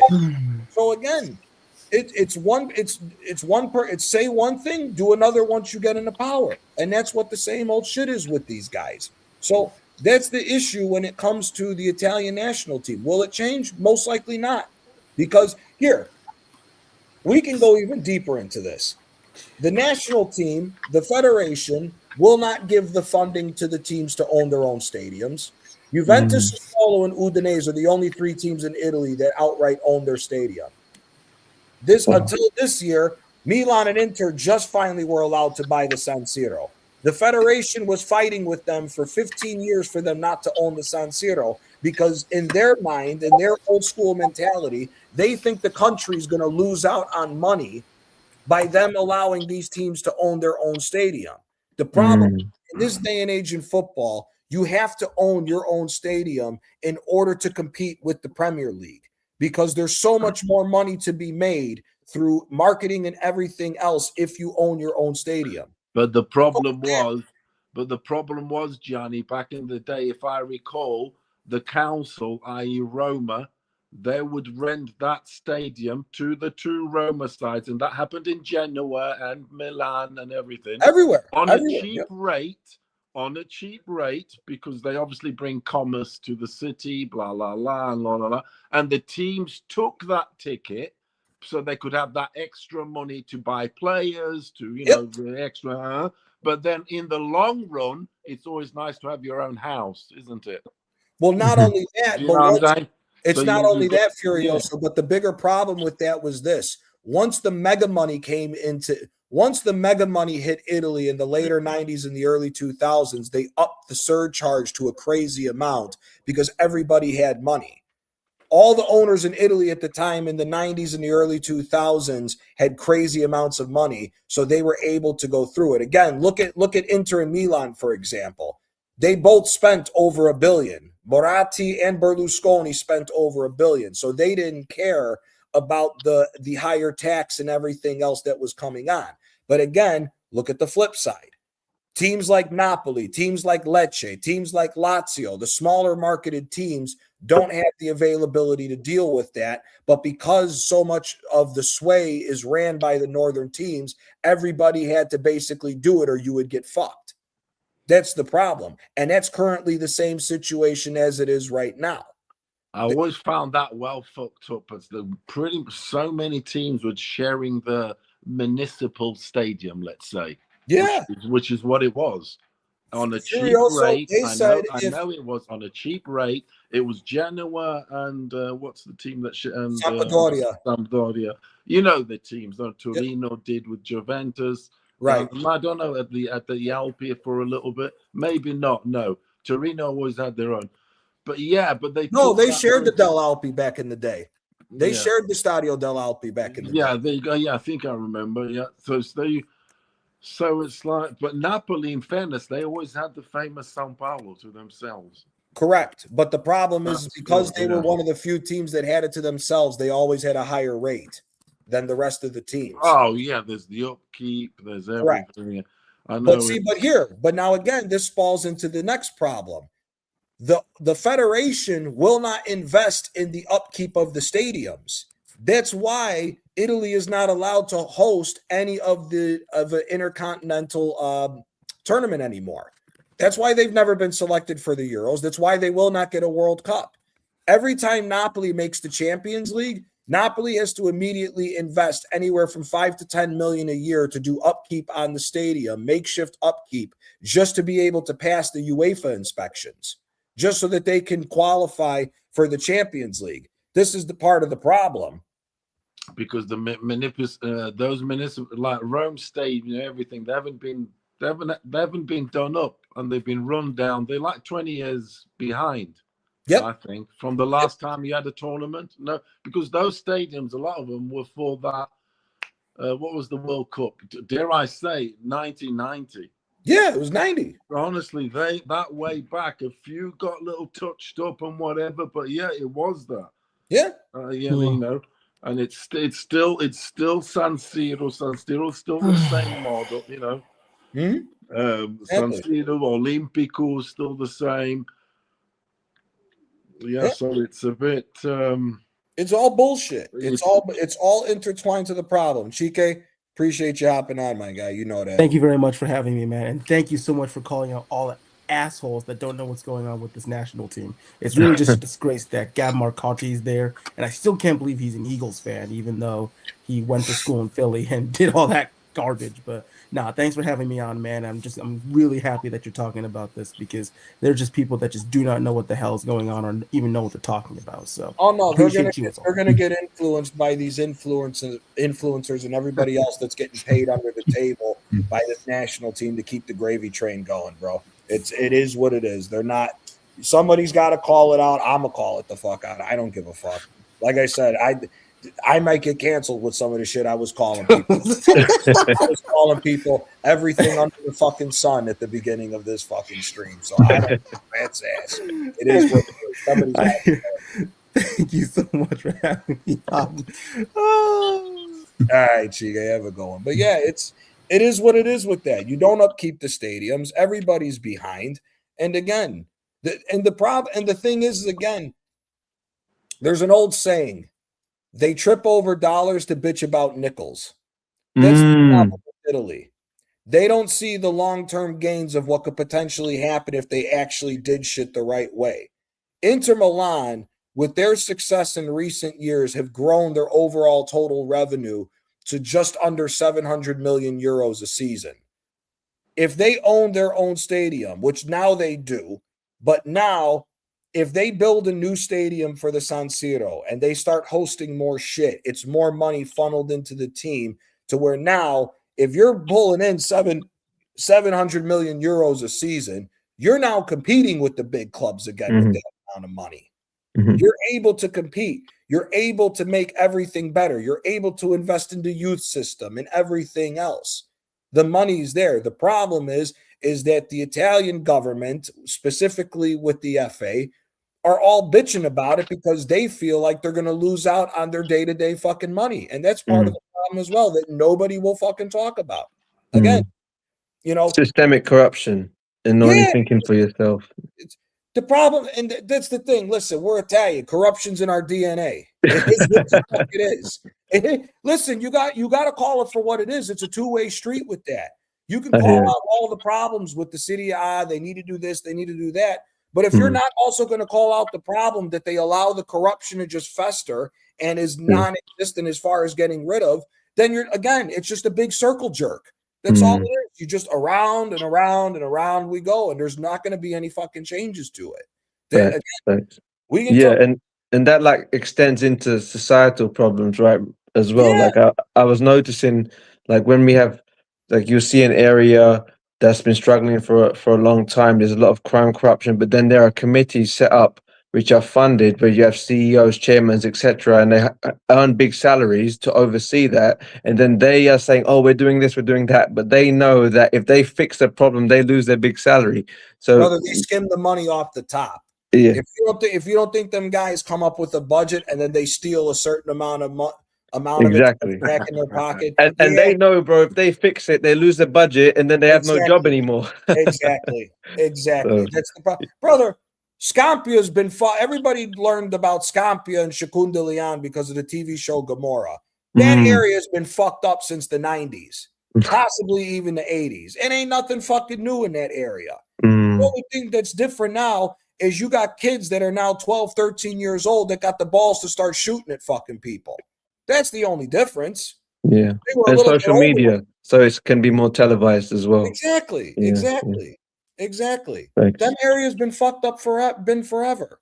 Where Insignia's from, Frate Maggiore, been fucked up for days. Been fucked up for time. Again, they're street kids. That's why I say if you don't get lucky with your I would say a neighborhood club, so to speak, like a neighborhood club or even the big club, brother, you got choices to make. You're gonna watch your mother struggle every fucking day to barely get food on the damn table, or you're gonna do something about it. Exactly. Again, these kids don't got the time to be able to, I'm gonna move to the north. We're gonna risk all this money and take a chance and do that. That shit ain't fucking happening. That shit, it'd be a different story if it was like a room and board, like a college, to where exactly, you could come in, we'll give you a scholarship, you live here, you go to school, and you do this. It's a different story if you do that. They ain't fucking doing that. They ain't gonna fucking do that. It is what it is with that shit, man. And again, even professional players. That's why the Southern teams hate the North, because the North comes down, offers you 3 times the amount of money that you're going to get paid over there. And again, a majority of them players come from poverty. You're going to go after it because of the money, because 3 to 4 years of that salary, you're good. You got no worries. Family's taken care of and all this other shit. It's just the way of life. That's how it is. Yeah. How it is. But again, it's exploitation as well. It is. It is Like you exploitation. said, you're exploiting these people to give them any type of hope or thought in their mind that they're going to make it out. They ain't going nowhere. No. They ain't going nowhere. It is what it is with that shit. That's why it's a major problem. But again, like you said, you got committees, CEOs, billionaires that all get whatever fuck. All it is for them is a tax write-off. They don't give a rat's ass about them fucking people. They don't. Mm-hmm. And like I said, until it changes, it's not going to fucking do anything about it. Again, I mean, at least in England, somebody who's born from Southampton and somebody who's up from the north, at least they may get an opportunity here and there. But it's not, again, England won't push away 50% of their fucking player pool, but Italy will, because they don't have, it's a business model. They're not seeing past like I said, they're tripping over dollars to bitch about nickels. And here, funny enough, with Black Rose saying this, they're basically copying the American ideology, which is fucking ridiculous because the USA don't know if the ball's round or square. They're still fun. The USA is pay to play. If you don't got some rich parents that can afford to pay to find the best academy within the state or within the city or whatever the fuck, you ain't gonna make it. You ain't gonna make it. That's why a lot of kids who have immigrant parents in America go back to the homeland to be able to go play football. Again, there's 2 kids from the Midwest in America that are on the Bosnian national team. Yeah. One of them scored the penalty, right? The kid who scored the game-winning penalty for Bosnia is from Wisconsin. He's legit. He's from 2 hours away from where I live in Chicago. He's 2 hours away. The other kid, I think, is from St. Louis. But again, the Giuseppe Rossi, the greatest American talent that we've ever produced, had no fucking money. His parents were dirt cheap, were dirt poor. They sent the kid to fucking Italy. He became a professional. Yes, his career is what it is. But that's what you're coming up against. There's so much good talent in the United States, but they don't choose to play for the United States because they can't afford it. Again, over here, fuck you in the States, depending on where you're at. But like, I'll give an example for Chicago. Your parents need to be able to have an extra 10 to 15,000 laying around for you to be able to go and play for one of these club teams or shit like that. There ain't in this day and age, there ain't that many people who got that type of money to just blow away on a kid to become a professional sports player. That ain't fucking happening. It's a fortune. It's absolute fortune. Yeah. Especially in America, it's a rich man's, exactly rich man's thing. It's the whole program. Yeah, I speak to some. Yeah, it's mothers who turn up with a Land Rover, don't they? Yeah. And the husband's a millionaire. Yep. Basically. Yep. And, or to like what Jay Lux was saying, or there's somebody rich who backs the club, and the club has maybe 3-4 scholarship spots to be able to give out to top talent at each tier of the academy. But again, the rest of the kids, when you got shit like that, it's even more money then for club. Here, I don't even know if they're still around anymore. I haven't heard from them in a while. But there used to be a club in Chicago called FC Chicago. I remember. Team, they copied the Inter Milan look with the black and everything else. This is right after the economic crash in 2008 in America. They were already charging 12,500 to 15,000 back in the fucking day. This is the 2008. Now you add inflation, everything, you're talking $22,000 a year to go play football. The fuck we talking about? It's cleats and a ball. $22,000 for what? America still sucks. But it's like, it's like that capitalist nature, isn't it? It's because it's so embedded within the financial culture and structure of the states that sports in America just becomes a victim of that mentality, isn't it? Really, that's what it is. It is and it isn't. It is and it isn't, because the thing is that football is still so foreign in America. Because here's the thing: football is the #1 sport amongst the youth in America. but they use it as they use it more as a tool to make the player better for the different American sports.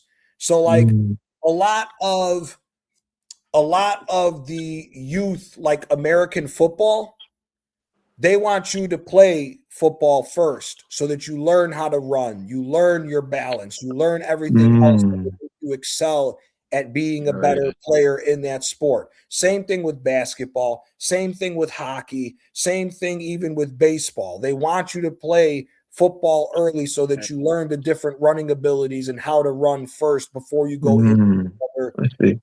into those other sports, because the other sports are 10 times more lucrative than football is. I say it all the time. People talk about, oh, the Super Bowl only gets about 145, maybe 150 million people watching it around the world. The biggest Premier League game on the weekend gets over 1 billion. That's cool, brother. You may get 1 billion every week watching the biggest Premier League game. On a bad year, the NFL still makes 10 billion more a year than the Premier League. So the numbers don't add up to where the money is when it comes to that. So it's kind of like that with football, because again, you lose. I think the number they say is when you look at from ages 6 to 12 and then 12 and up, you lose about 70% of the players once they hit 12 and up, because they're going into the different sports in America because there's much more money involved in it. You know, you're not going to get what David Beckham got at the LA Galaxy is never going to be done again for a player. Messi's making money because he was given ownership and all other different types of shit at Inter Miami. But you're never going to get what you're getting in different sports here in America. You ain't going to get here. You make it big 1 year in baseball on a contract year, you're set for life. You're set for life. If you are shit for 6 years in baseball, but you're good the 1 year it counts when you need to sign a contract, you might get a 5-year contract where you're getting paid $20 million a season. And if you get a career-ending injury in baseball, it's all guaranteed money. You could be injured, they still have to pay you $100 million over a 5-year span. Same thing in certain situations in the NFL. Same certain situations in basketball. The hockey doesn't make anywhere near the amount of money that the other ones do, but still same thing. It's majority guaranteed money. That's the reason why it's crazy like that. I mean, here you got guys in the NFL. The NFL makes so much money.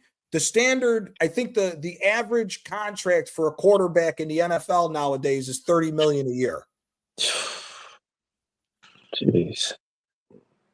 So that's the reason why it's the problem is that football over here is more used as a developmental sport and try to make the money as fast as they can, because they know, like I said, 70% of your quote unquote future workforce is already gone by the time at 12.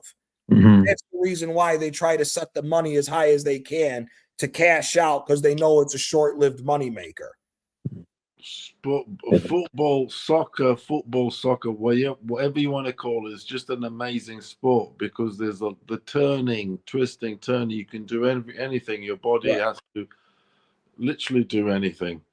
Yeah, so yeah, it's also a foundation for boxing in England, Britain, because you can only start boxing, as in physical boxing, at the age of 10 because of the head dangers of your head and whatever. They get the kids into football, soccer, so it builds also the legs, the foundations. Yeah, so because you're going to need your legs, aren't you? Obviously, the foundations strengthen the bottom core basically. Because your top core is you're gonna be using it anyway, so that's gonna be. Yep, exactly. But that's the reason why. Like again, if you put up the amount of talent that for athletes, the United States produces so many athletes and great athletes every year. The problem is that the athletes are normally coming from the poorest backgrounds, and they don't have time nor the money to be able to afford trying to play football the way that they do. If you got half the fucking kids to stay in football in America, the United States would be a contender for the World Cup every 4 fucking years. If you had proper coaching and everything else, they don't give a fuck. They're fleecing you. Some guy shows up at some random fucking team every year. Oh, I came from wherever the fucking wherever the fuck from any other country. If you listen to me, you're gonna be the next Clint Dempsey or Tim Howard. They sell that shit every fucking year, and all these soccer moms, to like what Furioso said, driving around with their Prada fucking purse and their Range Rover. Oh, my son's gonna be the next David Beckham. No, he's not. He's a piece of shit athlete that's only there because you got fucking money and you're falling for the okie doke. That's the reason why that America does what they do when it comes to money and trying to fuck over the youth in football. That's why they pull that shit. There's nothing there for it. Again, if you had funded with the MLS, because the MLS doesn't even get involved in that. They got certain shit, they call it Park District Soccer over here. That's literally the name. It's the big one. I don't know if it's still around. The big one was called AYSO. It was called American Youth Soccer Organization. You paid maybe $100. You paid maybe $150. Your kid plays for 10 weeks and that's it. You got to pay the $100 again to start up after the new year, because then if you don't, you get the 10 weeks is like from fucking September, October, and parts of November. Then you can't play in certain places because of how cold it gets. You can't, like you're in Chicago in the wintertime. You got fucking 2 weeks of negative 30-degree Fahrenheit weather. You can't play no fuck. So then they move it indoors and they make you play fucking indoor, which then it's a whole nother fucking issue, and it's even more money with that. That's why it's all fucking bullshit with that over here. It's money. Yeah, imagine if your kid's 12. Imagine if your kid's 12 years old. You're hoping, because the big thing here is you don't really get the 16-year-olds or the 17 or 18-year-olds breaking out in the MLS through a youth academy. More so how it is you got to be decent to get looked at by a good college team. The college has got to take you. If you don't make it there on a scholarship, you got to hope your parents, who have just been shelling out 10 to 15,000 a year from 12 to 18 for 6 years. So even on the low end, you're talking 60 grand over 10 years your parents spent for you to be playing on these top level teams. And if you don't make it on a scholarship, now you're talking about anywhere from $30,000 to $40,000 for 1 year at college. And you got to hope that one of these teams picks you up in a draft. You're talking fucking 100 grand just to get, and that's on the low end. That's on the fucking low end. Gianni, at the end of the day, I went through that. I took my two sons through activities like the football and snooker, billiards and 9-ball and all that shit. And I spent a fortune, trust me, my friend, a fortune for nearly 15 years because they were really good at it. And yeah, I mean, I couldn't afford it all. There's the hotels. You got to go overseas. Exactly. All the, you had tournaments in China, tournaments here, tournaments there, to do the whole thing. Yeah, to be, you know what I'm saying, to be in it. Otherwise, you got to be all in or not, aren't you? You can't do these things on a little bit. It's all in or not. So yeah, I know. Dude, yeah, I've been through it all like that. So, because my son's they're already adults when I'm a bloody granddad. So, yeah, it cost me an absolute fortune. The football, one of them was football, one of them snooker. Imagine having the two of them, because 2 years apart. One was, it just bloody killed me. I had to work my ass for it. You know what I'm saying? Yeah. But I didn't. But I was always one of them. I didn't want to go begging for favors, for sponsorships, for this, for that, because you got to hustle like that. You do. Oh yeah, 100%. And yeah, and that was if I had done, and because you need a sugar daddy, you need a sponsorship. You do, you really do, because you're not working a normal work, and you got to pay everything, and obviously 2 kids' careers. It's tough, I mean, and not only that, to your point, now you're talking. You need scholarships here. You want to play. You want the best. You want the best cleats or the best boots, as you guys say over there. Over here in America, Nike's charging you $160, $175, maybe $200 a pair of boots. Yeah, you already know. And that's, you got to do that from little league till fucking adult. Mm. Yeah, it's a little bit cheaper for the younger guys, but that's what it is. Again, it's just you're talking about a budget. You need a budget from anywhere from 100, possibly upwards to 150,000 to be able to afford all that shit at the top level in the States. Gianni, just to let you know, for instance, my lad, right, he was at one point in the top 16 English snooker players for under 16s, age, right? But to do the whole tour, then obviously you got to keep going and going and going, get pro and whatever. But then to do the whole tour, you have to travel the world, hotels. There's the just to do the tour was 20,000, 27,000. This is for 10 months to do it all properly. 27,000 pounds. That's $35,000. Yep. Yeah. $35,000 just to do one season. The next season, another 35,000. Because don't forget, you got hotels, traveling, airplanes. Not only that, you still got rent. You got to put food on the table at the end of the day. I've got the mortgage. I've got the mortgage. I've got the other kid who's also doing his football. And he's just like, what the fuck? And I'm not that rich. So you're rich and you got to. You got to be a millionaire, really. Yeah. And again, so it's like. And here's the flip side, because then, like you said, with boxing, the rich kids don't have the same hunger.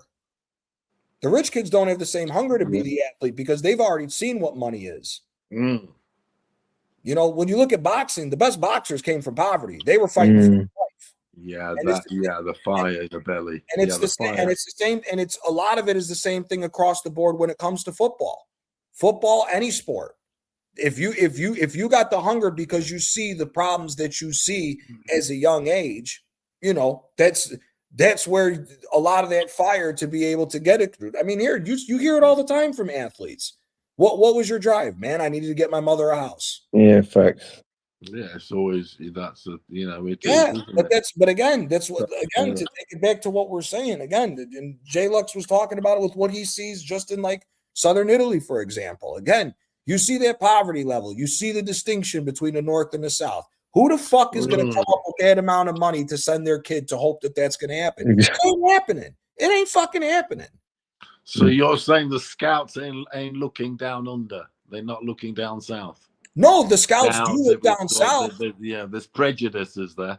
Yeah, but no, the scouts look. The problem is the scouts are the first ones to tell you, listen, this is the brown envelope of how much money you're going to need. And as soon as you hear the brown envelope cost, it ain't happening. Go make it instead of trying to make it at Napoli, you got to go make it at fucking Salerno. You got to go make it at some dog shit smaller fucking thing. And if you don't make it there, I guess you can't make it. And then it leads to other shit. Like I said, again, you can apply the unemployment rate that you see in Napoli in any major city. All the major cities would have just as much bad crime as you see in Napoli. Again, crime and all of that shit ain't got no fucking color. It ain't got no religion. It's the same. Every area that's got bad problems with crime have the exact same issues: lack of work, lack of funding, and everything else. It ain't got shit to do with skin color or fucking religion. It goes across the fucking board. If you ain't got money, you see mom, you see dad, you see grandma, you see whoever your guardian is, you see them struggling. You want to go out and make a difference. If the sport ain't gonna do it. Like I said in Napoli, the saying is "See Napoli and die." A lot of them kids at 12 years old, 13 years old, even as young as 11, they're gonna go grab a gun, put a gun on their back, and go hit the streets and try to make money. It goes across the board. It ain't got shit to, like I said, it ain't got shit to do with what you look like or who you pray to or anything else. It's the same thing across the fucking board. And were you guys saying as well that in Portugal the national team does face this similar prejudice or not as much? No, he was saying the same thing, that the prejudices between the North and the South is very similar to what it is in Italy. Oh, yeah, it's very similar because the northern Portugal is is where you'll find more, let's say, blonder people. Understood. This Understood. is just facts. Yeah. Understood. Same thing with Spain. You know, Yeah. Xabi Alonso type of Spanish guys. Sure. Yeah. You'll find them more in the San Sebastian, Real Sociedad region, Celta Vigos, and all that. And the southern areas of Spain and Portugal were conquered by the Moors in the 1100s, etc. So obviously there's more mix. It's natural when you've been conquered, yeah. Up until the middle, there's more mix, more dark-haired people, and then over time there's always been then a cause of us against them, yeah, because they're up there and they look down at them, and they kind of they're different now, aren't they? You know, at that point they were different, they were made different, so there's that rivalry. You know, and they also be looking different, and the Northerners say to the Southerners in Portugal, they say, "No, we're the real Portuguese." Yep. Oh yeah. Yep. They'll say to them, "Nah, we the real Portuguese. This is where Portugal was made," which it was. Portugal was formed in the north. We the Portuguese had a war, obviously, with the Moors without getting. And that war was up there in the middle of Portugal, up to the north. And yeah, so Guimarães, you know Guimarães? The football team, Vitória Guimarães. Yeah, that's where real Portugal is. I see. It was the first capital, the first city, the first, you know. I see. So the people from there, they look down at the people from the Algarve. Okay, that's They what go, no. We the real Portuguese. Okay. Because I'm Portuguese from Africa, right? It's a long story, but you know. But when Mozambique, Angola, Cape Verde, Angola, yeah. But when I moved to Portugal, because I lived in Portugal twice in my lifetime. When I was really young, up from the ages of 2 till 6, and then when I was in my early teens. And they were the prejudice I had, even as a white or whatever you want to call it, Portuguese, they would say to me, "Nah, you ain't like proper Portuguese." You know what I'm saying? We the real Portuguese. You know what I mean? Fuck off back to Africa. They would say to me, "Oh yeah." At work, you know, at school, at work, everything. Oh yeah, it's crazy prejudice. Even because they can also tell the accent. My Portuguese it's got the Afrikaner sound, a bit like an Englishman and an Australian. So I'd be sounding Australian. You feel me? Not quite Australian, because I understand. Because I did go, yeah. So they characterize you, stereotype you. That's how life is straight away. It's also a way of putting you down. It is. Right. Yeah. Right. So then, like everyone from, like, say, Angola, Guinea-Bissau, Cape Verde, they're all in the traditionally in the south. Whether you're black, white, brown, whatever you want to call it, the prejudice, they hammer us. Trust me. I lived in Portugal, dude. I went to school there. I worked there for a bit of my life. I live in England now. Oh yeah, they tested me big time. Same thing. Anyway, same thing in fucking Italy. Yeah, it's the same thing. So there is that thing. There is that, you know. Hey, Lux, have you ever eaten chimichurri? The sauce that Argentinians put on like their steak. You ever been to an Argentinian steakhouse? No, I haven't. No. Funny story. I always, because I used this when I was talking about Prestiani, when that whole situation happened. Chimichurri is originally based in Sicily. Okay. The Sicilians brought it to Argentina. The Argentinians changed it a little bit with some of the herbs that's over there. The original herbs in Sicily to their version of chimichurri before, a lot of those herbs are not natural to Sicily. They were brought over by the Moors. I see. So a lot of herbs that you see in the southern cuisines were brought over by the Moors. They're originally African herbs that have been planted and now harvested in Italy for a few hundred years now since then. So like if you go to Napoli, a famous Neapolitan dish is called calamarata. It's a seafood pasta that's cooked with olive oil. They take the brine from the olives. They put chili flakes, red pepper chili flakes, because a lot of our cuisine has a lot of spice and heat to it. Completely different to the north. Northern Italian food is that cream sauce shit. Right? Yeah. Which one do you prefer, Gianni? The cream or the? No. Fuck that shit. That shit ain't real. Some of it's nice. Some of it's nice. I do like a carbonara and a carbonara. Carbonara is more Rome, though. Carbonara is more Rome. But again, traditional. Again, the difference between a northern carbonara and a Rome carbonara. Rome uses a lot of the oil from the guanciale. They use the oil. The northerners don't like to use it as much. They like to change it, so there's a taste difference to it. Because again, they say that they try to use it. Oh, if you eat it like that, you're eating it like those N words from the South. I've heard it. The only good sauce that comes from the North is bolognese. Bolognese sauce comes from Bologna. That's actually really good if it's done right. But again, no, your traditional marinade, all that is from the South.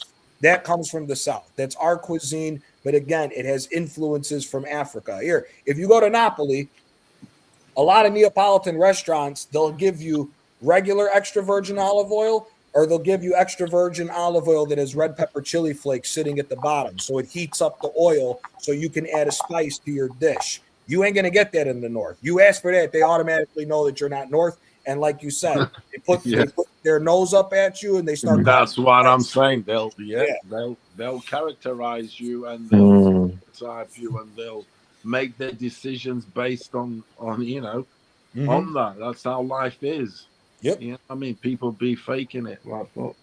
Yeah, it's crazy. That's exactly what it is. And like I was saying, it's just it's in everywhere. And like what Kyle was saying, it's damn near impossible to get rid of it because people are always going to be fucking ignorant and stupid to shit. You know, it is what the fuck it is with that, man. But again, at the end of the day, Abhijit's funny saying cream sauce ain't for me, brother. I think that shit's dog shit. I think that shit's dog shit in my personal opinion. I don't like fucking cream sauce. I like my food. I like my southern Italian cuisine. That's fucking food. Yes. You're a pasta guy naturally, or what? Yeah. Pasta, isn't it? But yeah, you can't go wrong with pasta. But not only pasta, we have other stuff. So like here, famous. There's Gianni, apologies, bro, not to cut you off. I just need to run, bro. I was only going to jump on for 15. It's been like 2 hours. But it's always great to have a conversation with you, man. Always love catching up with you, bro. Big up, always. Big up to the panel. Big up, guys. Boa noite, mano. I can speak a little bit of Portuguese. Muito básico, muito básico. Big up, guys. Até a próxima. Adeus. Boa noite. Até a próxima. But like for me, so like here, there's dishes from Napoli in the south that's called pasta vazul or pasta fagioli, as they say, but pasta vazul is the slang way of saying it. And you have scroll and beans. It's soup. It's like a soup pasta, and then it's like a vegetable green soup with beans. The Northerners call it peasant food because, again, it comes from the South. It's easy to make. And normally when they make large batches of it so you can get through the week without going hungry on limited amount of ingredients. So you're not spending a ton of money to make the food. You know what I mean? So that's when you have things like that, it's quote unquote comfort food.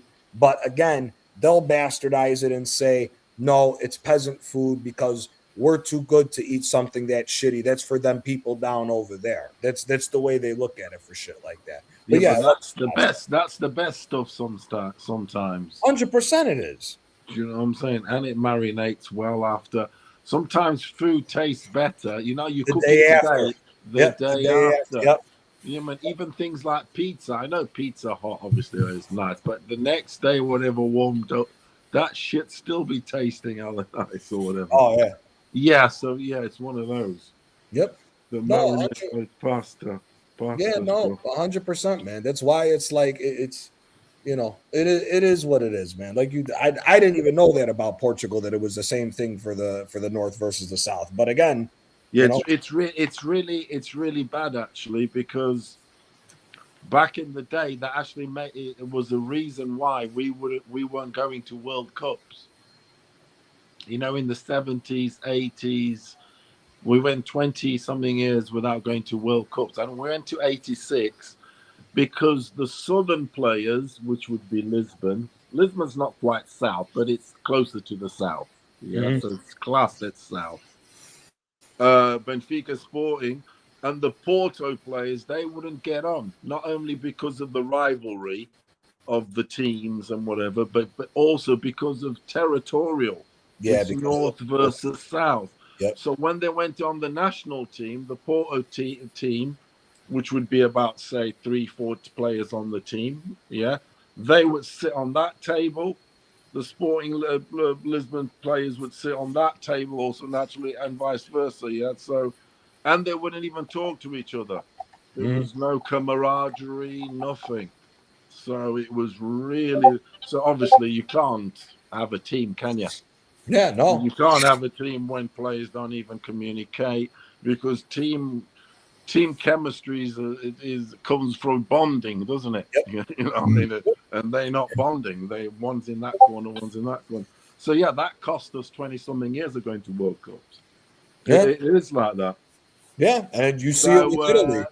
And that seeped through into the national side, but we managed to somehow overcome that. And the reason why we overcame that eventually is because our players started to go and play abroad. So it broke that mold. Yeah. Because before they were all playing in Portugal. So that was felt stronger. Yeah. So once they started going to play abroad, Italy, for Spain, when they came back, there wasn't that divide or anything, because they were ballers playing elsewhere. Right. Yeah. So that actually helped the Portuguese national side in a way, because after that, we've been to pretty much every tournament since then. And it's not because of Ronaldo, because we started going before him.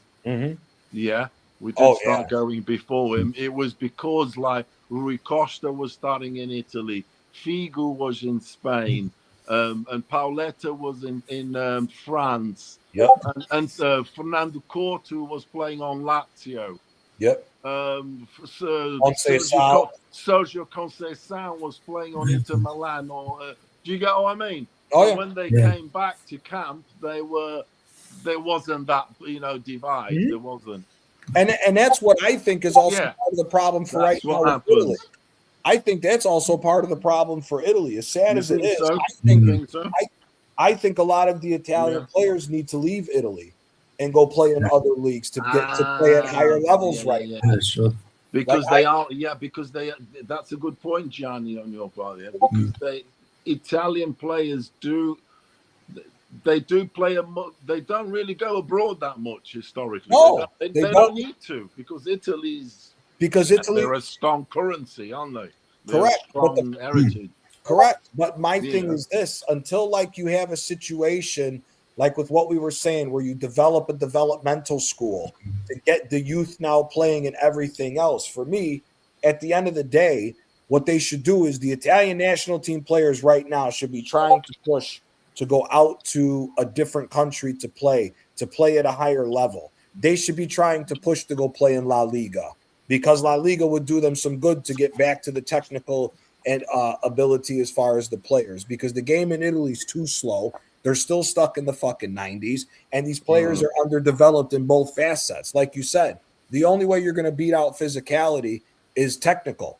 Again, we say all the time, you know, one of the biggest problems, and this goes just in general with football nowadays, is one of the oldest rules that a lot of these coaches try to outthink is the ball is always going to do more running than the player.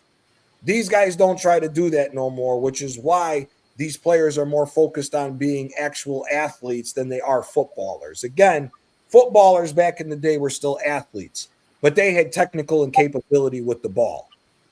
These guys don't have that nowadays. Like we said, you look at some of the great players, they're only considered great in this day and age because they can run past people like it's nothing. Because the formations and the methods and the ways that they play now, you don't really have to be sort Correct. of like highly skilled. You have to do those basics kind of pretty well, and that's it. Yep. You know, be athletically strong, just a quick basic pass and move. But yeah, there's no need for creativity. Yeah. I mean, but the thing is, people like Lamal and all that, they still trying to ball a bit, you know, out there on the wing and whatever. But maybe is that an exception or what? I think you could say he's playing like a throwback, isn't he? Yeah, 100%. You know what I'm saying? But there's very few. There's very few of them who can do that. There's very few, isn't there? That's the problem. There's very few. There's very few who can do that. You're not seeing, and even as good as Yamal is, if you take if you take it back 20, 25 years, Yamal is just another common player. Yeah, you know he is. Oh yeah, he is. It's just because everything else is so ordinary. Yeah. That he looks stardust. Yeah. But you know, I mean, he ain't that stardust. He's stardust amongst scarecrows. Yeah. I mean, can Yamal grow into something to be great? 100% he could. But like what we were saying, you go back 20 years ago, we could just start naming ballers left, right, and center. Is Yamal really better than Yuri Djorkaeff? Is he better than fucking? Is he better than Rekobal? Look at you. There's a shout. Is he better than, I mean, no, he's not. Cool. You know, that's not me trying to throw shade at Yamal because I love Yamal. He's one of my favorite players to watch. He's all right. But like you said, it's people trying to put another level of player, like with what, you know, I'm not trying to diss him at all, but like with what Willino was saying, was trying to make an argument for Jude Bellingham. But Jude Bellingham is not that good of a player, in my opinion. I think people overhype somebody doing the bare minimum. I think that's what it is because we're so starved for ballers like how it used to be that people overhype mediocrity. I really do feel that way. Again, it's not like Jude Bellingham's not better than Paul Scholes or fucking Frank Lampard or Steven Gerrard or Paul Gascoigne or fucking, you know, who else do you want to throw into just from England, for example? He's not better than none of them. Yeah, he's not. I don't rate it. I don't think he's that good. I mean, he's like a big athletic. So he's your typical football of what they want now, sort of like big, tallish, athletic. But he's just a blocky. Do you know what I mean? Blocky type of basic player. He is. He's like a very poor man, very, very, very poor man. Like Gerrard, box to box type of guy, number 8. Yep. He tries to do some twinkle toe skills with the ball and whatever occasionally, but nah, he's nothing special. He ain't nothing special. And he's got a bit of an attitude about him. I don't know who he thinks he is. He thinks he's like that first 6 months. The first 6 months of him doing what he was doing the first 6 months of what he was doing when he was on fire in Real Madrid got to his head. Since then, he ain't been shit. He thinks he's the bloody bee's knees, but he's like, calm down, you've been found out. Because he hasn't got a B game, as in all the skills to pay, you know, and thrill sort of thing. He's basic. He's easy to mark also. Yeah. That's it. He's been found out now. A bit like Cole Palmer. Yep. He's another one. Not strong enough. Cole Palmer is not strong enough. They're bullying him now. Then he's a marked man, so to speak, because he bowled for a bit. They think, all right, now tactically, teams that are marked, you know, he's a marked man. So, and because he's a bit of a weakling, because there's nothing on him. That's it. He's not coping now. Yeah. His skills not getting him out of trouble. Do you get me? Well, and again, to like what we said, his skills ain't even all that compared to other ballers. That's the thing. Yeah, that's the thing. It's not like it's like the best thing ever. No. And he's got weak shoulders. He has. Yeah. He can't shrug guys off that well. Yeah, no, Cup exactly. final.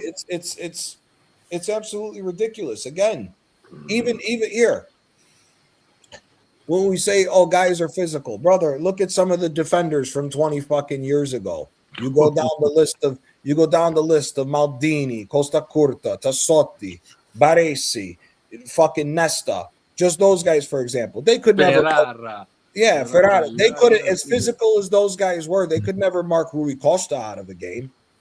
They could never mark Gabriel Rui Costa.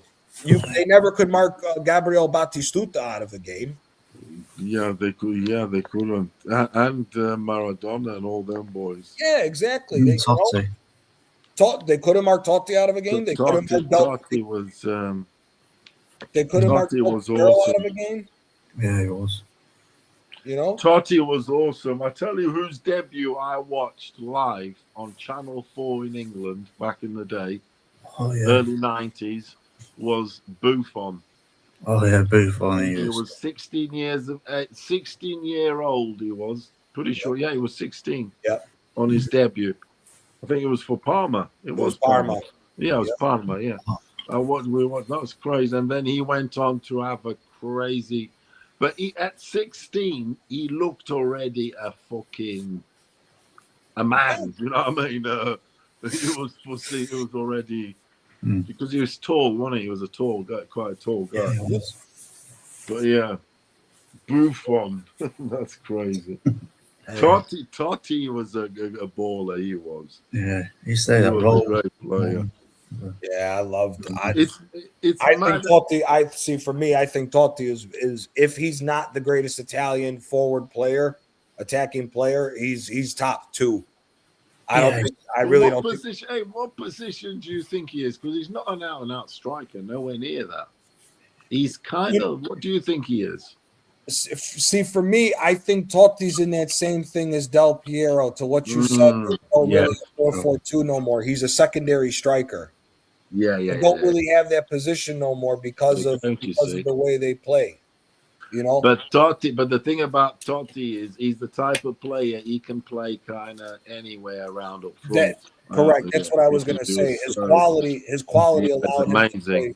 Yeah, his quality allowed him to play wherever. Here, when Roma won the Scudetto, he was a number 10. He was feeding Batistuta and Montella, but also played directly underneath them to where he was scoring goals as well. Then those guys move on. Totti's playing the center forward role. It's just him. And then you had Cassano out wide, or Cassano would play up top and he'd play out wide. So he could play anywhere across. I think Totti, I love Totti back in watching him. I used to watch Roma because of Totti. But I would say Totti is like what you call a total footballer. Yeah. Oh, yeah. He can like play on the 10 behind the striker. He can take free kicks. He can take corners. He can. Do you know what I'm saying? He shots outside the box. Hella dangerous he was. He was just a total baller. You know, just. You don't really get players like that. You don't. Yep. That they can got the long shots, got the assists, can take free kicks, can dead ball situations. Total footballer. He was fucking ridiculous. Like Piero was too. Yeah. But Piero could go down the wings. Piero could go down the wings a bit better, couldn't he? I always found Totti would more of a central. He could go anywhere up front, but more of a central guy. Yeah, they can play anyway up front. Totti and Piero, for God's sake, they're goats, aren't they? Yeah. And that's why I say when you look at the greatest teams that never won a World Cup, that 2002 Italy is up there because you had enough of the old guard of the 90s of the defense, but you finally had more attackers than just relying on Baggio. Who won that one? Because I can't remember now. Brazil. They beat Germany. Beat Germany in the final, but Germany was dog shit and should have never got there. That's the thing. Yeah, Brazil. It's always tough, those are these bloody World Cups. Sometimes your best team doesn't win the competition, and then like a worse team, goes and wins a competition, like Italy. Look at Italy. You won the Euro. That wasn't your best. That wasn't your best Italian team. Nowhere near ever. Do you get me? Fuck no. Fuck. And then you've had hella better teams than that one, and then they didn't win anything. And it's vicious like that. It's cruel like that. But see, but again, the Italy team that won the Euros played to their strength. This Italian team didn't. This Italian team that just got knocked out. Defense isn't our strength anymore. You have to be able to go forward nowadays. Yeah. The game's changed like that. Yeah, exactly. Italy, when we won the Euros, we were playing the best open attacking football in that tournament outside of Spain. Us and Spain were playing the best football in there. Now, we lost our most important player at that time was Spinazzola because he was the player of the tournament before he got hurt and he tore his Achilles leading up to the semifinal to Spain. But we still found a way through. And then when we beat England, we played England damn near off the park. If you didn't know, England was playing like Italy, and Italy was playing like how England would play. It was unusual, yeah. And that was the thing why everybody praised Mancini, because he went against the Italian DNA of defensive work. He still had a good defense back there. But the thing is, that Italian team still had enough ballers in there to technical players than England, I felt. Because England, the containing of the ball, keeping the ball and all, because that Italian team still had a few. Your wing backs were good, defense was good. You had Cellini there. The two strikers up front were small and nimble. They could hold the ball, and all, Immobile and all that. Yeah, so it was still better than England, I thought. England can't, like we all know, they can't look after that shit. The ball gets hot. Yeah, they have to kick it in the end. They can't look after the ball, manipulate it. We know this. They play on strength and athleticism. England always have done. They don't play on crazy technique, looking after the ball. They are technical, of course they are. But England's always had good prioritize. Correct. That's the thing. And again, like what we said, with the old saying of the ball's always going to do more running than you. Yeah. That's why England always has a problem with the teams that are good technically, because they will let you can be as good as running and being as physical as you want. You chasing the ball 70 minutes out of the 90, you're going to be gassed, and then they're just going to rip you apart. Kick and run, isn't it? They play still old school. It's kick and run. Whereas look at Spain, everything. Them guys are like treating the ball like a little baby. You know what I'm saying? Yep. Because I guess they're caressing it and this and the other. Yeah. Then Bellingham's and Declan, they can't look after the ball like that. After one, two touch, they have to get rid of it. Because they'll get pressed, they'll get touched. They ain't got Pedris or anything like that. Yep. No. Or even Vitinha. Well, Vitinha or Pedri. But you know how they look after the ball. Send it this way, that way. All that. They haven't got that. Yeah. No, 100%, and that's the reason why it is what it is. With what's going on. And like I said, England ain't winning no fucking tournament. It's down to, for me, this World Cup is going to come down to either a miracle pulled off from one of the South American teams, because I personally don't see Argentina winning, and I don't see fucking Brazil winning, if I'm being honest. Now, could Ancelotti whip up some magic? Maybe. And I'm only saying that because it's Ancelotti. But for me, I think it's calling. I think it's going to come down to Spain or France, in my personal opinion, to win, or maybe Portugal. I think Portugal has a very good team. It's just I wonder. Not manager. No defense. it's not only no defense. I personally do not like Roberto Martinez as a manager. No, I don't. I don't know if I trust him enough to see through. I don't trust him. He's pants. He's an absolute idiot. I wouldn't take him as Spain manager. He's an absolute idiot. The two teams I think will win it, and I'll leave on this. Gianni, thank you for having me on. Yeah, no problem, brother. I'm gonna end the it's stream. half 2 a.m, my friend. Over here. I think it's either going to be Argentina again or France. Them two. Really? No good choice. Yeah. I do think them two. I mean, and Spain are in there also, but I think between them, Look out, Spain. Or Spain also. I'll put Spain also. I don't see Argentina. I think there's too many guys that are not going to be on the team in this tournament that helped them out last year because they're too old. I don't see them getting the Messi hype like they did for the last World Cup. I don't see them going out with that. Is Messi going to this World Cup? Do you know? They haven't confirmed it, but I'm willing to bet money that he will. Yeah, he'll be there. Because the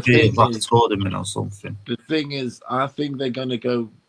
They're playing at the Hard Rock Stadium. The games are in Miami. Messi also influence in America. I just think Spain are going to get a lot of decisions because don't forget these big tournaments historically have told me this.